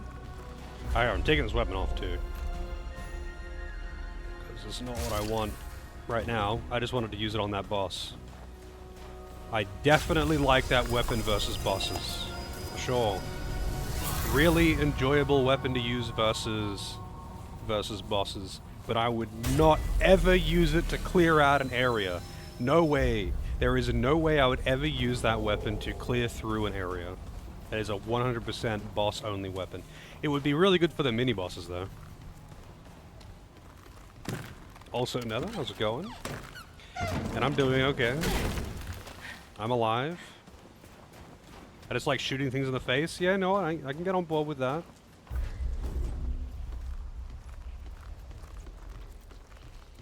Jesus, that is ugh.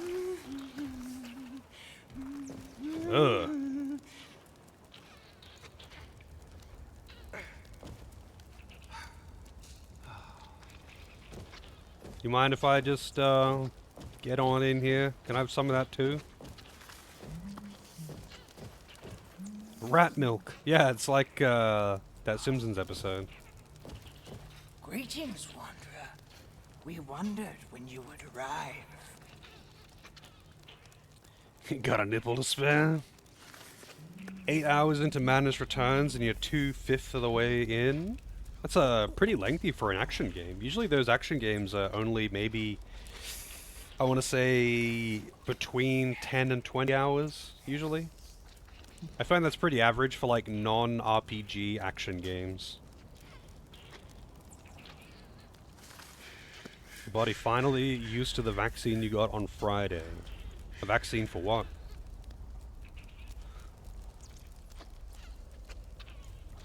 Yeah, I mean, I saw Vane playing one of the Alice games too. They do look entertaining. I wouldn't mind playing them. Oh, COVID vaccine, okay. I know when I got COVID vaccine ages ago, I only got one. I mean, well, actually, it's two, but like, I know there's been more since then anyway. That was miserable. That was worse than when I got COVID. That was actually worse than when I got COVID. Actually, maybe not actually worse than like the worst point of when I had COVID, because I've had COVID several times, despite having the vaccine. I got COVID several times. And at its peak when I had COVID, maybe that was worse. That was pretty fucked. But I hated when I got the vaccine. It was pretty fucked. Just a pure coincidence. Pure coincidence. He was playing the game ages ago and he hadn't streamed in ages.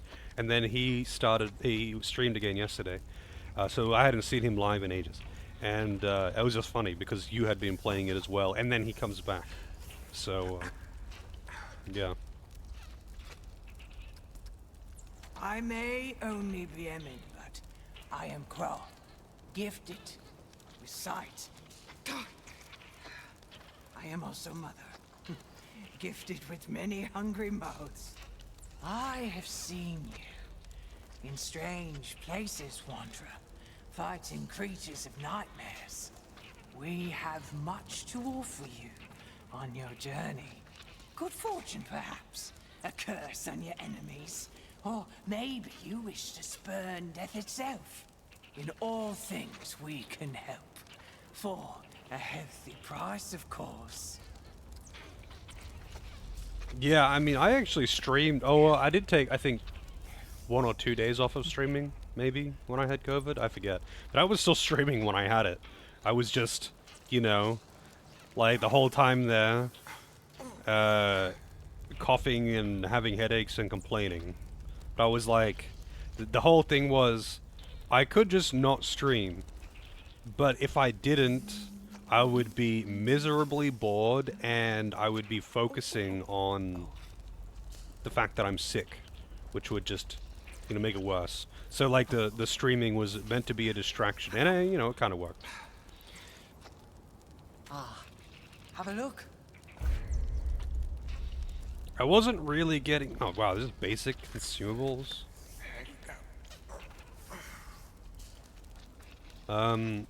Spice root. Yeah, what else have you got? Trinkets? Yeah, that's better. Scavenging ring. Collecting scrap iron and ammo pickups, returning 3% of max health and increase range and melee damage by 10% for 30 seconds. Wow, I wonder if it stacks. That's actually not bad, though. Like, there's extra healing that doesn't require Estus, I guess, for chip damage, but still up. Whatever. That's what the blood ward is for, or whatever.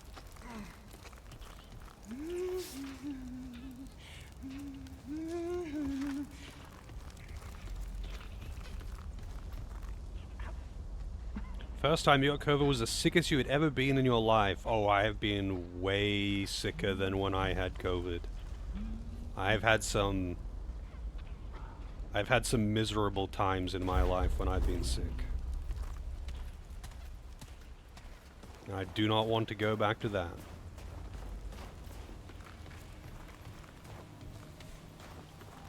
COVID was pretty bad, though. It was pretty, you know, I mean, it's much like having the flu. It's pretty miserable. You get headaches. you're exhausted, it's hard to sleep, you jump between cold and hot sweats and muscle pains, that kind of thing. It's basically the fucking flu. Like, it's basically the fucking flu. And the flu is miserable. But I have been so much worse off than that. And, I'm glad that I'm not like that now, but Jesus Christ. You know, like being completely bedridden and just unable to sleep with crippling headaches and that kind of thing. Cannot eat because you just can't keep it down. That kind of shit is just... Like, at least with COVID, like, it's like, yeah, it's shit, but whatever. Like, I can still, like, play video games and talk to people. I could still stream. And yeah, it was, like, hard to sleep, and I didn't have an appetite. But you know what? It's like, whatever. I can still watch TV. I can still play video games. I can still talk shit online. I'm not actually bedridden. And that's, like, a big part of it.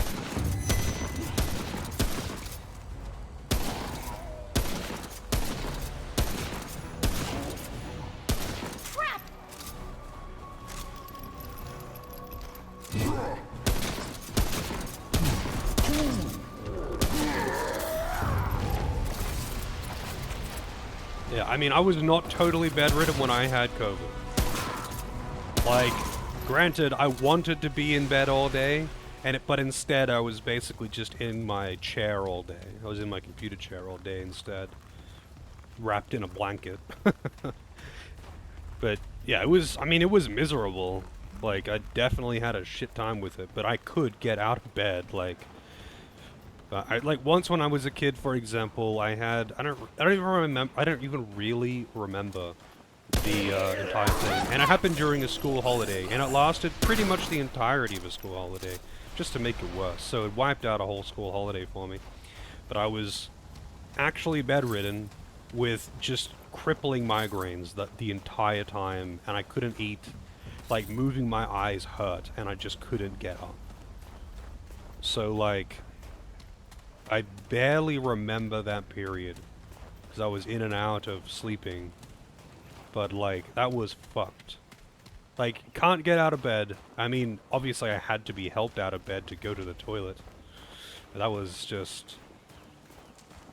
I would take COVID over that 100 times.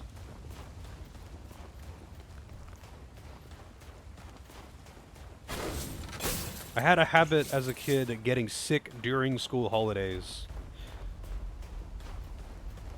Don't know why. Never managed to get sick during a semester or something, where I would get out of going to school. No. I saved it for school holidays, just to ensure I get no time off of school.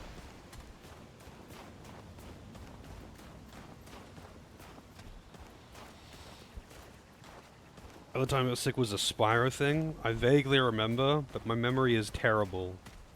I think I was talking about that yesterday, actually. I don't know if you're here, AJ.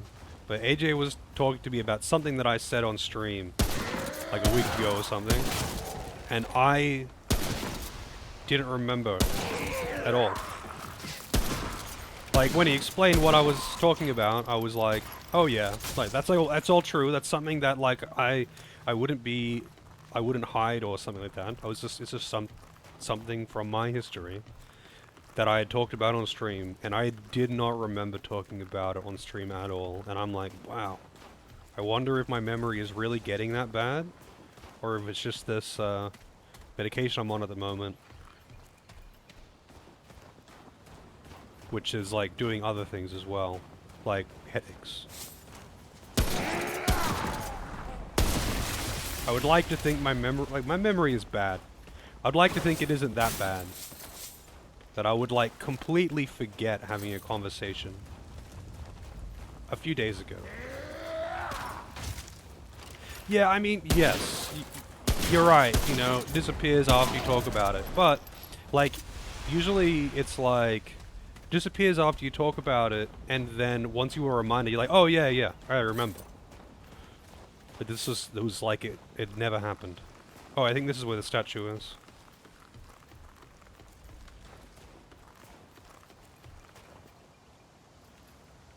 No, it's not even that, AJ. Like, it's just... It's unsettling to know that I could just completely lose something like that.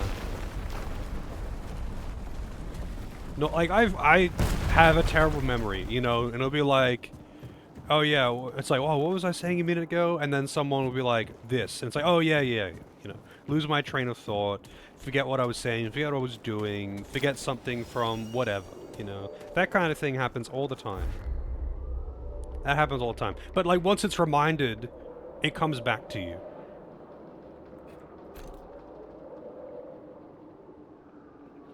Alright, twin shot. Wait, is it a sidearm? It is. Twin shot damage 120. Wow, that's actually really high. What is this one at? 162 on a plus 15 Magnum. And this is 120 on a plus 10. A quiet, accurate, light crossbow that quickly burst fires 2 bolts. Effective at mid-range. Wait, what was the range on it? 16 meters. It's not bad.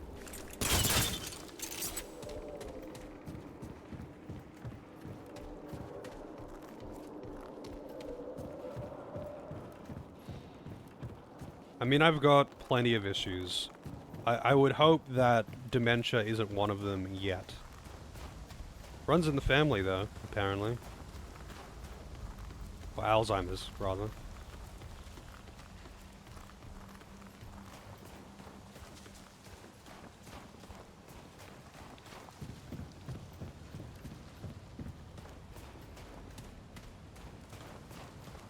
Alright, so I got the twin shot. The thing hasn't updated yet, but I'm sure it will when I rest at a bonfire.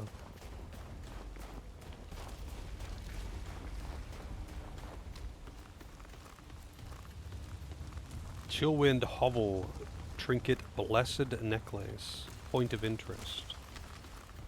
So this is Chillwind Hovel that I'm in now, I think. It's hard to tell because you need to, like, enter the area.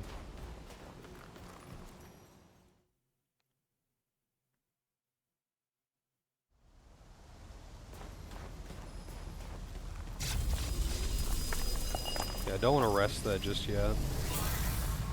So what is this? The Crimson Hold. Alright, the Crimson Hold is a world boss. That's 2 bosses very close together. Wait, so are these enemies gonna respawn? Because I didn't rest, I just went through a loading zone.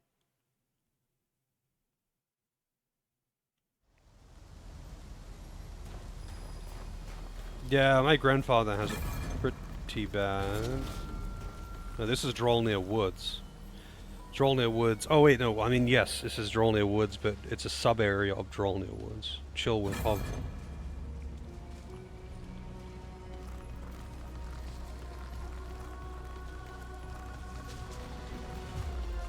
You have Tourette's? What kind? You actually have Tourette's?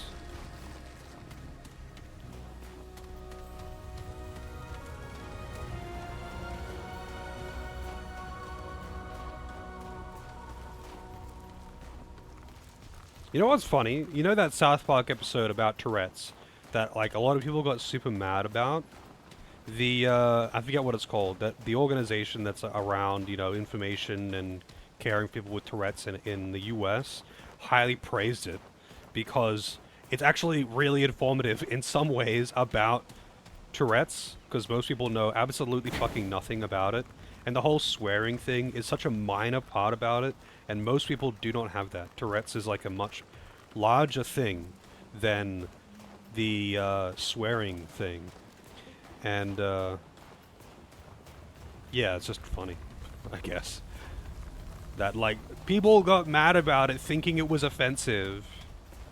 Like, this is a classic case of people trying to be offended on behalf of someone else when, like, for the most part, it was actually quite informative. Classic fucking South Park. Yes. That line was, like, used a lot when I was in high school. Yeah, coprolalia or whatever it's called. The swearing thing that is associated with Tourette's is very uncommon. Tourette's is uncommon, but that particular type of Tourette's is especially uncommon. That's why it's like rare to see someone who actually has it. But like, there's plenty of people who have tried to fake it, that's for sure. And that's what that South Park episode was about, Cartman faking it. But, yeah, like there's many other types of Tourette's. Rather, like other tics, I guess. Like, that are way more common. And most people are completely unaware of it. Like, but this is a classic case of like, education on mental health is generally extremely low. Most people know nothing when it comes to most mental health conditions. That's just how it is. It's not a part of the curriculum, and most people don't care.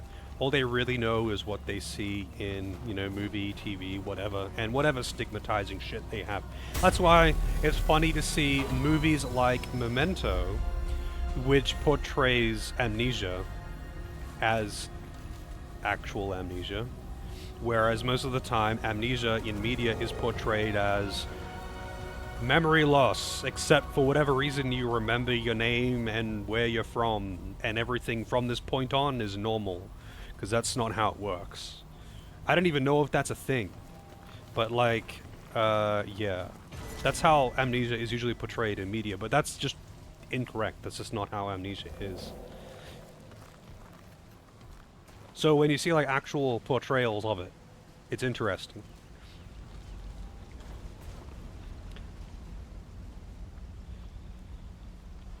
Movie called Niagara? I don't know how to pronounce that. Kind of okay as far as Tourette's goes.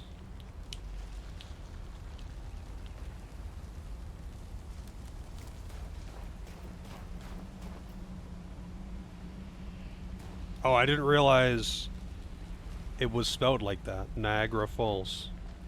I thought it was Niagra, not Gara. So I thought you were talking about someone else. I'm aware of Niagara Falls. I didn't think it was spelled like that. That's my bad. Oh boy.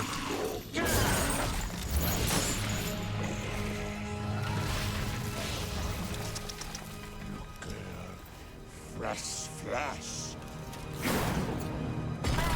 He's got a big mole rat. He's a rat with a bigger rat. It's a rat mounting a rat.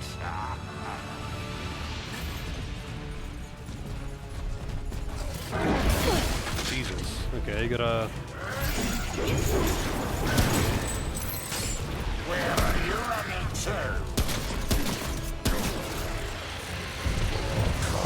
For the pond.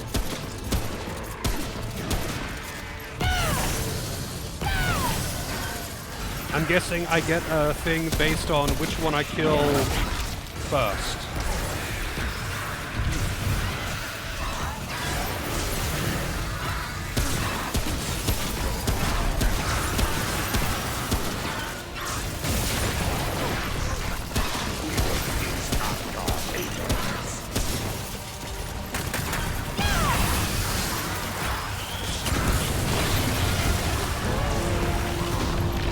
I think I accidentally dodged something just then.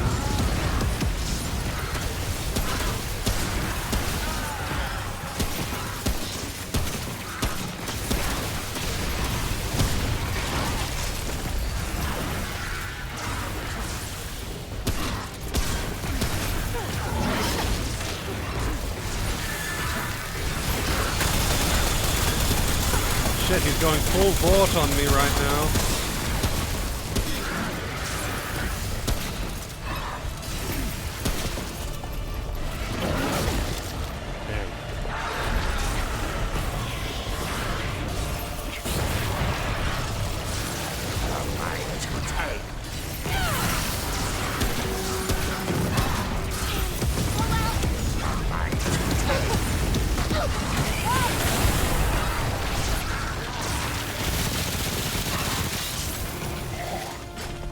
Now the rat's gonna eat him and get powered up.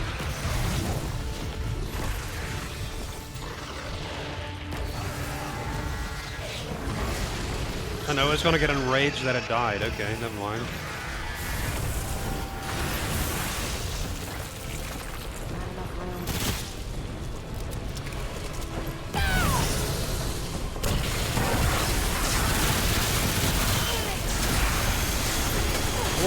What the hell is that?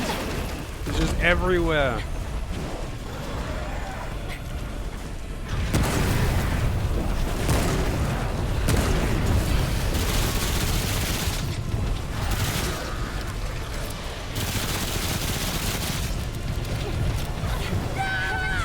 Oh, I was on fire. I didn't even realize I was on fire. Probably because I was standing in fire. My food atomized! I wasn't watching my health just then. I didn't even realize I was dying. Inhaled the essence of his food, yeah. You know what? I kind of want to use the crossbow again. I like this weapon versus bosses, man. Actually, you know what? Depending on how many things I've got, I might go and upgrade it further.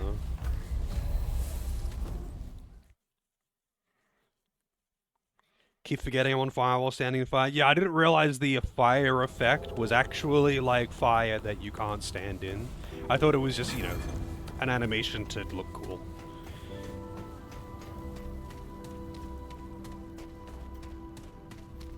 Seeing a great dinner and all you get is the scent.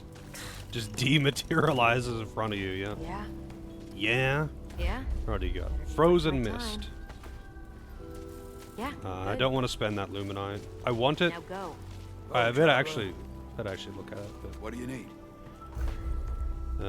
Anyway, so I'm gonna need some luminite for this, unfortunately.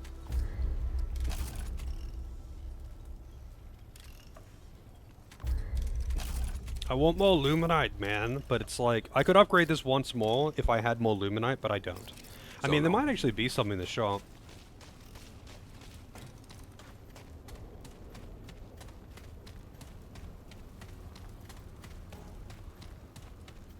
Needing any scrounge? Nothing. I'll take this, though.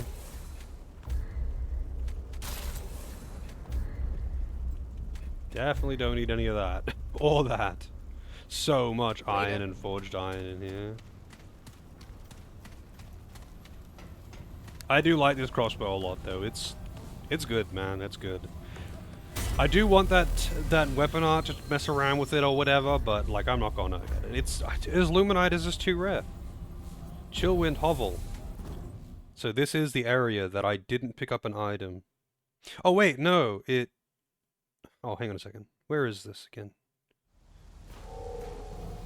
Chillwind Hovel. Yeah, blessed. Point of interest. Blessed necklace in Chillwind Hovel. So this is Chillwind Hovel. That means I missed something around here. Unless it's like in this area. Like, is this Chillwind Hovel?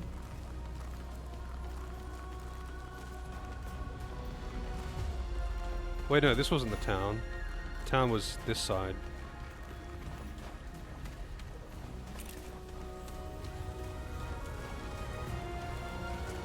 Looking good.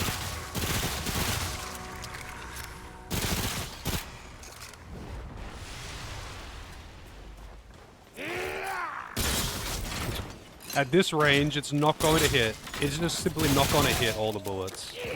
I know it doesn't actually have a drop-off at this range.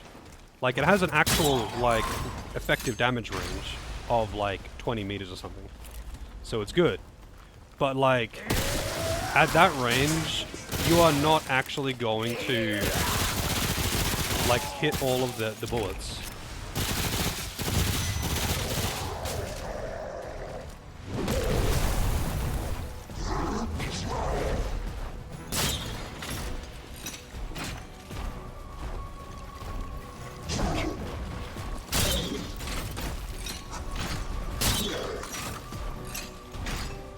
Oh, its leg is the weak spot, not its ass. Nice luminite, though. Its leg is the weak spot, not its ass, in this case, anyway. So I'm guessing this is Chillwind Hovel. And it means that I just missed something in this area. I mean, it doesn't matter. I don't need the thing. But it's just a point of interest here, apparently. I could look it up, I guess. They are wombats, are they? It's called, let's see, Blessed Necklace.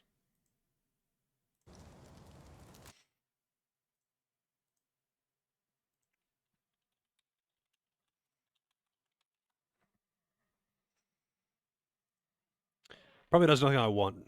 Receiving a benefit from Dragonheart reduces incoming damage by 30% for 10 seconds. It's shit, but okay. Isn't a crocodile? Yeah. Reward for saving the Kral Mother's baby. How the hell do I do that? Siphoner and Blessed Necklace. Obtainable, yeah. Kral Baby and Kral Mother are not linked spawns and can appear separately or together.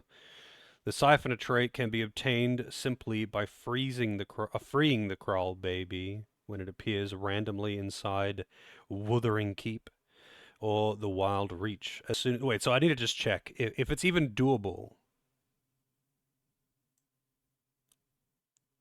So the event, the Wild Reach, or the Wuthering Keep, I've got the Wild Reach, can have the Kral Baby. In order to get this, you need both of the events to spawn. So your map must have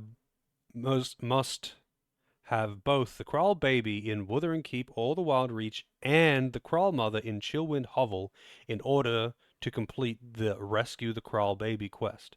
As soon as you shoot or break the lock on the Kral Baby's cage, this can also reward you with the Siphoner trait, which I really want. Return and speak to the Kral Mother and you will receive the Blessed Necklace. Siphoner is a lifesteal. It's straight up just lifesteal as a trait. Seems busted, but is what it is.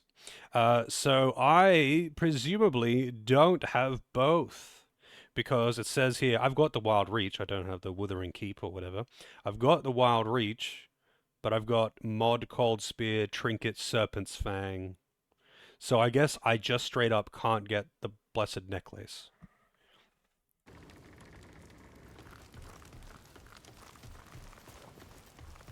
Kind of stupid, to be honest, but whatever.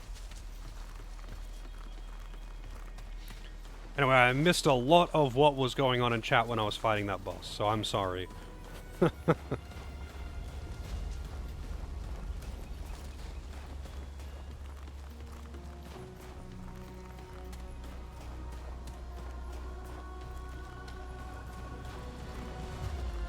Went ahead and got it because it's on sale? Nice. I would be happy to play some with you.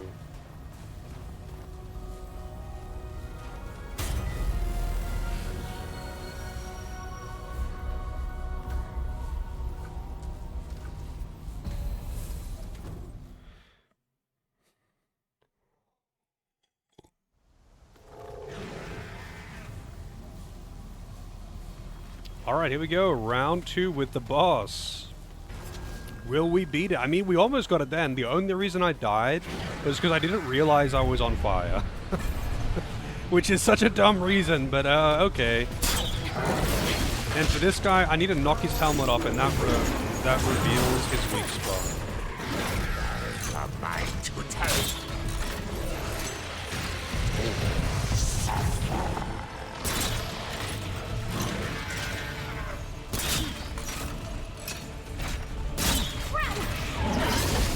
Whoa, the lunge.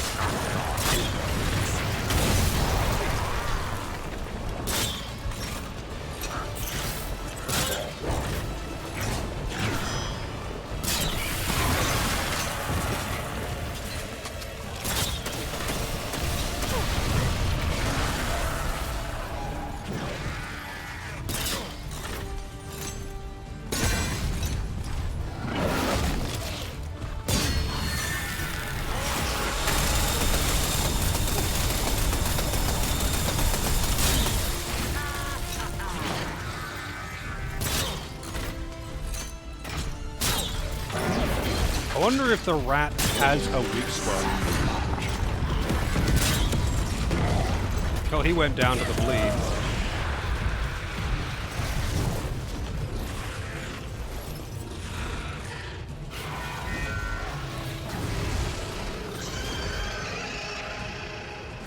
Like maybe if you shoot it in the mouth when it opens. Yeah, it's like leaving fire everywhere it goes. Dude. Oh, it wasn't even reloaded. Oh, it gets fully healed. Damn it.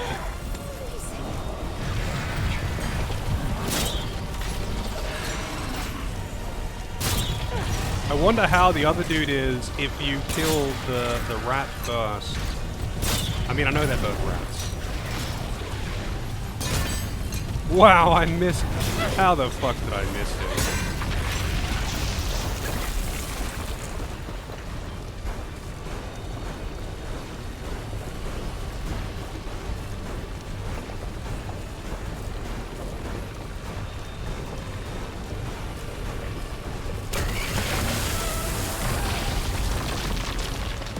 Stop tunneling, man. Oh, I need to loot this ammo. Whoa, okay, hang on. That fire doesn't just hurt you or set you on fire, it fucking obliterates you. That just did like 40% of my health in one tick from touching it. The fire is very bad. You do not touch the fire. I was like, I know this is going to hurt me, but I want to just get to the other side. No. You're done. It's like Dark Souls 1 lava.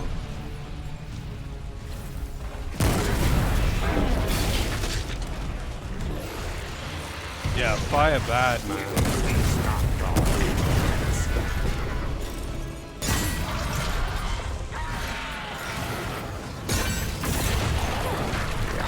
Better that you have failed.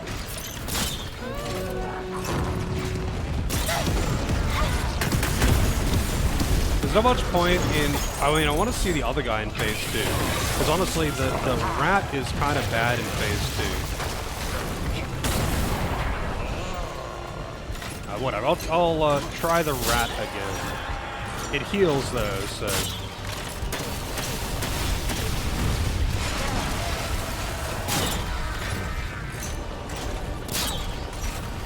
Wow. I guess the saddle takes no damage.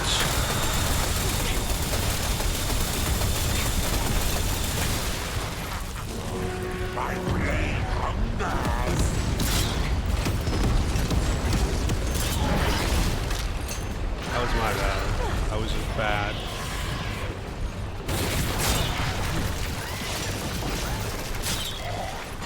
Okay, Phase 2 again. Like, Phase 1 is actually pretty easy. Phase 2 is rough, though. The rat's annoying, though, because it spends so much time underground. Also, I can't skip this cutscene.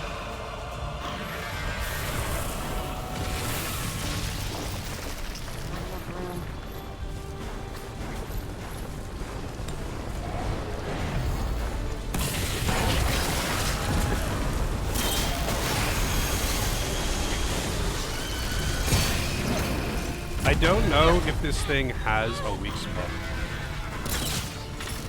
Oh, it's tail. It seems to be its tail.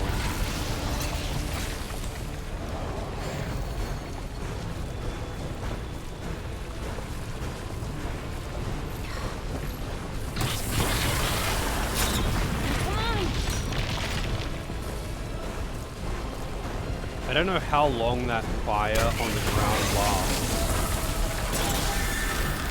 Its tail is kind of hard to hit though, to be honest.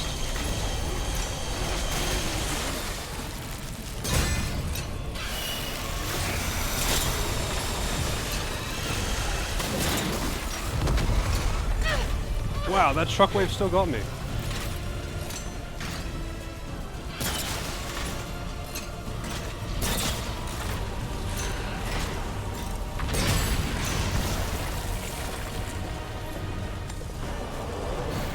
Still bleeding out. It might even die.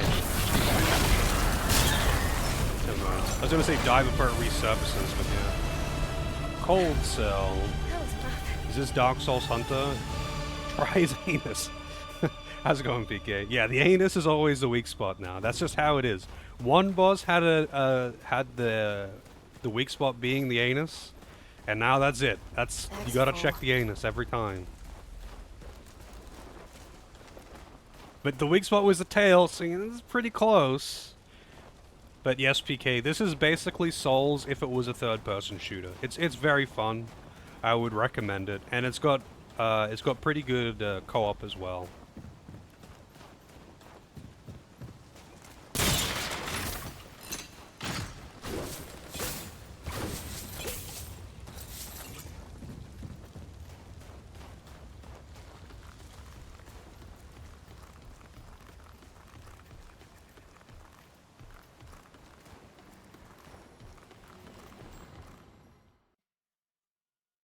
So I'm guessing that maybe you get something different depending on which one you kill first.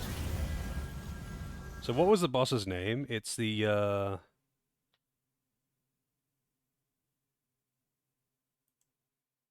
what was it? Rarger and Broodvark. Yeah, there's two. There's Weapon Alternator and Weapon Chain Blade. I'm guessing the Alternator is the one that I'm gonna get. And the Chain Blade is what you get from the rat himself, because he was using it. So coming out with a new Monster Hunter game? Yeah, I think so. Oh God, that was brought up the other day, right? Rala's Embrace.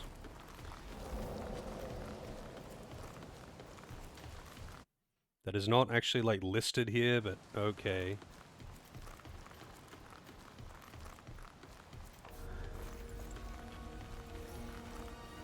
We have Frost Giants.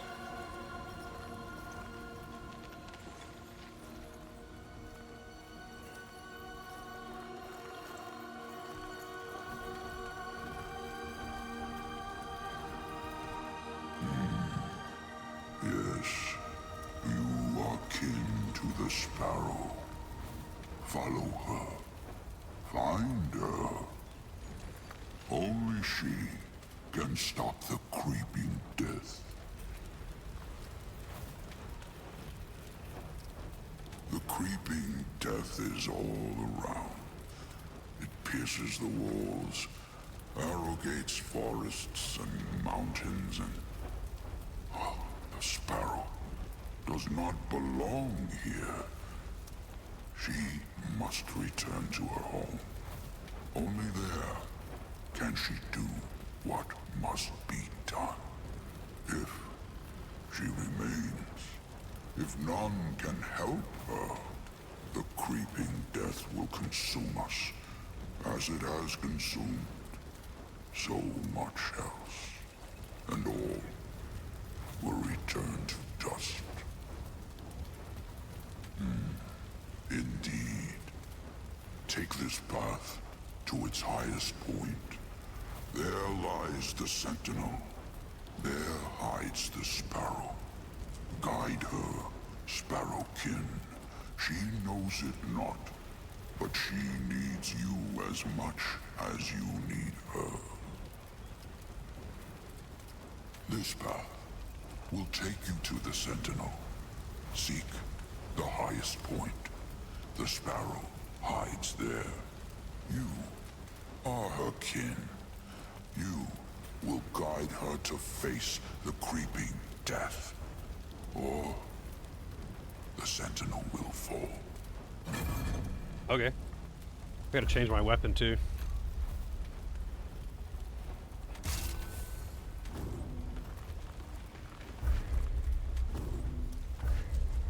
One trait available.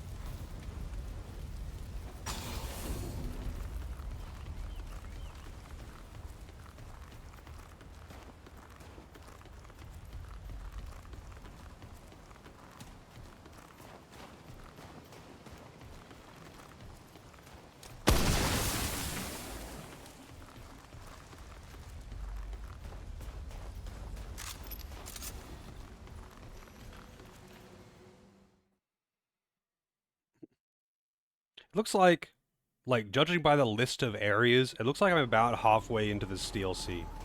Like, I'm halfway through the list of regions, but I don't really know how accurate that is, because, like, these other ones might be, like, small areas, unless, like, Deep Frost Expanse is, like, another huge area, like Drolnir Woods, and it's got, like, multiple sub-dungeons or something. Let's see, side dungeon. It looks like I've got no more side dungeons. It looks like I've just got...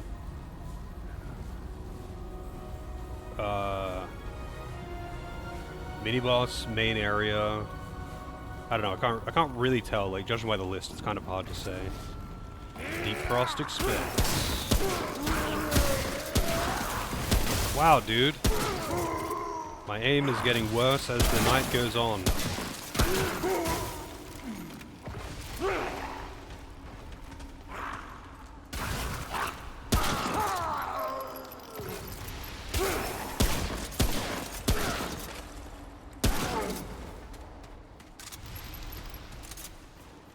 Every game is better with rat people. I feel like rat people are kind of not that common. I know Warhammer has them. Apparently they're fun to play as in Total War. In Total War Warhammer. Apparently the rat people are pretty fun to play. But hey, as much as I want to play Total War Warhammer, I am not fucking buying Total War Warhammer. It is insanely expensive. And like, you need, not only do you need to like have, like if you wanted to play one game, like you want to play two, you kind of need the first game and its DLC as well. Wukong has some rat people. I'm not surprised that Wukong has some rat people, considering it has a lot of animal people. It even has Balio and Sunder in it.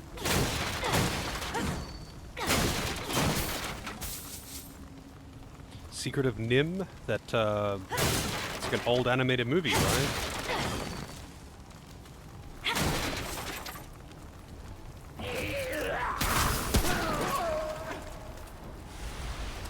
D&D doesn't have rat people, it has were-rats. Well, I mean, were-rats are okay too, I guess. I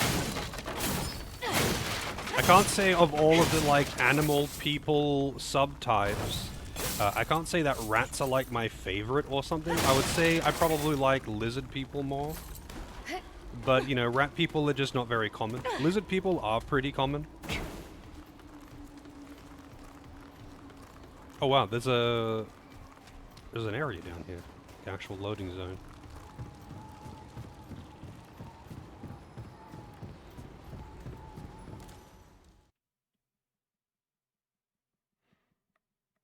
I mean, I agree, AJ, but I also don't want it to be covered in scales.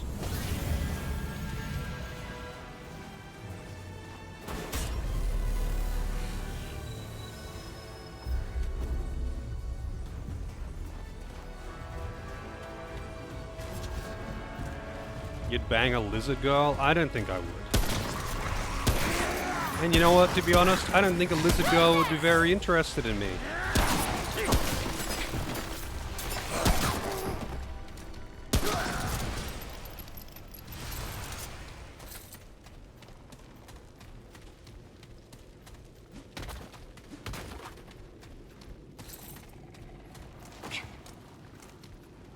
Oh, the lizards in Divinity, I'm not into it. No thanks. You can have them. I am not wired to be into that.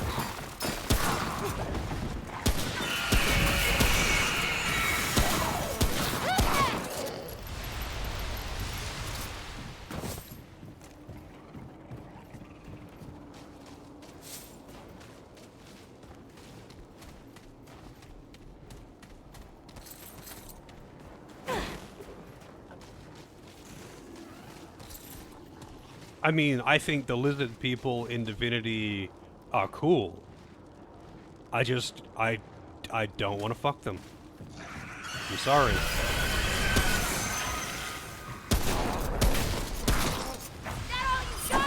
that all you got? Damn it!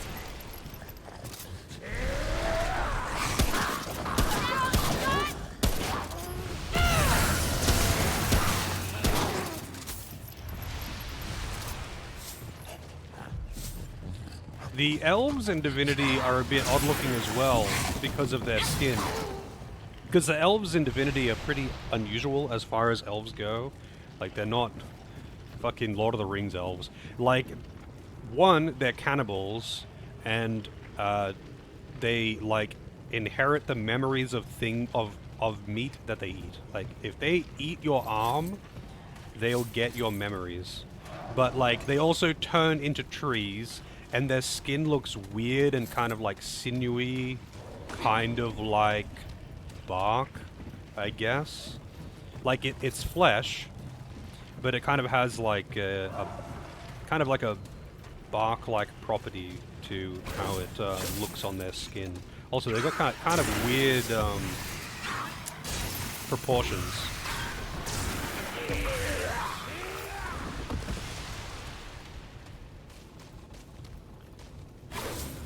Yeah, I'm not surprised. I'm not surprised either. Stay down!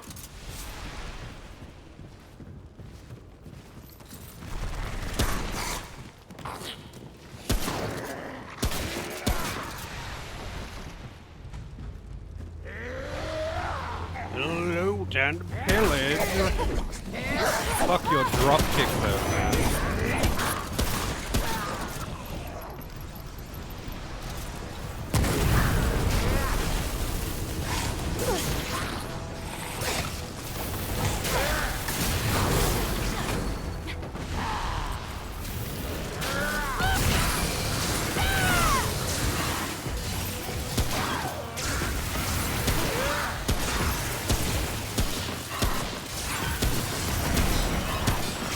I'm hitting the rope bridge instead of the guy.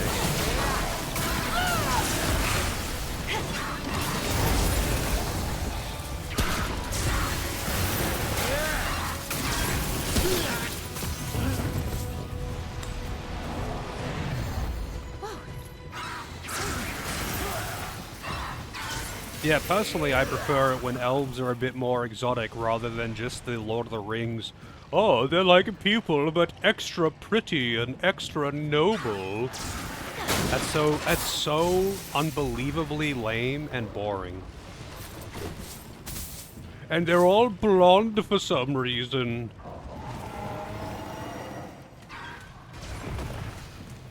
Razor wire necklace. What does this do? Increases bleeding damage dealt. That would be pretty useful if I was using that crossbow. Because it like applies instantly 3 stacks of bleed by doing its weapon on.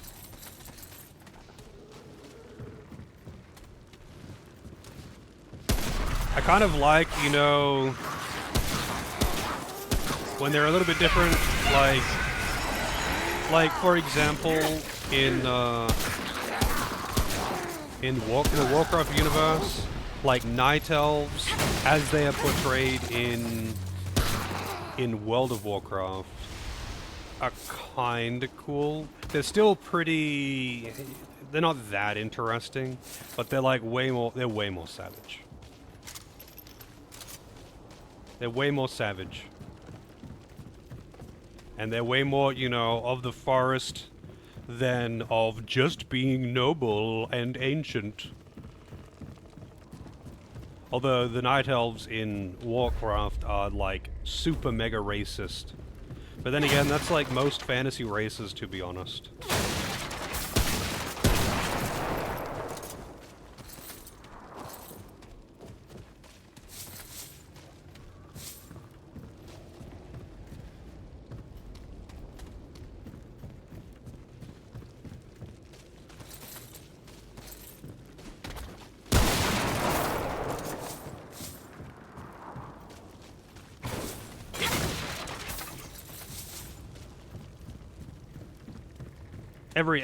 Usually it's like a staple of basically every fantasy world that has got elves.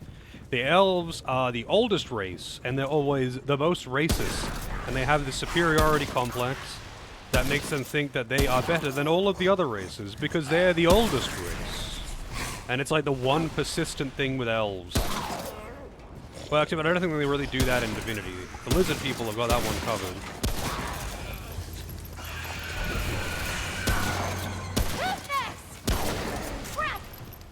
You like how The Witcher portrays them? Yeah, The Witcher has got like a few different like subgroups of elves depending on where they're from and all that. It does do a... I think the way Witcher portrays a lot of races is actually quite good there.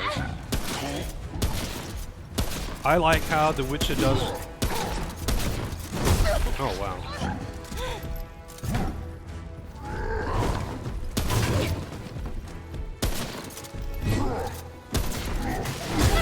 God damn it, man. I keep dodging too early. I like how The Witcher portrays most races, especially how they interact with each other. Also, Witcher universe is probably the only one that I know of where elves are just normies, like anyone else, with the exception of the old elves that don't even live on that fucking planet. I like how the elves are just, you know, another fucking race.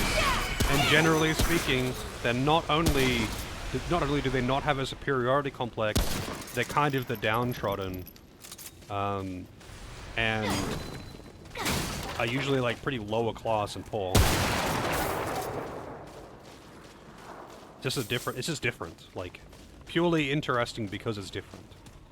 The other elves are pretty standard elves, though. Just add a touch of extra evil in there.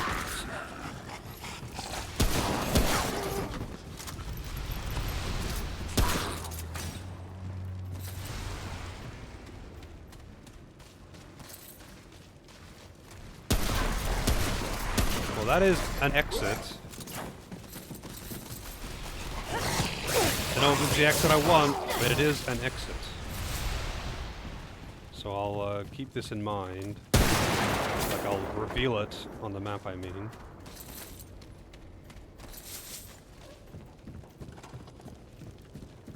Because that'll be the boss, or I guess the way through.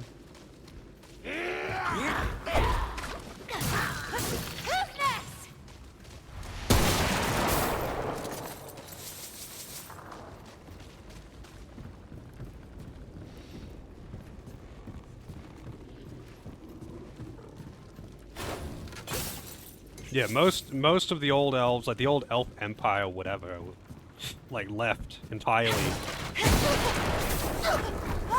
That was a bad idea to immediately attack that barrel. That was an explosive barrel, and I punched it with a fire sword, no less.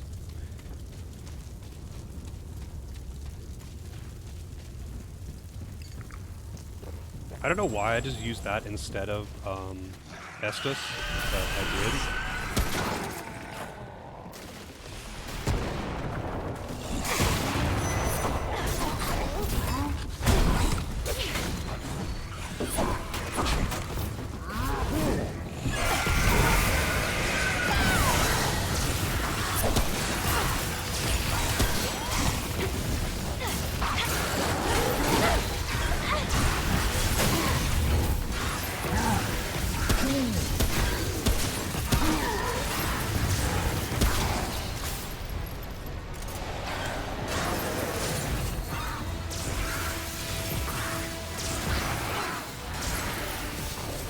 Yeah, you just keep doing your thing, flying skulls of death.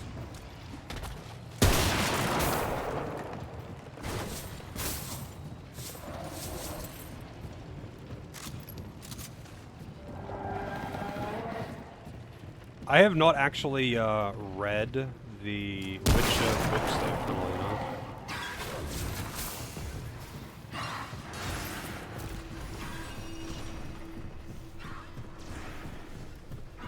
Maybe if I had audiobooks of them, I would.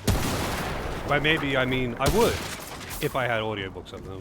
Because that's probably the only way that I'm going to be reading books nowadays, to be honest. Because, I get... Even though I'm really interested in the stories in books, I get really impatient because I don't read that fast. And fidgety. Same thing with movies.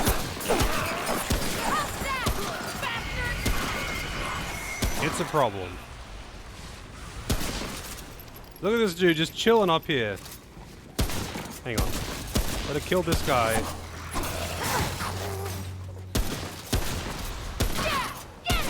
Gotta kill this guy first. Look at this dude just chilling.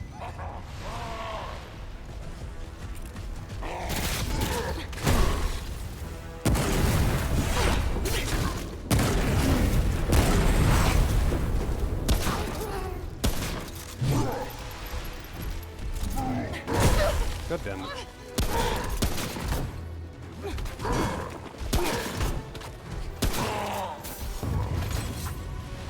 No. Oh no, I did get a Luminite. Never mind.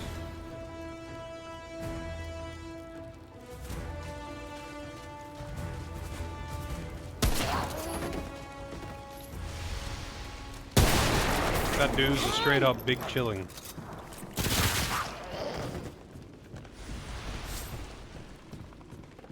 Oh hello, I see that I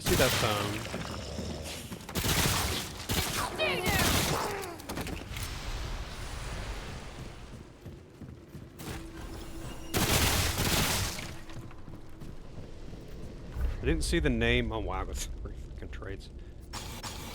Alright, Mind's Eye next. I didn't see that. I didn't remember that. Not didn't see. I did see it. I just don't remember what the name of this area was. I wish, like, when you open the map, it just said, hey, this is this area.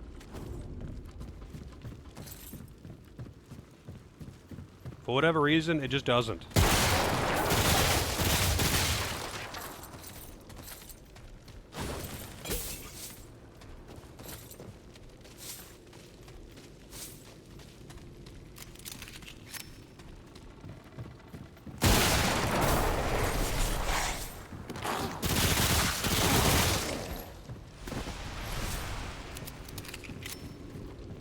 Alright. I can go to the exit, which is on the north, I think. Which is a bit annoying, because it's like, I know where it is. It's over here. It's over here. But you can't see that, because it's at a higher elevation. So you can't, like, go up and down on the map. You just have to know what's on the other elevation.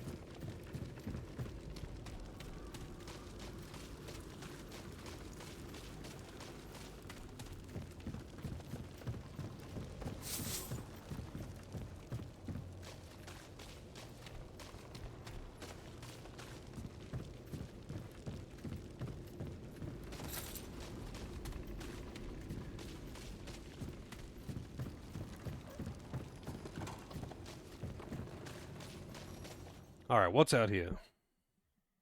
Because this, I feel, must just be a boss. This is just a mini-boss. This must be Urfall the Jackal. Grave of the Elders?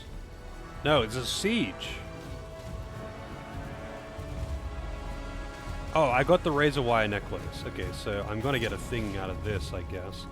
I'm guessing I don't really... If this is a siege, I guess I don't want the crossbow. Survive the attack. Wow, I got no cover whatsoever.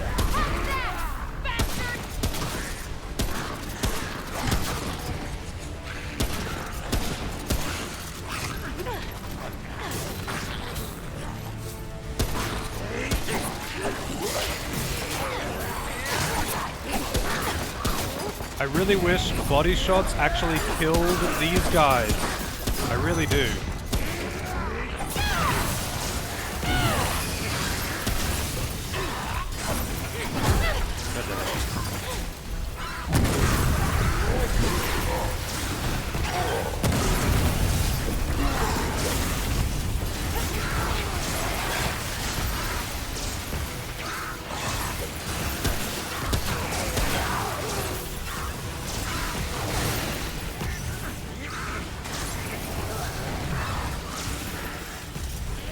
Summons put in so much work.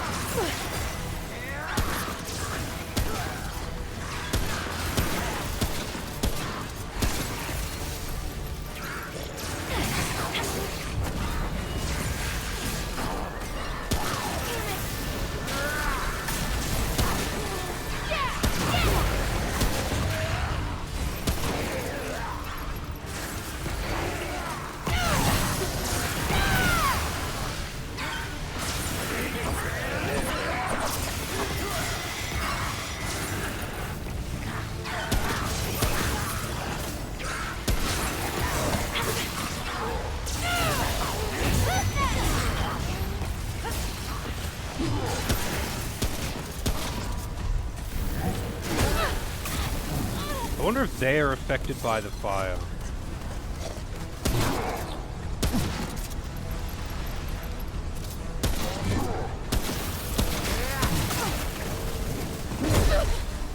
I always dodge too early for that attack.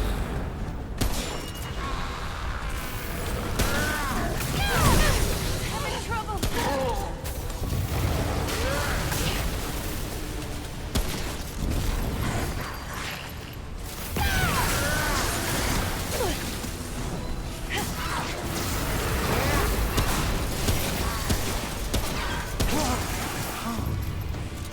Alright, I mean, I almost died there once. That would be if you could just keep reloading this and just like failing it, just like getting to the end and dying. That would be a really good way to farm Luminite, only because like there's so many mini bosses that spawn in it. But obviously, once you've cleared it, you would have to reload the entire thing, which would be a little bit pointless. Alright. Prismatic Diamond Ring. What does this do? Increases elemental damage by 10%. Cool. I do like no elemental damage. Alright, I wasn't reading like any of that. But it's like Lord of the Rings stuff. I know nothing about Lord of the Rings stuff. I saw the first movie. I read the first book when I was in primary school. Yeah. I don't, why did I rest? I need to, I could, like, exit the dungeon, maybe? That's it, though. Like, I haven't, like, deep dived into it. I haven't read other books. I haven't watched the second and third movie. I just, yeah, I don't know. Just didn't really care about Lord of the Rings that much, to be honest.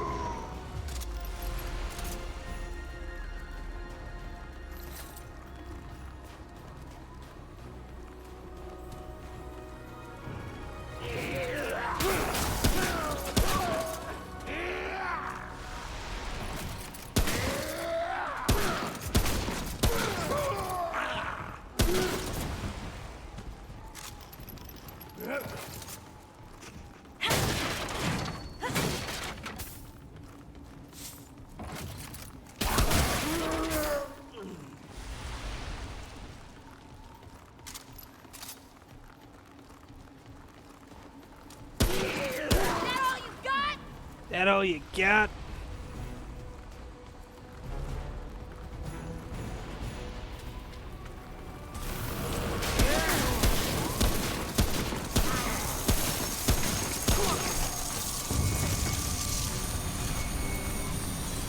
Free Luminite. Basically didn't even fight back.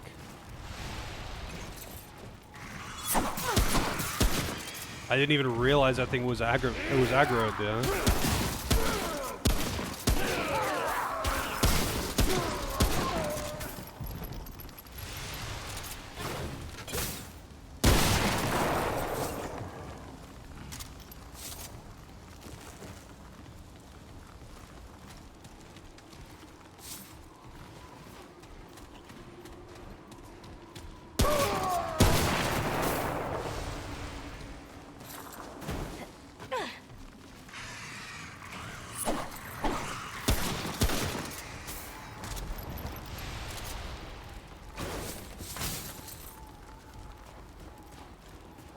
And a whole lot of iron that I don't really need. Like, by far, the thing that gates me the most is Luminite. Like, I just don't fucking have any. I need so much of it, and I don't have any of it. I'm guessing this opens from the other side. Yep.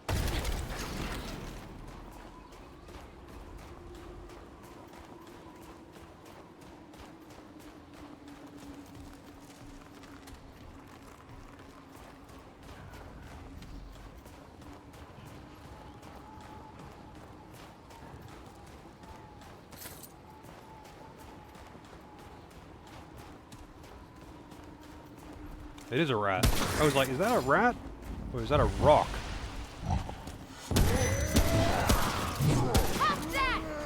Oh, where the fuck did you come from?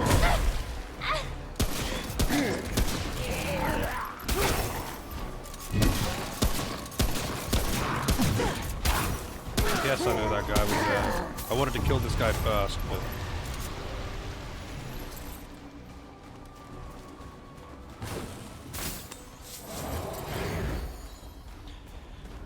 I sincerely hope that one day, this is never going to happen, that one day someone makes a mod for this game that makes you automatically just loot everything on the ground as you walk over it or walk near it, you know? Just like a loot vacuum that just picks up stuff around you. So you don't have to manually pick up every single piece of anything that drops on the ground. So weird.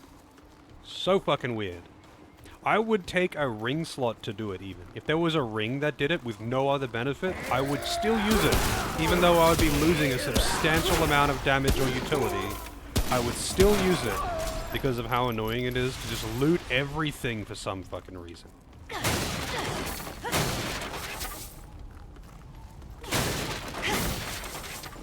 Because like, it doesn't even like drop in bulk. It's just like kind of scatters around.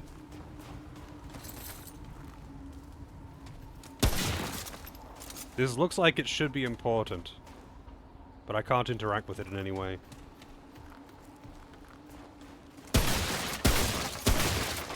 I don't know why I just wasted 3 bullets doing that, but okay.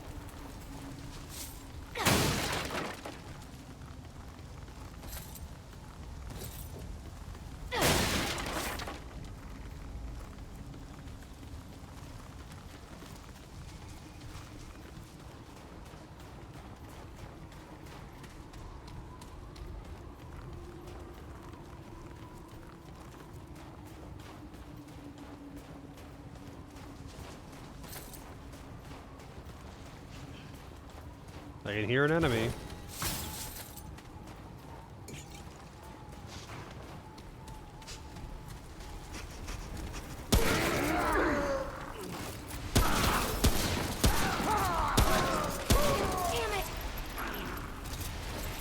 I wonder if they can actually shoot and destroy those explosive barrels while you're standing next to them. Like the AI wouldn't be sophisticated enough to actually do it, right? But could they accidentally do it? Like if you were standing near it and they just missed you or something. Could they hit those barrels and explode them on you? Because I don't think I've seen it happen. Like I don't know if enemies can destroy, you know, barrels and crates and stuff like that that's just scattered around. Or if only you can.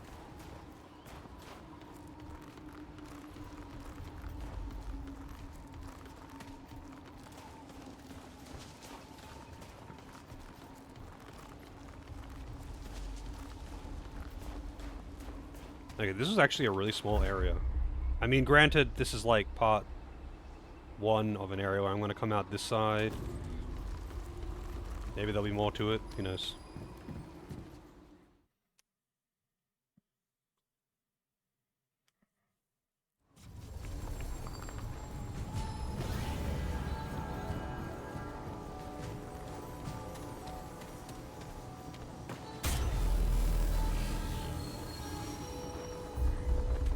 It sounds like this would be like the intro to some like awesome like 80s prog rock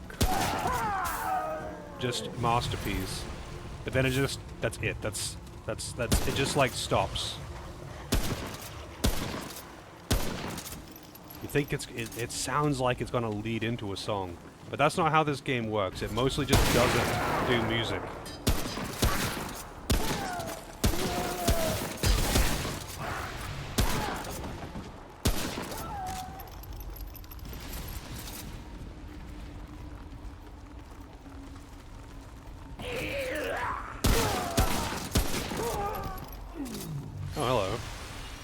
Serpent's Ring. Alright, what does it do?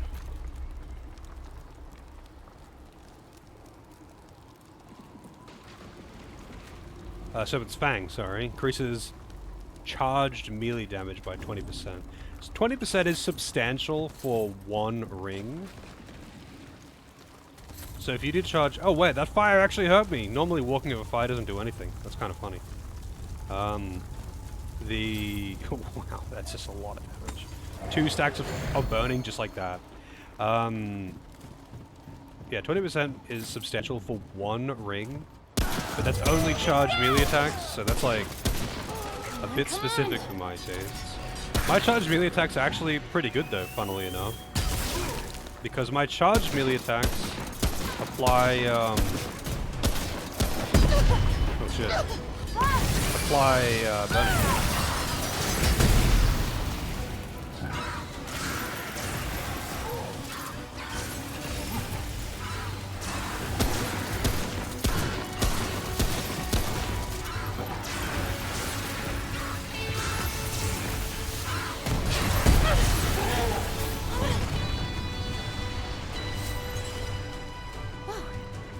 It's over.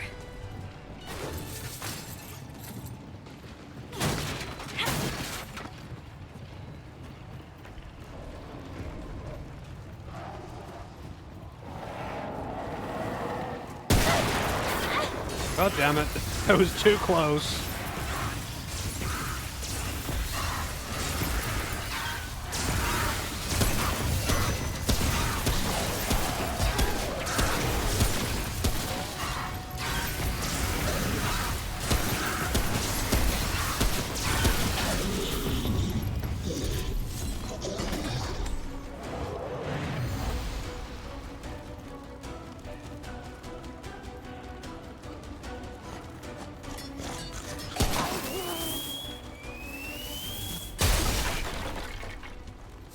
This is such a big pool of blood. Most enemies don't bleed at all, but for whatever reason, those ones drop a lot of blood when they die.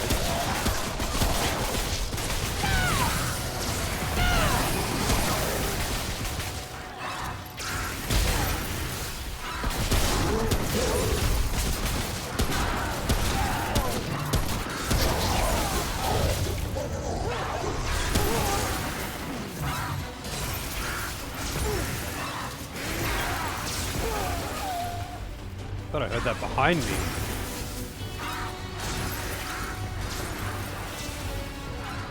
Meanwhile, the skulls are just kind of going ham and taking care of all the trash while I'm looting. That was rough. That wasn't rough at all. Those skulls just carried me, man. That was awesome. I'm not gonna lie, summons are actually really strong in this game. And there is a trait... Oh wow. I shot the bomb rather than the rat itself. There's a trait that increases summon damage, although I don't think I have it. And I'm not sure how to get it. It's probably just like kill a certain amount of enemies with summons. Anyone else play Little Nightmares 2? I have not. I think I have Little Nightmares 1. Like, I think I got it for free on Steam. But I didn't play it.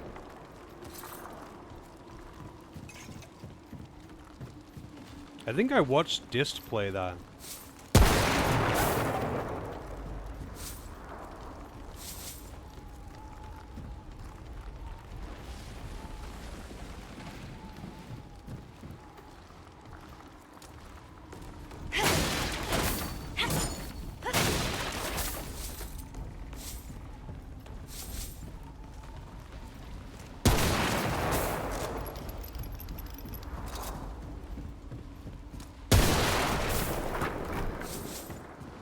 Why do they have so many explosive crates just lying around?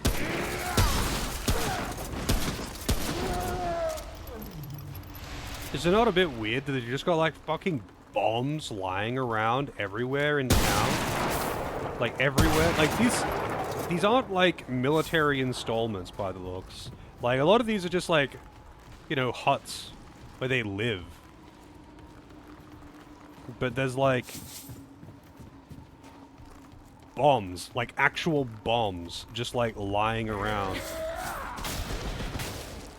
They've got like rats with bombs strapped to them, just on standby, ready to charge and blow up.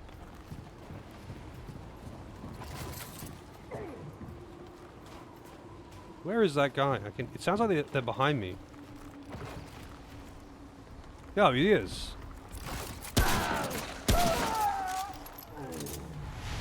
Super weird. Don't know how he slipped by.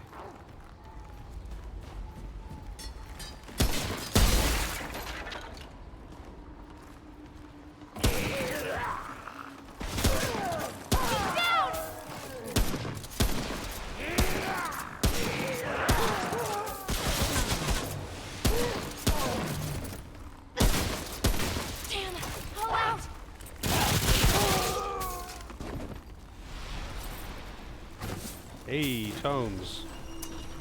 Always take those tomes, man.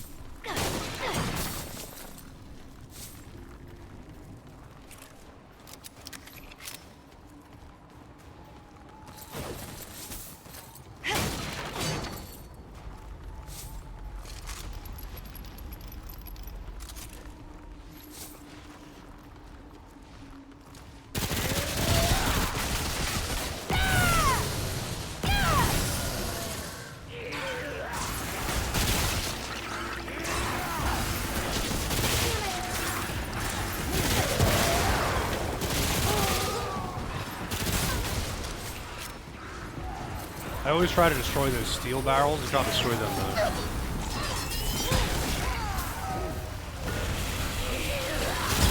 Oh, those guys are fucking throwing bombs. These bat guys are throwing bombs. Those are unique bat guys. Those aren't like the regular bat guys. How's that, bastard? The normal bat guys just throw knives at you.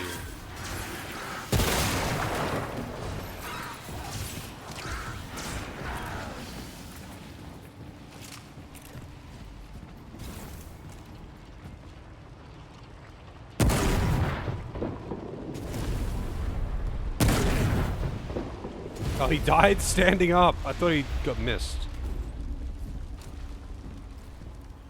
I thought he missed. Or I thought I missed.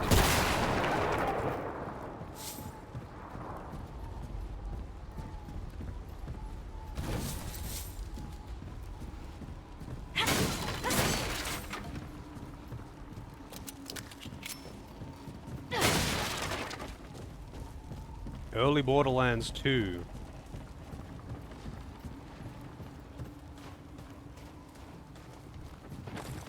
Sorry, I was kind of like tuned out of a lot of the chat because it was all Lord of the Rings stuff. And I have no fucking idea. Like, I have no input to add to Lord of the Rings. Oh shit, wrong button.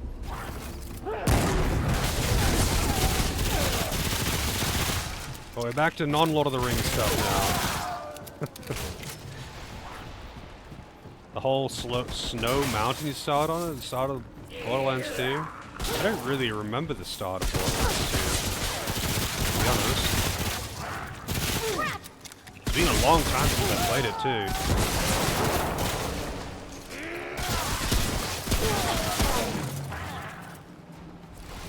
Probably shouldn't just like let these guys hit me.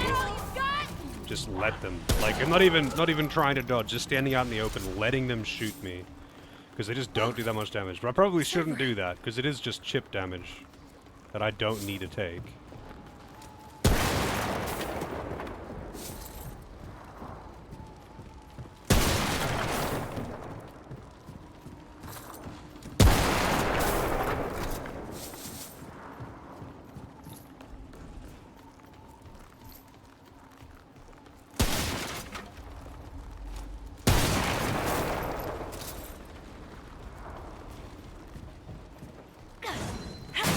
The last one that I played was actually Borderlands 3. I played a lot of Borderlands 2, like, way back.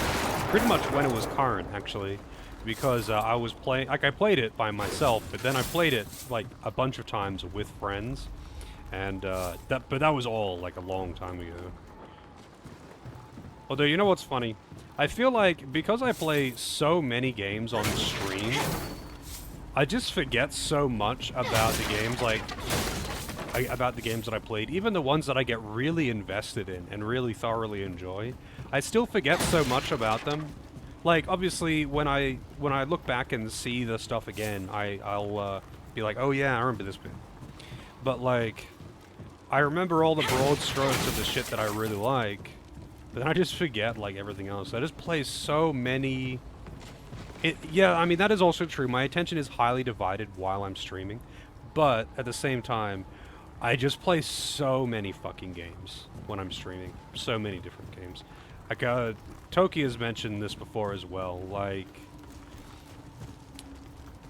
you know, I still, like, remember, even the games I wasn't that interested in, I still remember a lot of the games that I played when I was a kid. Like, really well, because I just didn't play that many games. But, like, now, like, even the games that I get super invested in, I remember, I forget so many details. Just because, like, you know, I might play, like, 80 games in a year or something because of streaming. Like, play through 80 games, most of which are RPGs. I think the average time it takes me to beat a game on stream is, like, 5 or 6 days. Maybe, it would probably be 6. Probably 6 days on average it takes me to beat a game. And I stream almost every day. I go through a lot of fucking games. Like, I'm not surprised that I forget so much about the games, but there's a lot of fucking games. And there's no way I would ever go through that many. There's no way I would ever go through that many under normal circumstances. Like, you're on 32 this year? I mean, hang on a second. I had a list of the games that I played in 22. And it is 73 games.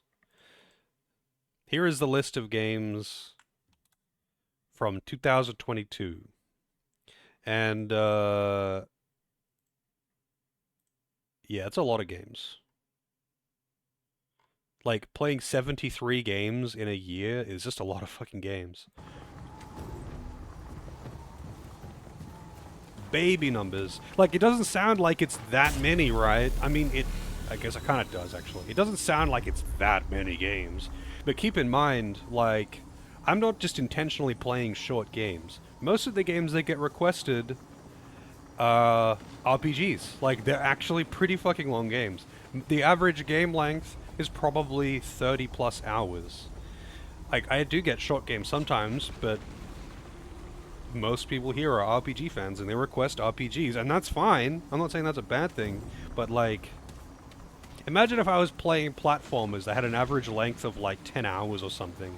How many games do you reckon I'd do in a year? Probably like 150 or something.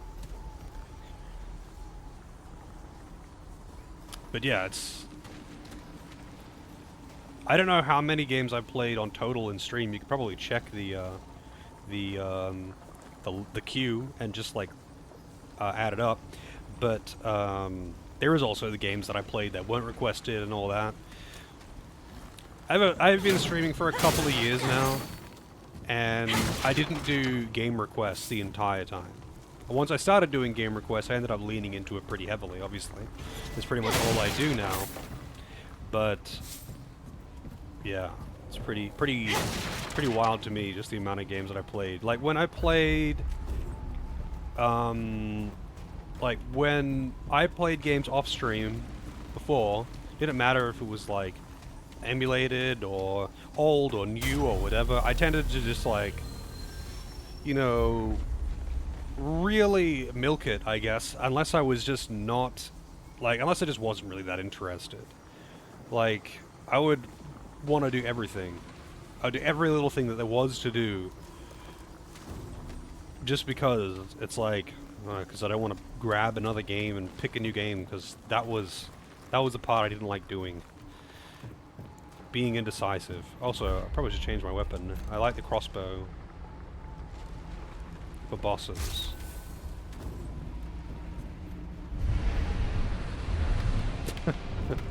Not every game can be like Persona 4.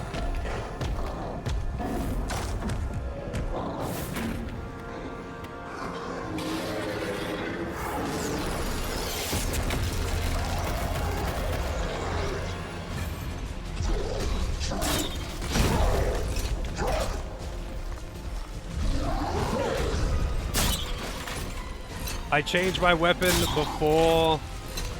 after resting, sorry. His weak spot is probably his leg. Yep. Oh my god, that damage.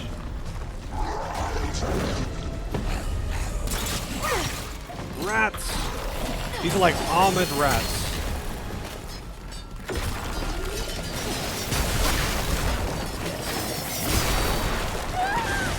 What? They blow holes in the ground that you fall through?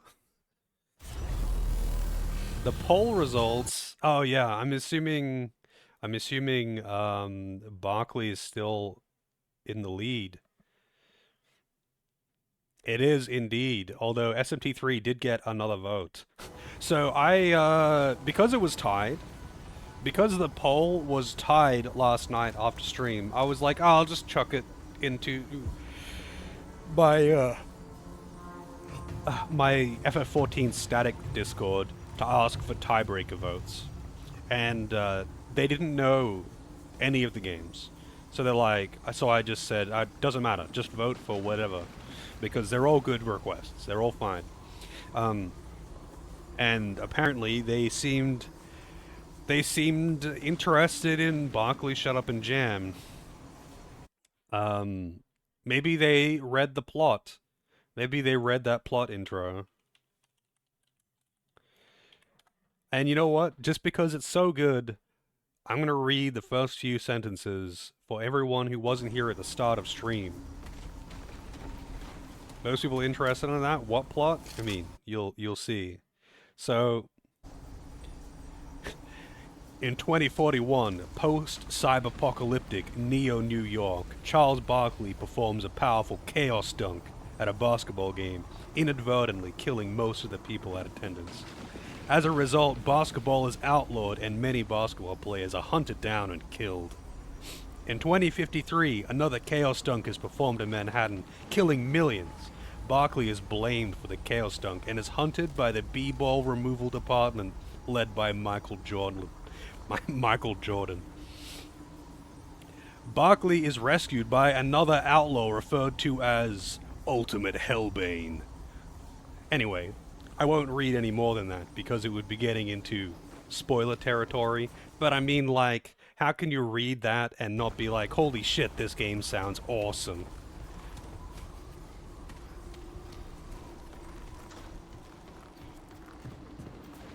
The B-ball removal squad.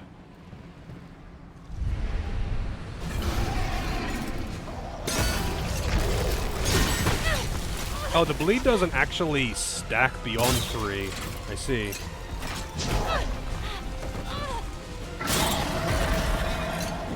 Man, this gun absolutely fucks bosses. It's fucked up, man. Just how much damage it does to bosses.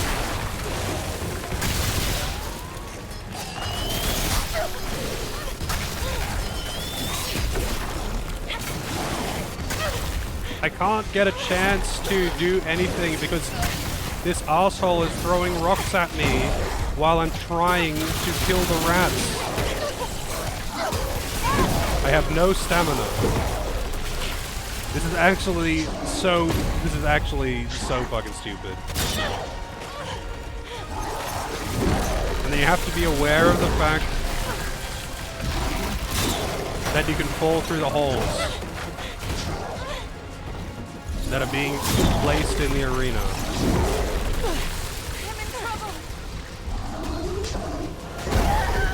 Dead.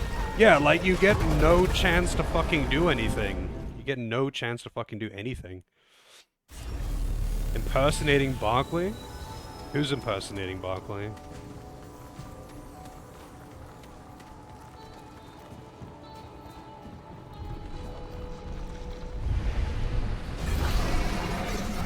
I mean, it is the stupidest shit I've ever read, but that's what makes it funny.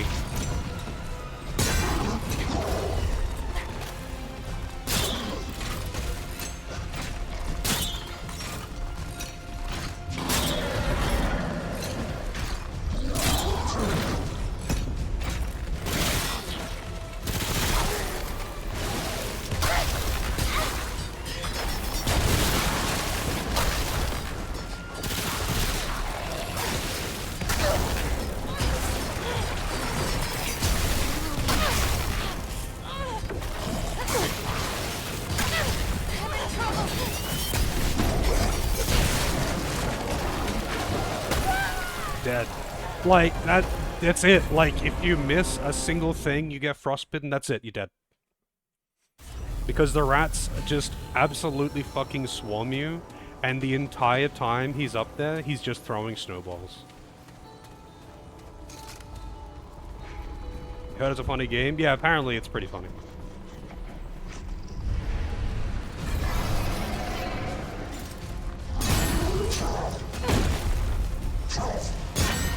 I missed, motherfucker.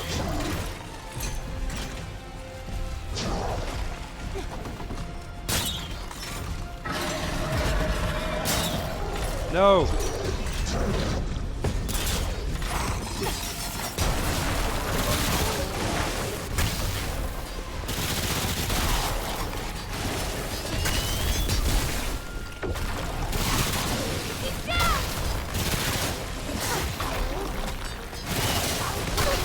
Ooh, almost rolled off the edge.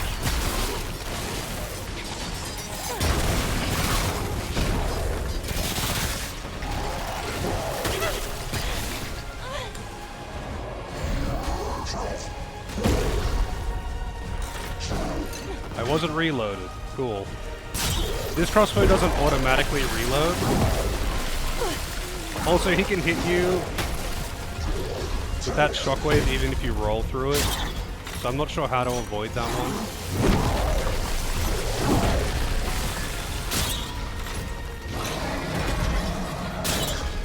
No!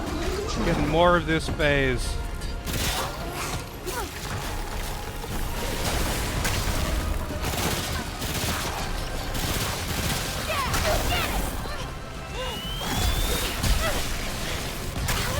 Dead.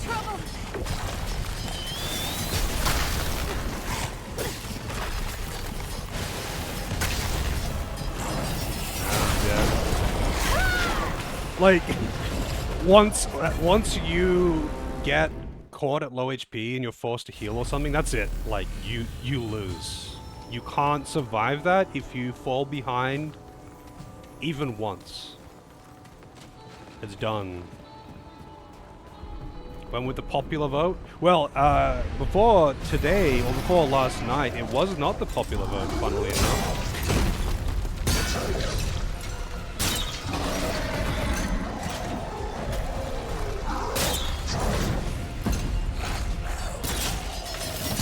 I can still actually do a lot of damage to him while he's up there. Also, the tracking on...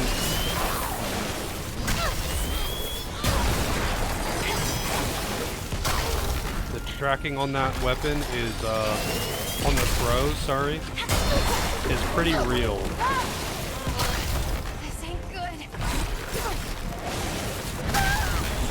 Yeah.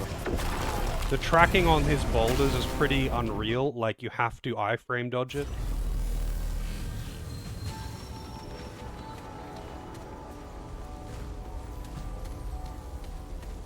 Not really. I mean, you can get like higher resistance to freeze. I do have like basically neutral resistance to freeze. To be honest, I don't think it really makes much difference. If you get hit once, like, maybe you won't get frozen from one hit if you get resistance to freeze.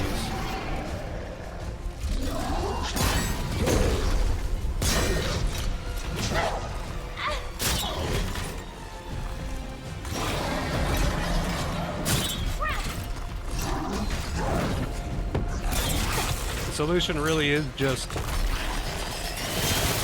don't get hit by the boulders. The problem really is that Estus is so slow, like, you can't heal. On a lot of bosses, you straight up can't Estus.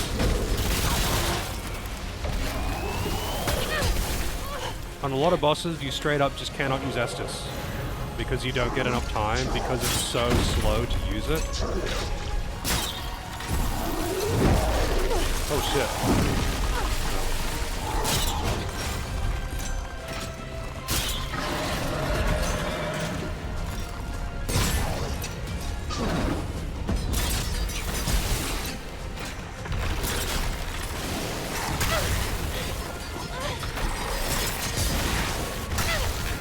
Oh, almost fell through.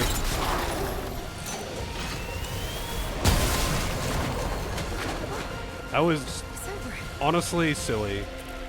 Like, mostly because he just never fucking stops throwing the boulders. And you have to dodge the boulders perfectly while you're being rushed by suicide bombing rats that blast holes in the ground that actually kill you if you fall into them. Like, that's the real downside there.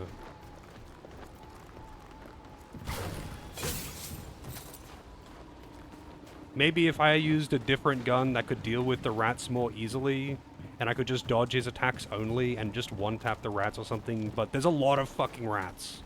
There's a lot of fucking rats, and they blow up.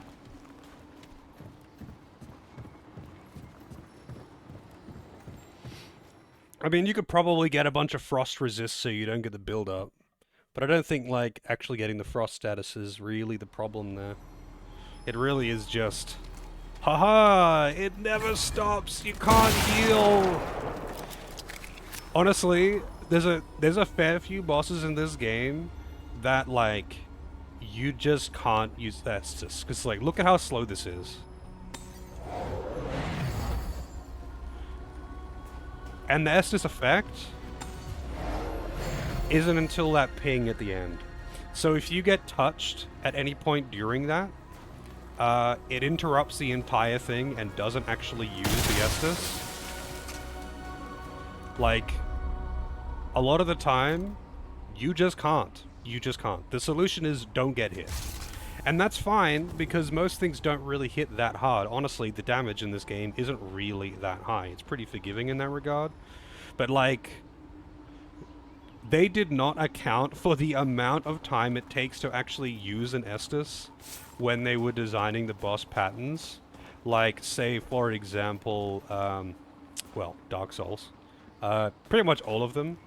There are some attacks that won't give you a window to use an Estus after it.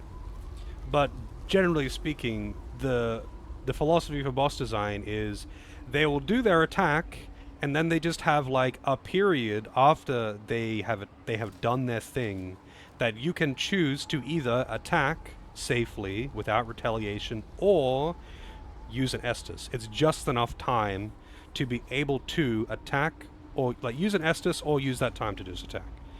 A lot of the time, it's just enough time to use an Estus. Sometimes it isn't enough, but there's always some where there is enough time to use an Estus. There's no talent or skill. I think there is a talent to do it, and I don't think I have it. Actually, no. I think I got it at the end of last night. I don't know how much it would really help, and I don't know if it affects Estus. But let me check. Hang on. Where is it? Glutton.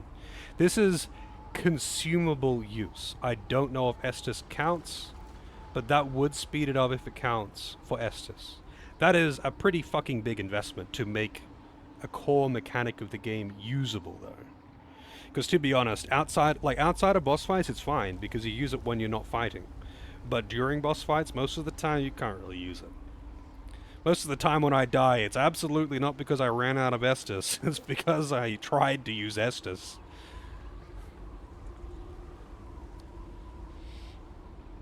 Also, 4 traits. Damage. You know what I should have done? I should have just, like, tried to get as much damage on that guy as I could when he was, like, running up to the thing and try to just kill him when he was up there. From the start, I mean. Skip the rat phase altogether.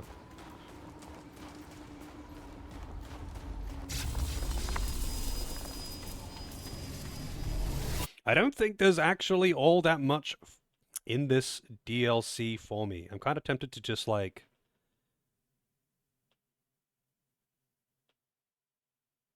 go through and finish it. Because I think I'm nearly done. Unless, like, one of these areas is really big. The only DLC? No, there's another DLC. But it's not like a DLC campaign. There's 2 DLCs. One of them is a campaign, this one, and the other one just adds an extra thing to, So there's 4 base planets, and one of the and there's adventure mode, so you can, like, kind of do randomized versions of those planets for adventure mode.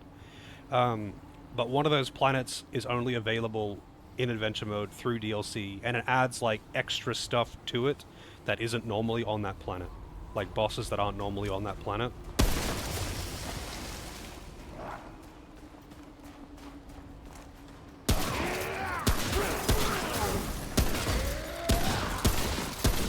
Man, I'm actually just like tracing this guy. I'm convinced that my aim is getting worse as the night goes on.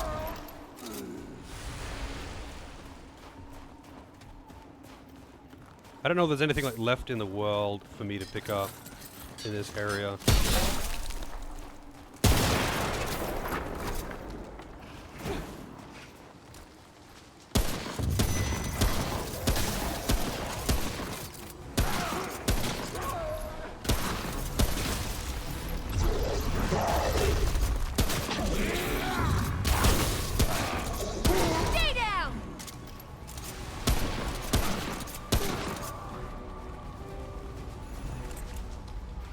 Oh, I didn't rest the bonfire.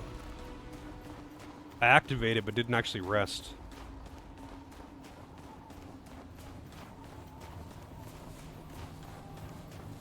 Oh, I can't climb up that, right.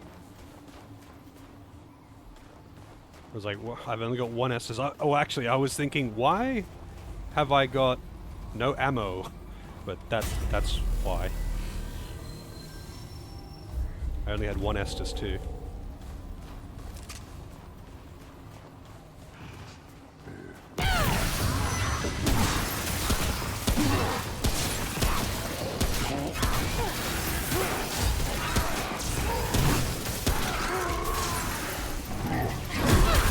Really?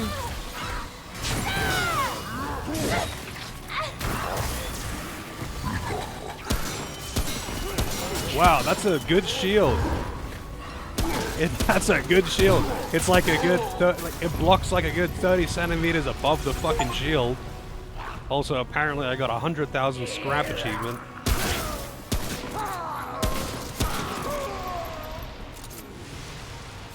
Damn, I wish my shields were that good in every other game that I play. Yeah, I did. I did indeed, at the end. It was indeed the most special unbirthday.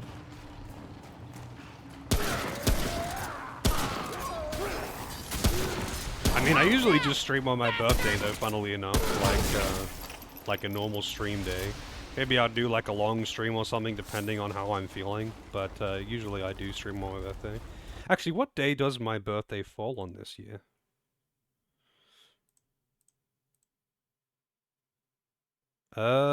It will be a Friday. Wow. 2 Black Fridays.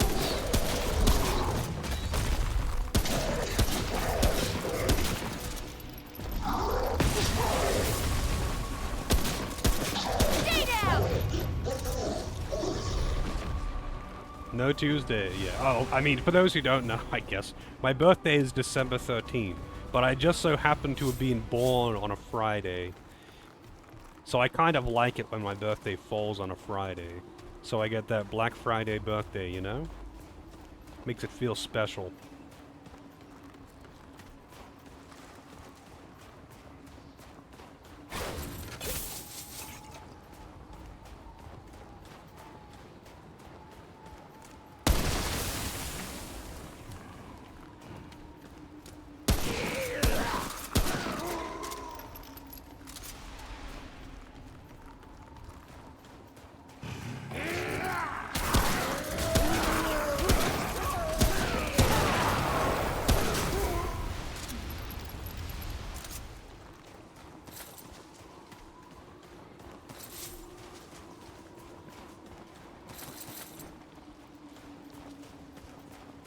I am running out of ammo, though. These guys are just super stingy with the ammo in this DLC.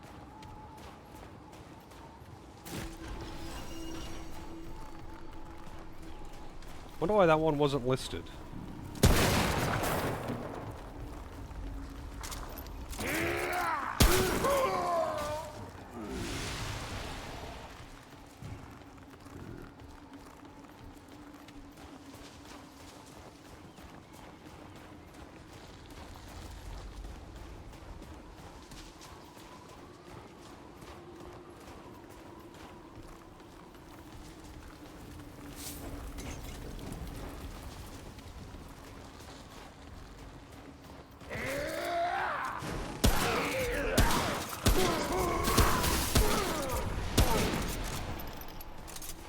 I am quite low on the old ammunition.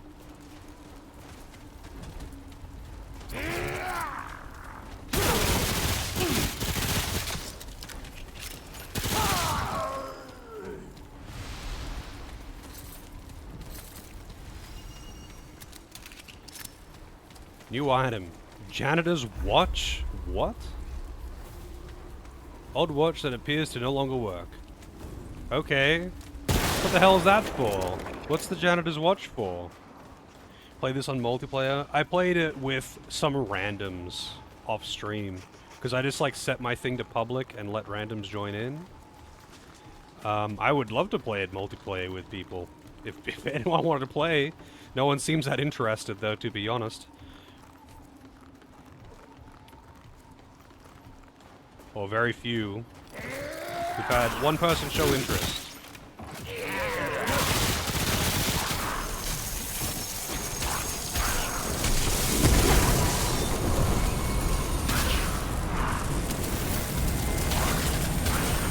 What the fuck is going on? I can't see shit.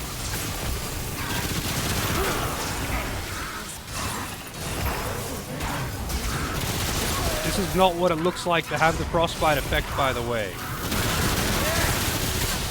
This is not normal frostbite behavior.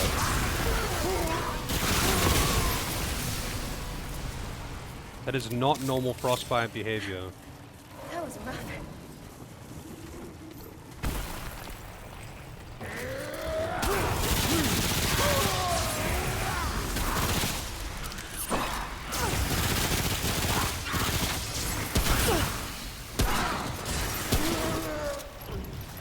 I gotta just casually had that arrow stuck in my head. Nice. I can say that this game, I can say though, Boomer, this game is clearly designed around multiplayer, and it is more fun multiplayer. Like, you are meant to have a party of people, and like, divide the enemy's attention. I think, like, that's why they didn't design bosses around using Estus, because in multiplayer, it doesn't matter. It just doesn't matter in multiplayer. Because the boss will do a few attacks on someone and then swap target. And when the boss is looking at someone else, you can do whatever the fuck you want. Including use Estus.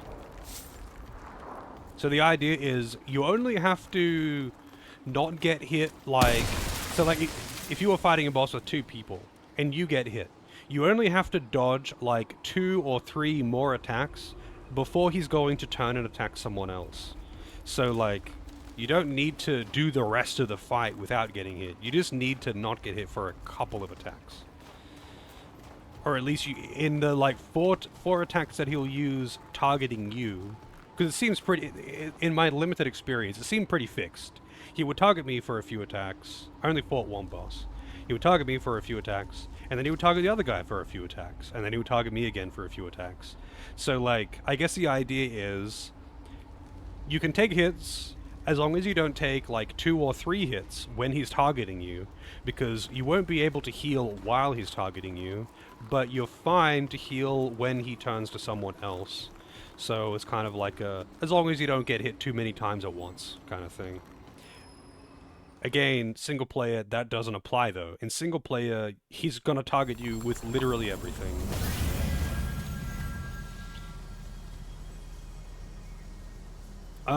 I know there was a trait in this that I got from playing co-op. I don't think there's any co-op only stuff in this one though. I think that's Remnant 2 that has the co-op only stuff. And the like difficulty only stuff. At least I think someone said that yesterday.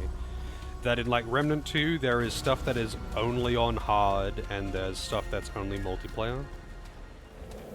But I don't think that's in Remnant 1. Maybe it is in Remnant 1 for the whole co-op thing though, but not the difficulty, I don't know.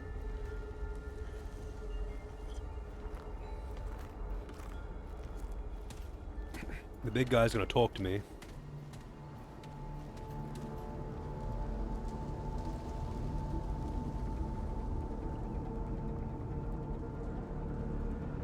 It's an Elcor!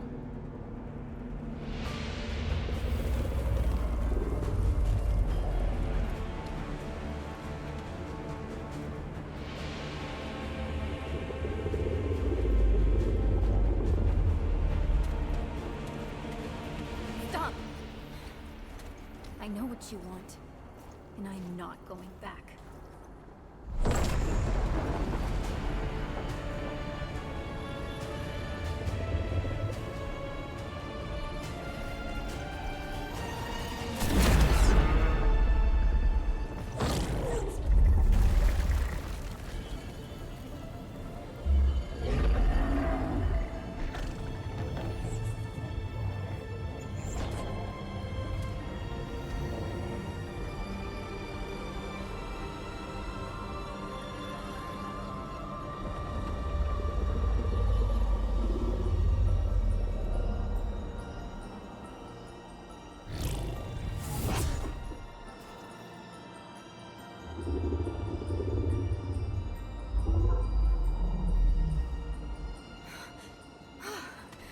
That was a close one.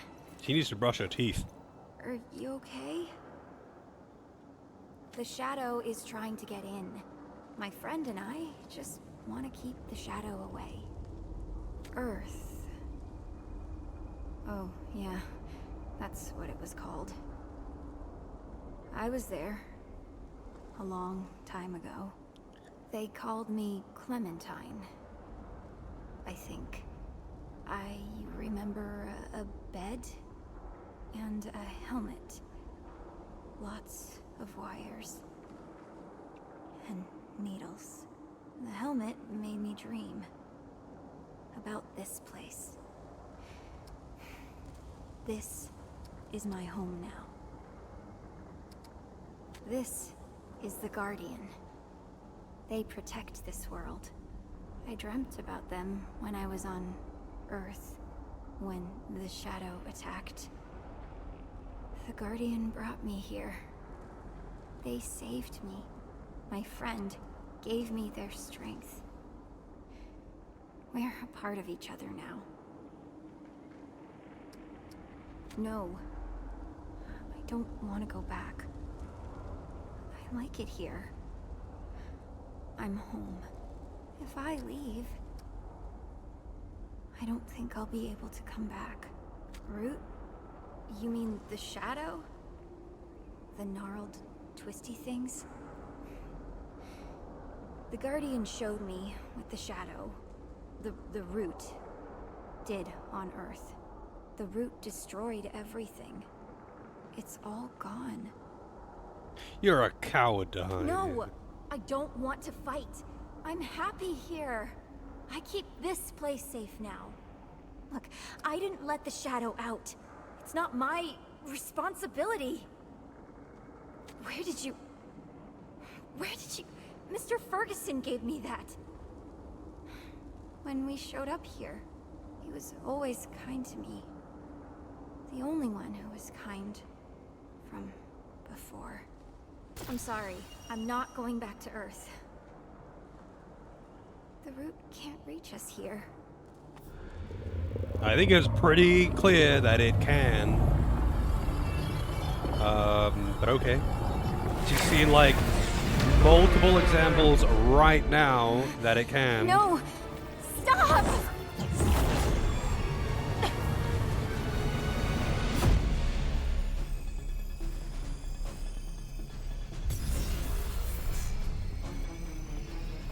Okay, we're in the Matrix again.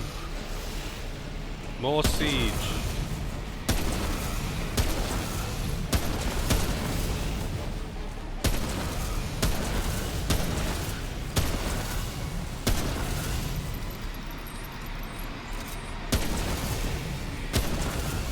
Stay down! Is that all you got?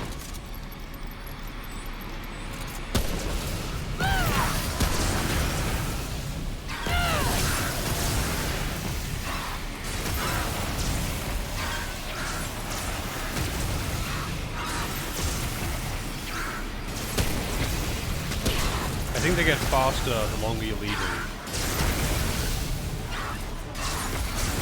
The only thing with these skulls is that they're pretty bad at hitting things that are moving like left to right. Things that are coming straight at them, they'll hit every time.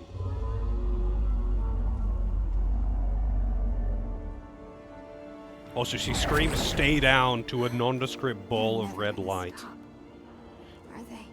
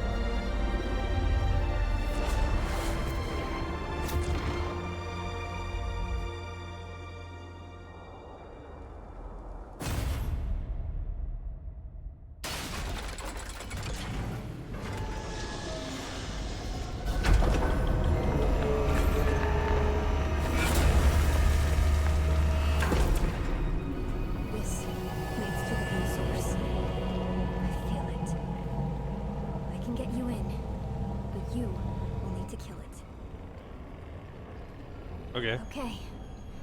Are you ready? Why does it keep putting my cursor in the middle of the screen during cutscenes? It like defaults to the middle of the screen, so I have to move it out of the way.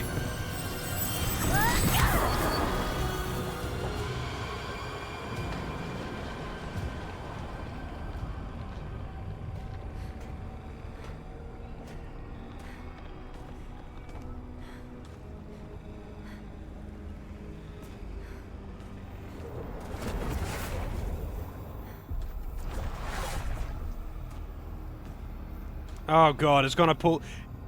After this cutscene, I'm gonna be using that gun. That's the initial equipment, and it's trash.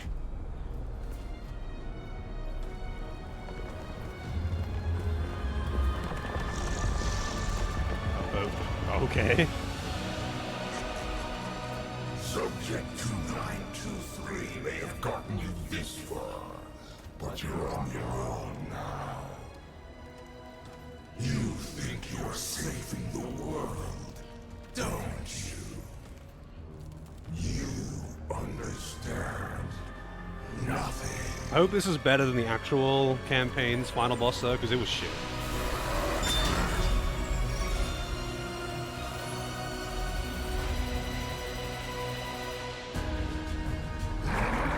Hofgard? What, the scientist?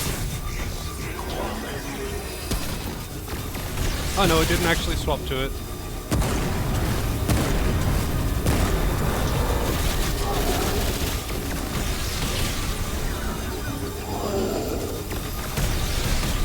I did not get rested between things, by the way.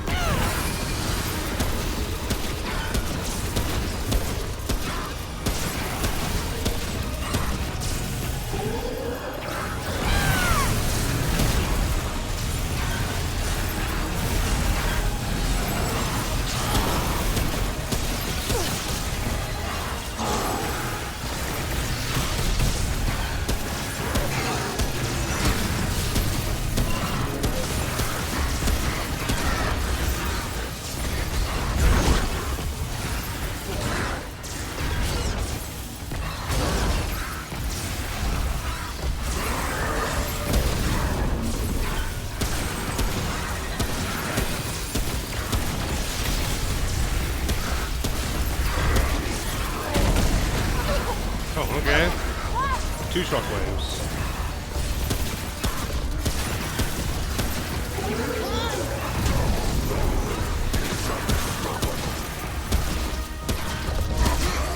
Alright, phase 2.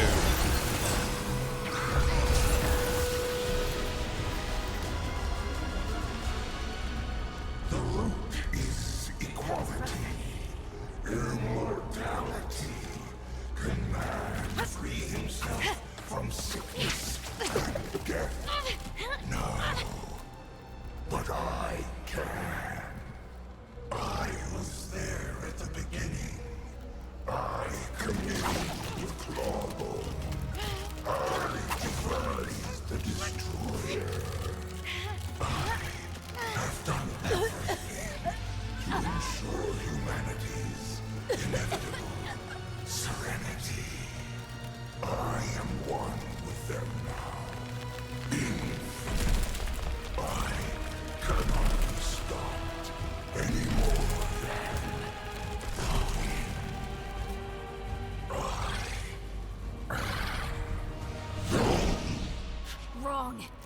just another heartless narcissist. Oh my god, she's here to Humanity's help me. better than that.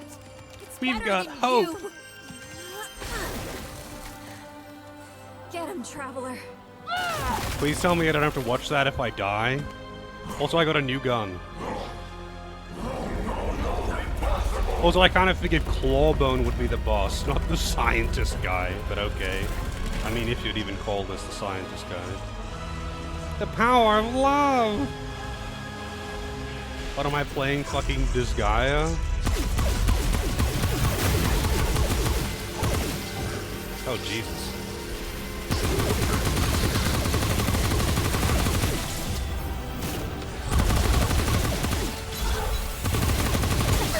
Oh, shit, okay.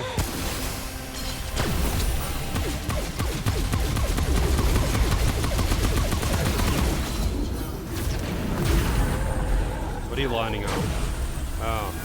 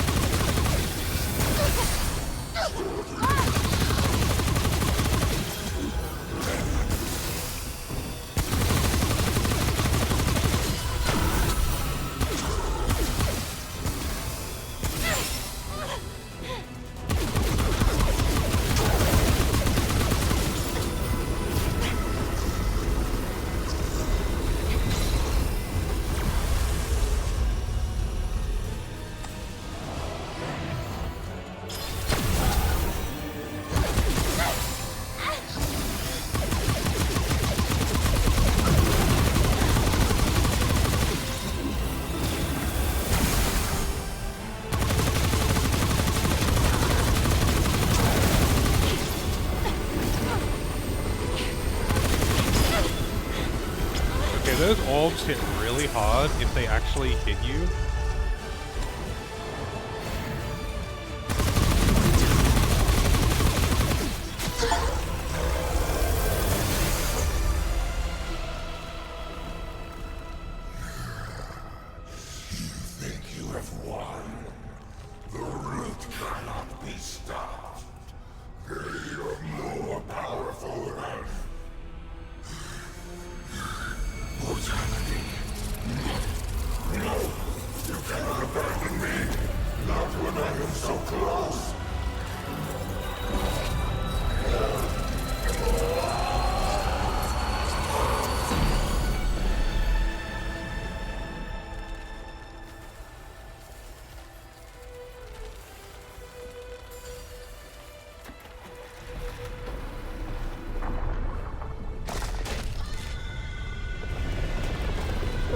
Oh, hey, there's those things again.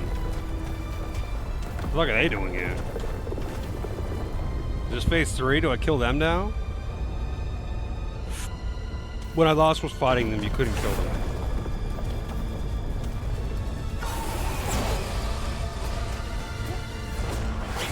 Nope, obviously not. You did it! He's gone!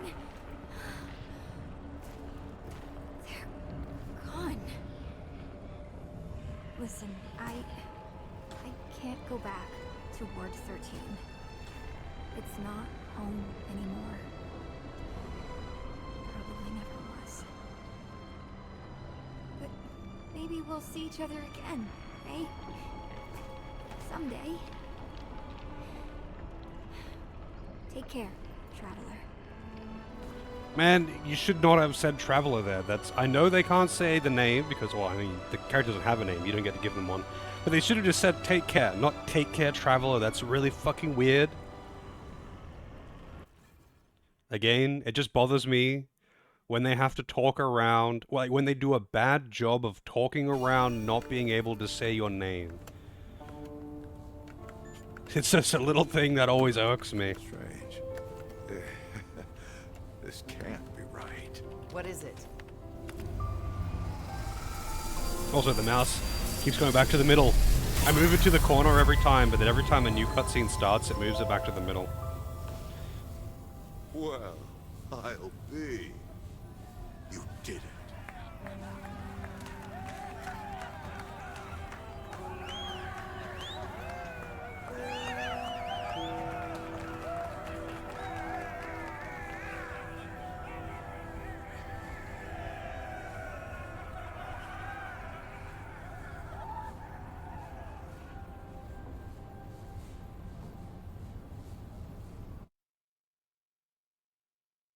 Last resort.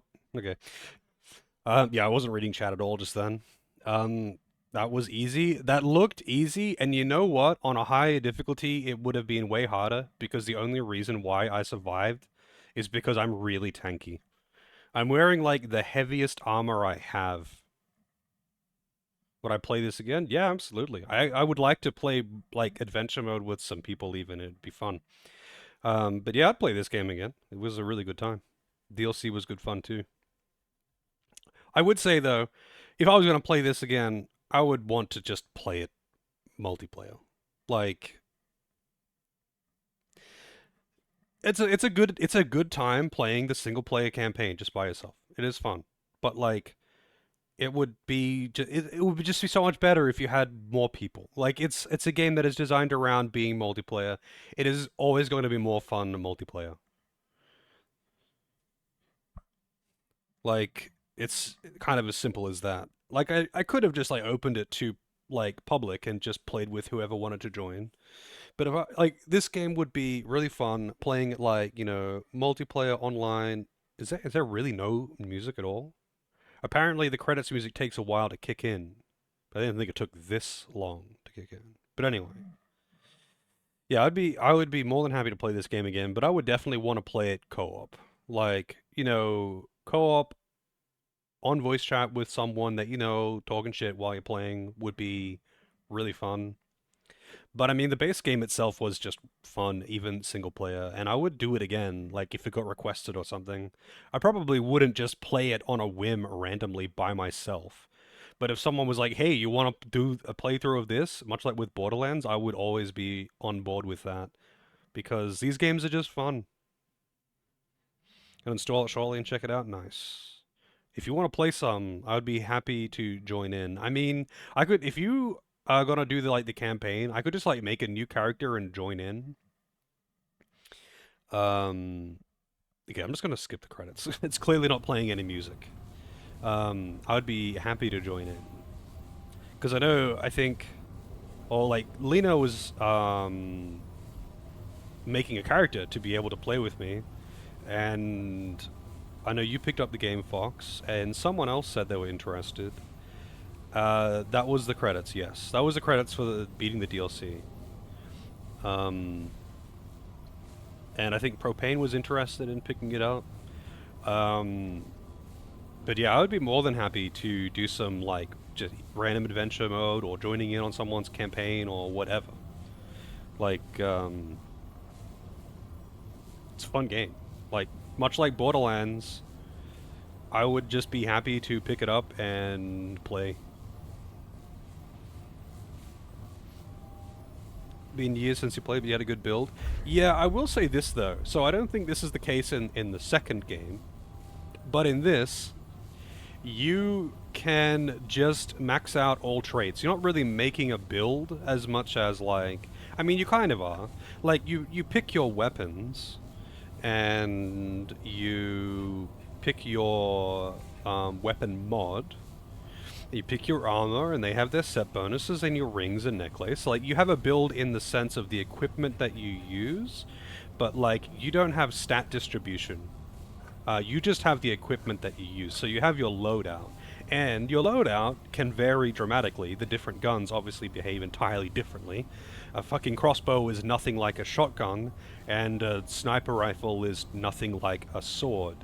But, like, you don't have, like, you know, oh, I'm going as a dex build that uses these kinds of weapons or something, like in Souls or something like that. It actually is not really very RPG. It's more of an RPG elements kind of thing. You upgrade your equipment, but your character has no stats. You just have your equipment, and you've got traits that will give you like percentage increases to, you know, your headshot damage or something, if that makes sense. Left 4 Dead 2 as well. Yeah, I have not played Left 4 Dead in fucking ages. I wouldn't mind messing around on Left 4 Dead at some point. But yeah, I'd be more than happy to play this. If anyone wants to play, just tell me. Tomorrow, I'm thinking I'll probably play again tomorrow. Play this again tomorrow, and just do adventure mode stuff, and just do public, and anyone can join, or whatever. Like I'll just do whatever. But yeah, as for like Fox, you just picked it up, or anyone else who's picked it up, or whatever, just let me know if you wanted to play. I'd be glad to play this with anyone. Fun game. Dying Light, it's a good time. I know the name. Is that a survival sandbox kind of game? Survival horror video game. Is it like survival sandbox open world kind of thing, or is it just like a survival horror? I know the name and I'm sure I've seen it, but I don't really know.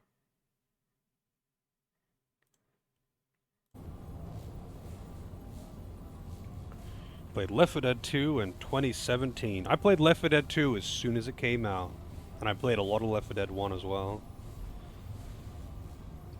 It's like Dead Island. Oh, okay. Dead Island, I think. Hang on, let me just double check that it's the game I'm thinking of. Yeah, I played Dead Island. A friend of mine, I mean, I haven't talked to him in years, actually. But we used to play games together all the time. With someone I went to school with. He used to buy, like, he would, you know, get every console when it came out, and he would buy every single game that ever came out that he was interested in. Because, like, you know, rich kid, and he got, like, he's from a rich family, but then he got hired into a high-paying position, because, well, nepotism. But hey, more power to him. So he had a shitload of money. He would buy every console. He would buy every game. And if he was interested in a game that had multiplayer, he would like buy a 4-pack and then like give it to his friends that he wanted to play with, which was usually me and 2 other guys that don't like watch on Twitch or something. Anyway, Dead Island was one of those games. Now this is a perfect example of what would happen though. Because he would buy every fucking game that he was interested in. So he bought Dead Island as like a 4-pack or something. Because you can play it like, it's basically Borderlands or something. It's basically Borderlands, really. Just a different setting. But yeah, he bought a 4-pack of that and we played it. We all played it for like a session. And it was just like, okay, well, I mean, let me know when you're free to play again, because, you know, he's pretty busy. We usually would play when he was able to. Usually on the weekends or something, and he just never played it again. And I'm like, well, I kind of want to play more, but I don't want to play it, like, I don't want to continue because, like, you know, I was playing it with him, and then I just never got around to playing it again. But it was pretty fun. What a lovely guy. I mean, yeah, he's a good dude. I haven't talked to him in ages, but he was a good friend of mine for a long time. I haven't talked to him for a long time. He moved to a different country. So, yeah, I'm about to go and watch the VODs, Delvin. Or catch up, or really catch the end, I suppose. 29-minute mega creeps, damn. Dead Island was pretty cool, though. I don't know how good it would, like, hold up nowadays, but it seemed pretty cool. I was into it. But yeah, you know, we played it for a while, and I was like, yeah, I want to play more of this. Let me know. And he just moved on to other games. But, like, that's just like what he did with every game, you know? Like, he'd buy everything, and he'd play everything for one session. He would sit down and play it for an evening, and then he just wouldn't play it again unless it was, like, seriously fucking amazing. Because, you know, he has 100 other games to play because he buys everything. I can't do that. I want to... Like, it's the same reason why I never ended up, like, I would never play MMOs with him. Because he would do the same thing with, like, anytime there was a new MMO coming out, he would jump on it, right? And I'd be like, that does look interesting, but, like, I don't want to get into an MMO to play it for, like, 2 days and then drop it. And I'm like, I don't want to do that. Like, I'm happy to like pick up and drop some other games, some normal games, but MMOs, no. The same friends, yeah.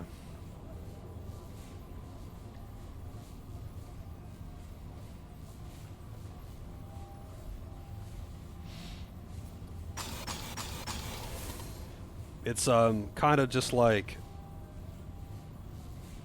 I am definitely an MMO player, right? I like MMOs. And when I get into them, I really sink my teeth into them, you know? I really like to get into an MMO.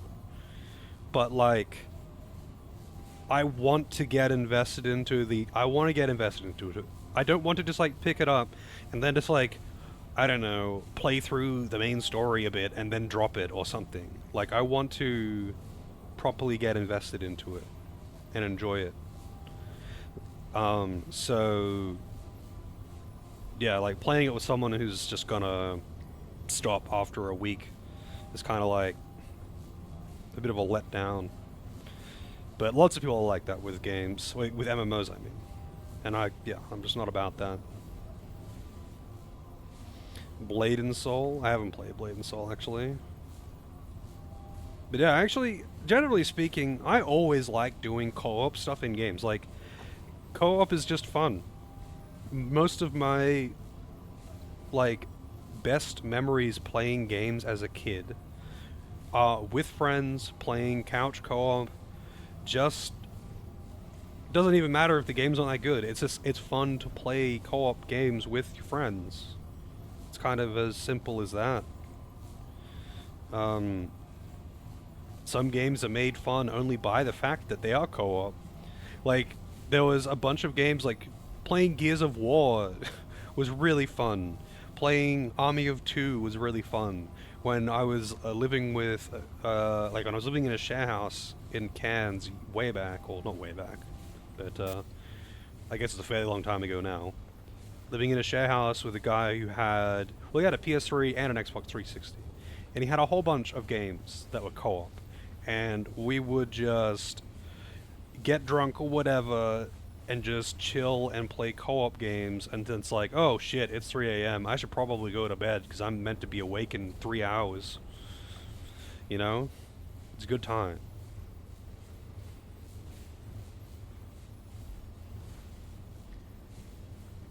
Like, some good couch co-op times. That's like, I played Dungeon Siege 3 on the Xbox 360 the first time I played it. Actually, no, that wasn't even... Actually, oh no, yeah, it would have been the first time. And then I got given a copy of it for PC from the guy I was talking about before. Because he wanted to play it co-op, and we never did. He picked it up and wanted to play it co-op. Like, he picked up a package, like a bundle thing for it. Because, you know, usually, a lot of the time on Steam, when there's like a co-op game, they'll like have a deal to buy it in a bundle. So like, he gave me a copy of it so we could play it, and then we just didn't.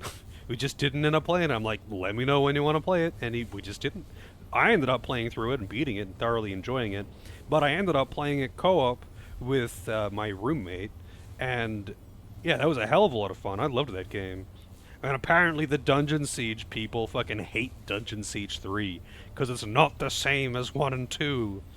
And, I mean, I played Dungeon Siege 1, and, you know, it was alright. I played Dungeon Siege 1. It was alright. I wouldn't say it was bad, but, like, Dungeon Siege 3 was way more fucking fun than Dungeon Siege 1 was. And I don't really understand why the Dungeon Siege 1 and 2 fans are like, Dungeon Siege 3 is shit! 1 and 2 are so much fucking better! Like, I don't understand why they would hate it so much, because 3 was a really fun game. Maybe, I haven't played Dungeon Siege 2 yet. But, like, yeah, I don't know. I mean, granted, Dungeon Siege 1 and 2 are apparently fun for their online play, online co-op play. Maybe that is just so good that it would blow 3 out the water. I don't know. What kind of games? Well, they're kind of like isometric action RPG things. It's I don't know, like Dungeon Siege 1 is kind of like a CRPG thing. No, not Diablo clones. They weren't action RPGs. Sorry, they were CRPGs, or at least one was. Sorry, I was thinking of different games. It was like a really simple CRPG thing, and it came out at around the same time as like Baldur's Gate, you know.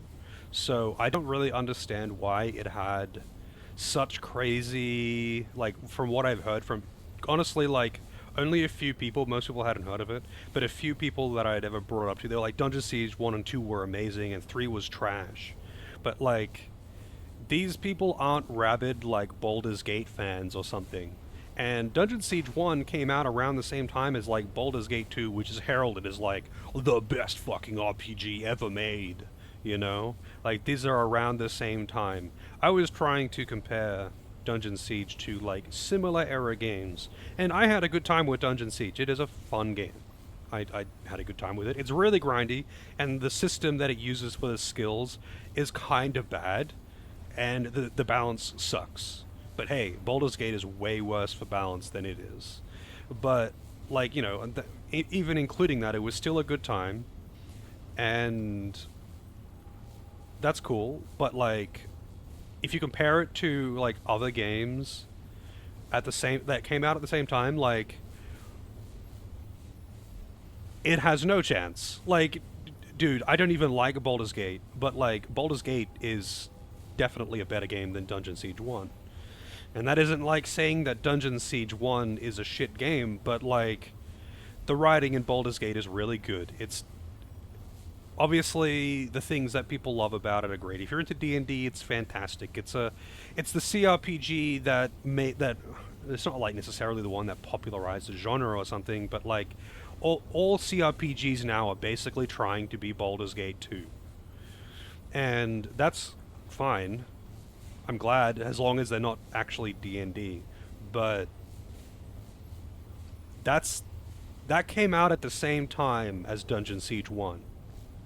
And usually when, like, you know, when there's a game that comes out at the same, like, there's a game of insert genre that comes out at the same time as another game of the same genre that is extremely popular, that, like, blows everything out the water and everyone knows about it, usually everyone calls its competitor trash because they're comparing it to a titan of its genre. Like, that's just usually how it goes. People are gonna, if two fighting games come out at the same time, people are going to, and, like, one of them is Street Fighter, and actually fighting games are probably the worst possible example. I don't know.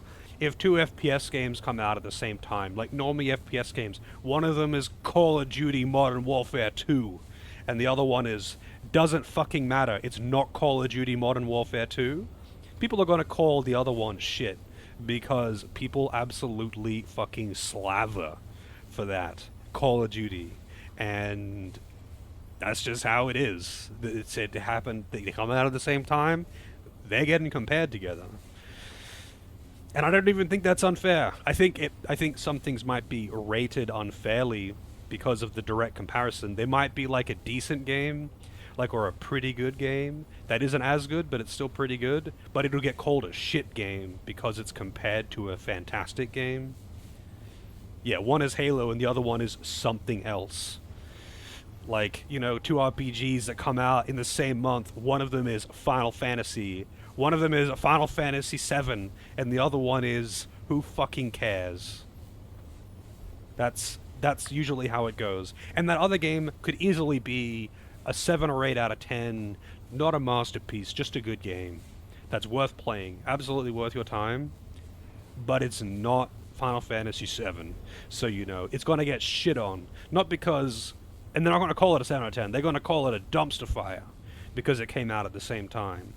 And that's just how it is. It's unfair, but hey man, that's fucking life. Life is unfair. And that's why release dates matter. Don't release a game on the same day as Elden Ring DLC because you know it's not going to get played. How dare it not be Final Fantasy VII? Yeah. But anyway, my whole point with this is, like, Dungeon Siege came out at the same time, roughly, as, like, Baldur's Gate 2. Or was it Baldur's Gate 1? I don't know. It was one of the Baldur's Gate games. And this is in the same era as, like, Diablo 2, you know. Really big, popular, non-Japanese RPGs. And somehow Dungeon Siege has a kind of cult following, and it doesn't get shit on or anything. It's either unknown or people are rabid for it. And I don't think it deserves to be shit on or anything. I'm just saying it's, you know, it's like maybe a 6 or a 7 out of 10 at best. I'd give it a 6. It was decent. It didn't have a lot of depth. It was just decent. It was just an alright game. Didn't do anything crazy. It also didn't do anything terribly, really. I would say the only thing it really did bad was the start of the game. The pacing at the start of the game was rough.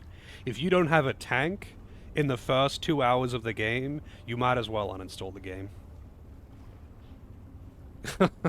They get fucked, basically. But after that, it doesn't matter. It's pretty chill. I had a good time with it. I just don't really understand why it's got such a rabid following when, like, the people who you would think would be rabid for it would also be just, like, all about Baldur's Gate and all that shit. Make a list of lewd, mostly RPG Maker games that were actually fun and not shit gameplay.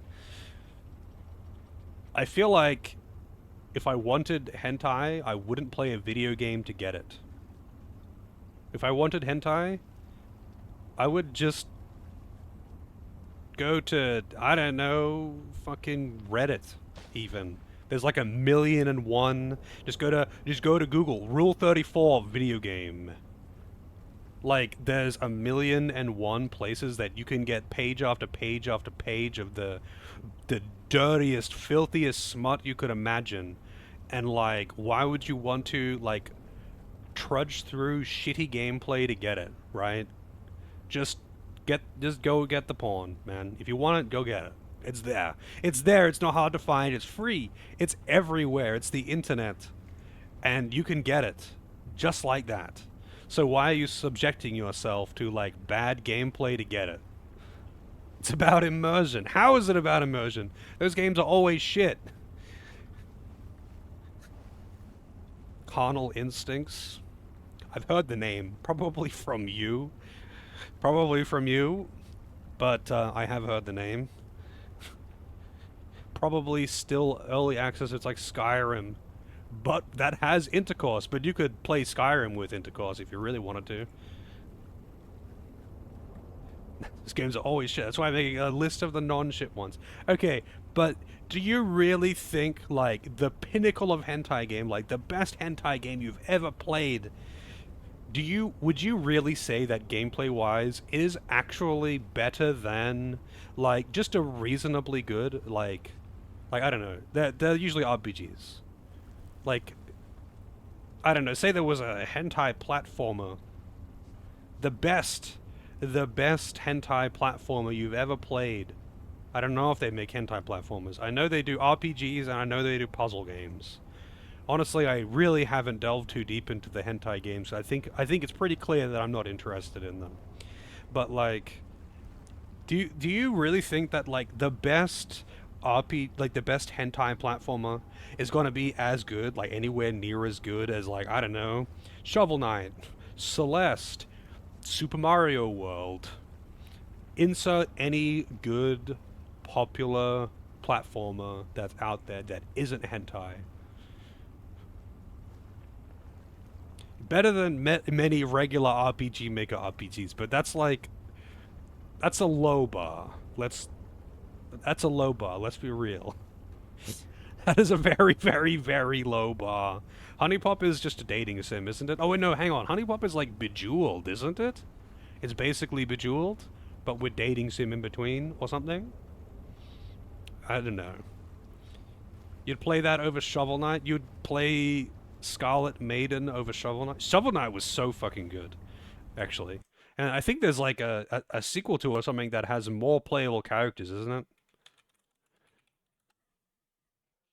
Scarlet Maiden. Well, you've linked the. Apparently, this is in my history. You've linked this to me before. Yeah, yeah, yeah, I've seen these screenshots. Because there's a girl with 3 boobs, and it's kind of okay.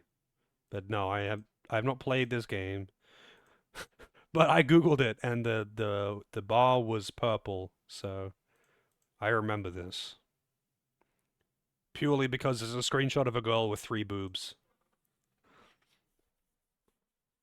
Dumbass match 3 games, yeah, yeah, it's Bejeweled or some shit like that. Like, I don't know, man. I feel like the highest tier gameplay of a hentai game is going to be equivalent to like the most mid non-hentai game of the same genre that you can imagine. It'll be just straight up like the best hentai game for gameplay that you can find is going to be a equivalent to a 5 out of 10 non-hentai game.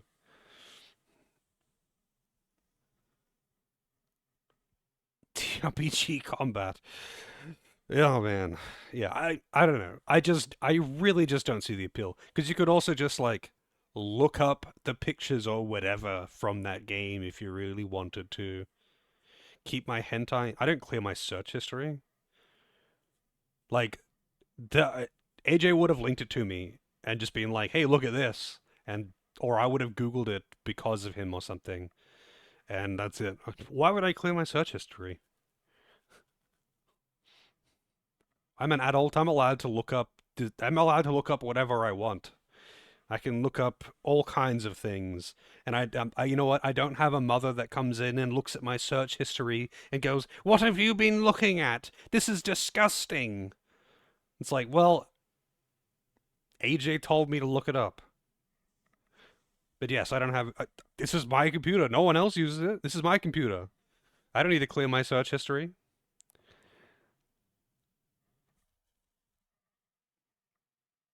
Fun games that are aesthetically pleasing.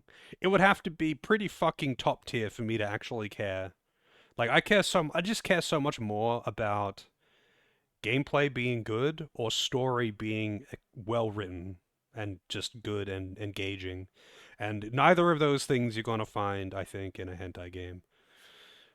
Like you are not going to get an action game like on the caliber of Devil May Cry that has hentai in it.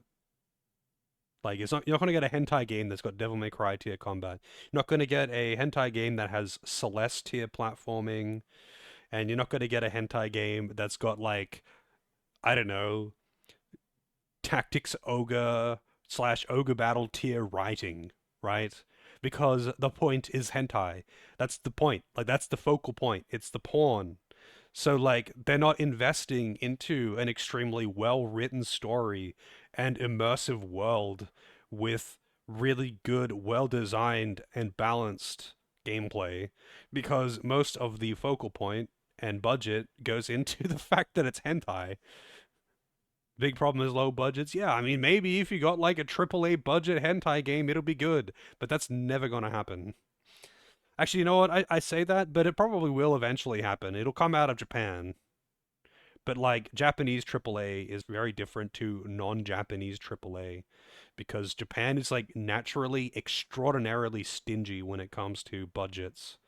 So we'll see, I guess. It'll probably happen.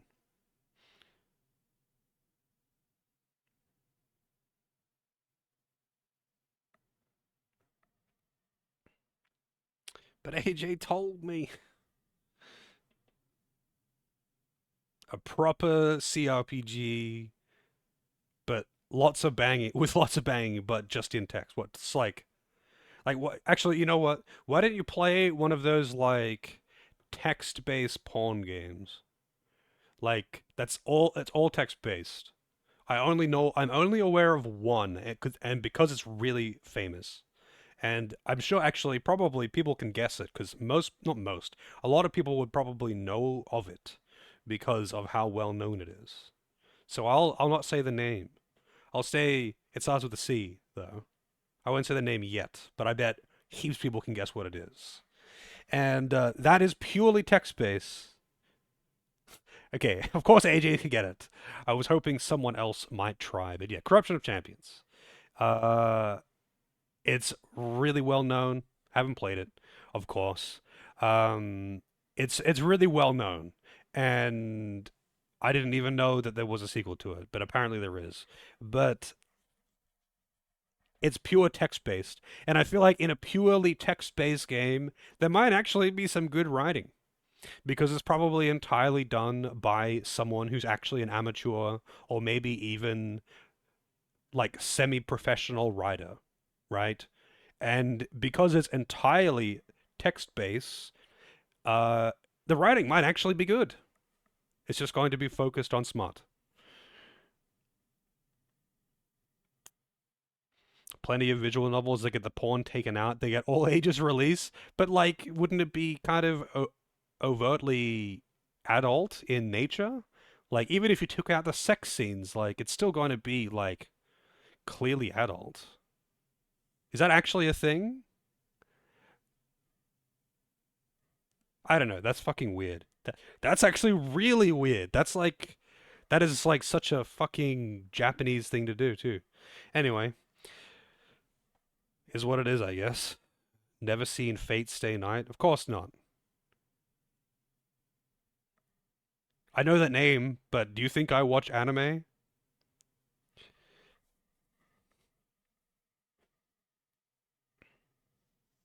You buy their games and they make you download the patch from their site. Wow. That's oh man, that's just silly. But hey, what can you do, I guess? It is what it is. I've heard the name, yeah, but I've heard the name of a lot of things. I didn't know that was one of those. I didn't know it was actually one of those though.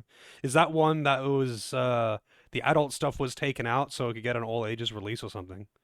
I literally just know the name. Like that is all I know about it. I have heard the name. But I have just heard the name of so many fucking animes, and I never look into any of them.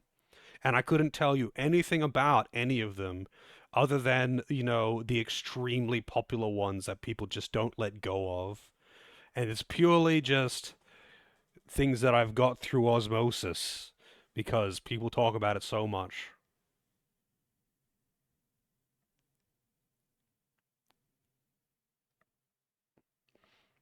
Lost from Beyond M Edition stream safe version? What? Nobody's gonna stream. People will stream that. If they can stream, people will stream as much as they can get away with because people like that kind of shit. But like, I feel like a streamer who plays stream safe hentai games probably wouldn't get a huge following on Twitch unless it's a cute girl. That's it. Otherwise, nothing. And that would, like, if some cute girl streamer plays hentai games that are safe for streaming, yeah, they'll get a following.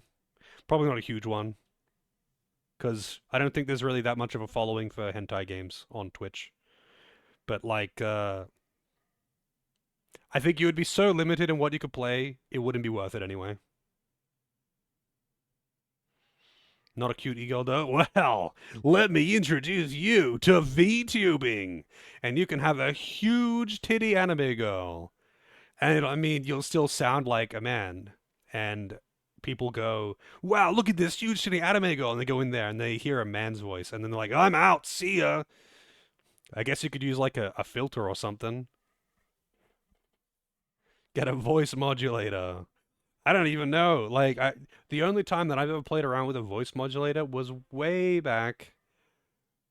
Way back. I fucked around with one, like, with like a few friends of mine. Like I think one of my friends found it, and it was like just a catch-all voice mod that could let you do all kinds of shit, like give yourself the Terminator voice or some shit.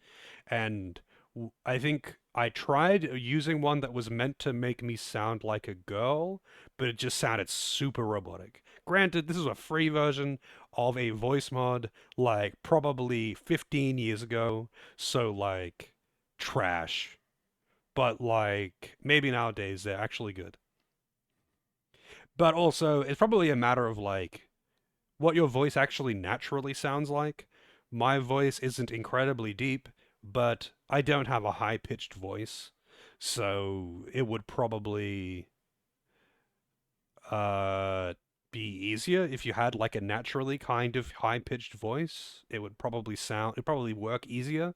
Like it wouldn't need to stretch so hard. You know, making Barry White sound like a girl would be a lot harder than making me sound like a girl. Just tell people you're a Rogadin.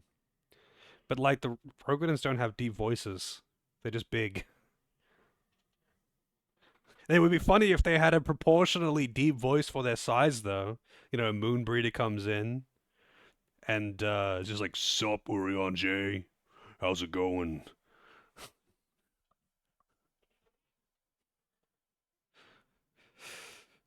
I'm sure AJ is probably into that.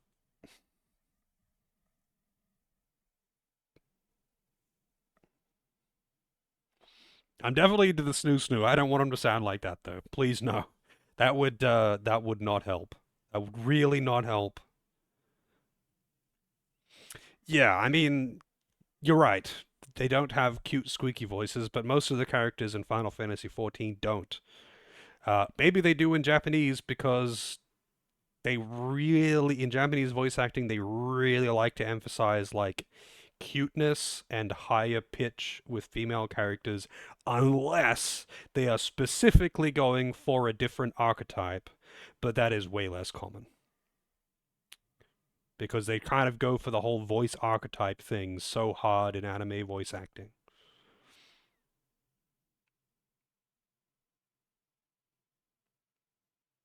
I don't know. I could go for the whole. I do like the whole booming voice thing, but that's like a very specific to not conversation. That's like a in battle kind of thing, and that isn't really like a depth of voice kind of thing either. But I guess like it goes better with a deeper voice, I suppose. I don't think any of the female characters in Final Fantasy ever really have a deep voice though, right? Do they? Do any of the FF14 girls have a deep voice in English? Like, there's some that just have like a pretty normal voice that's not high pitched, just pretty average. But I can't think of any that are deep.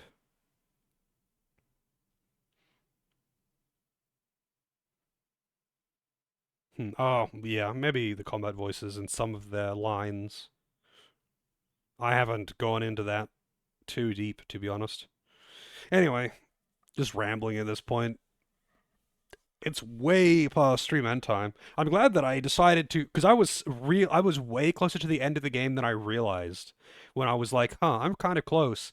Maybe I should just save the rest for tomorrow. But I was right fucking there. Like I was right at the end, and I didn't realize just how close to the end I was. So I'm glad I just went a bit over and finished it, because yeah. Anyway, I'm none for tonight. Um, Too much yap about hentai. Yep, that's how it is. I should just change to just chatting at the end of stream, you know? Just change to just chatting. Um, but yeah, I'm out for today.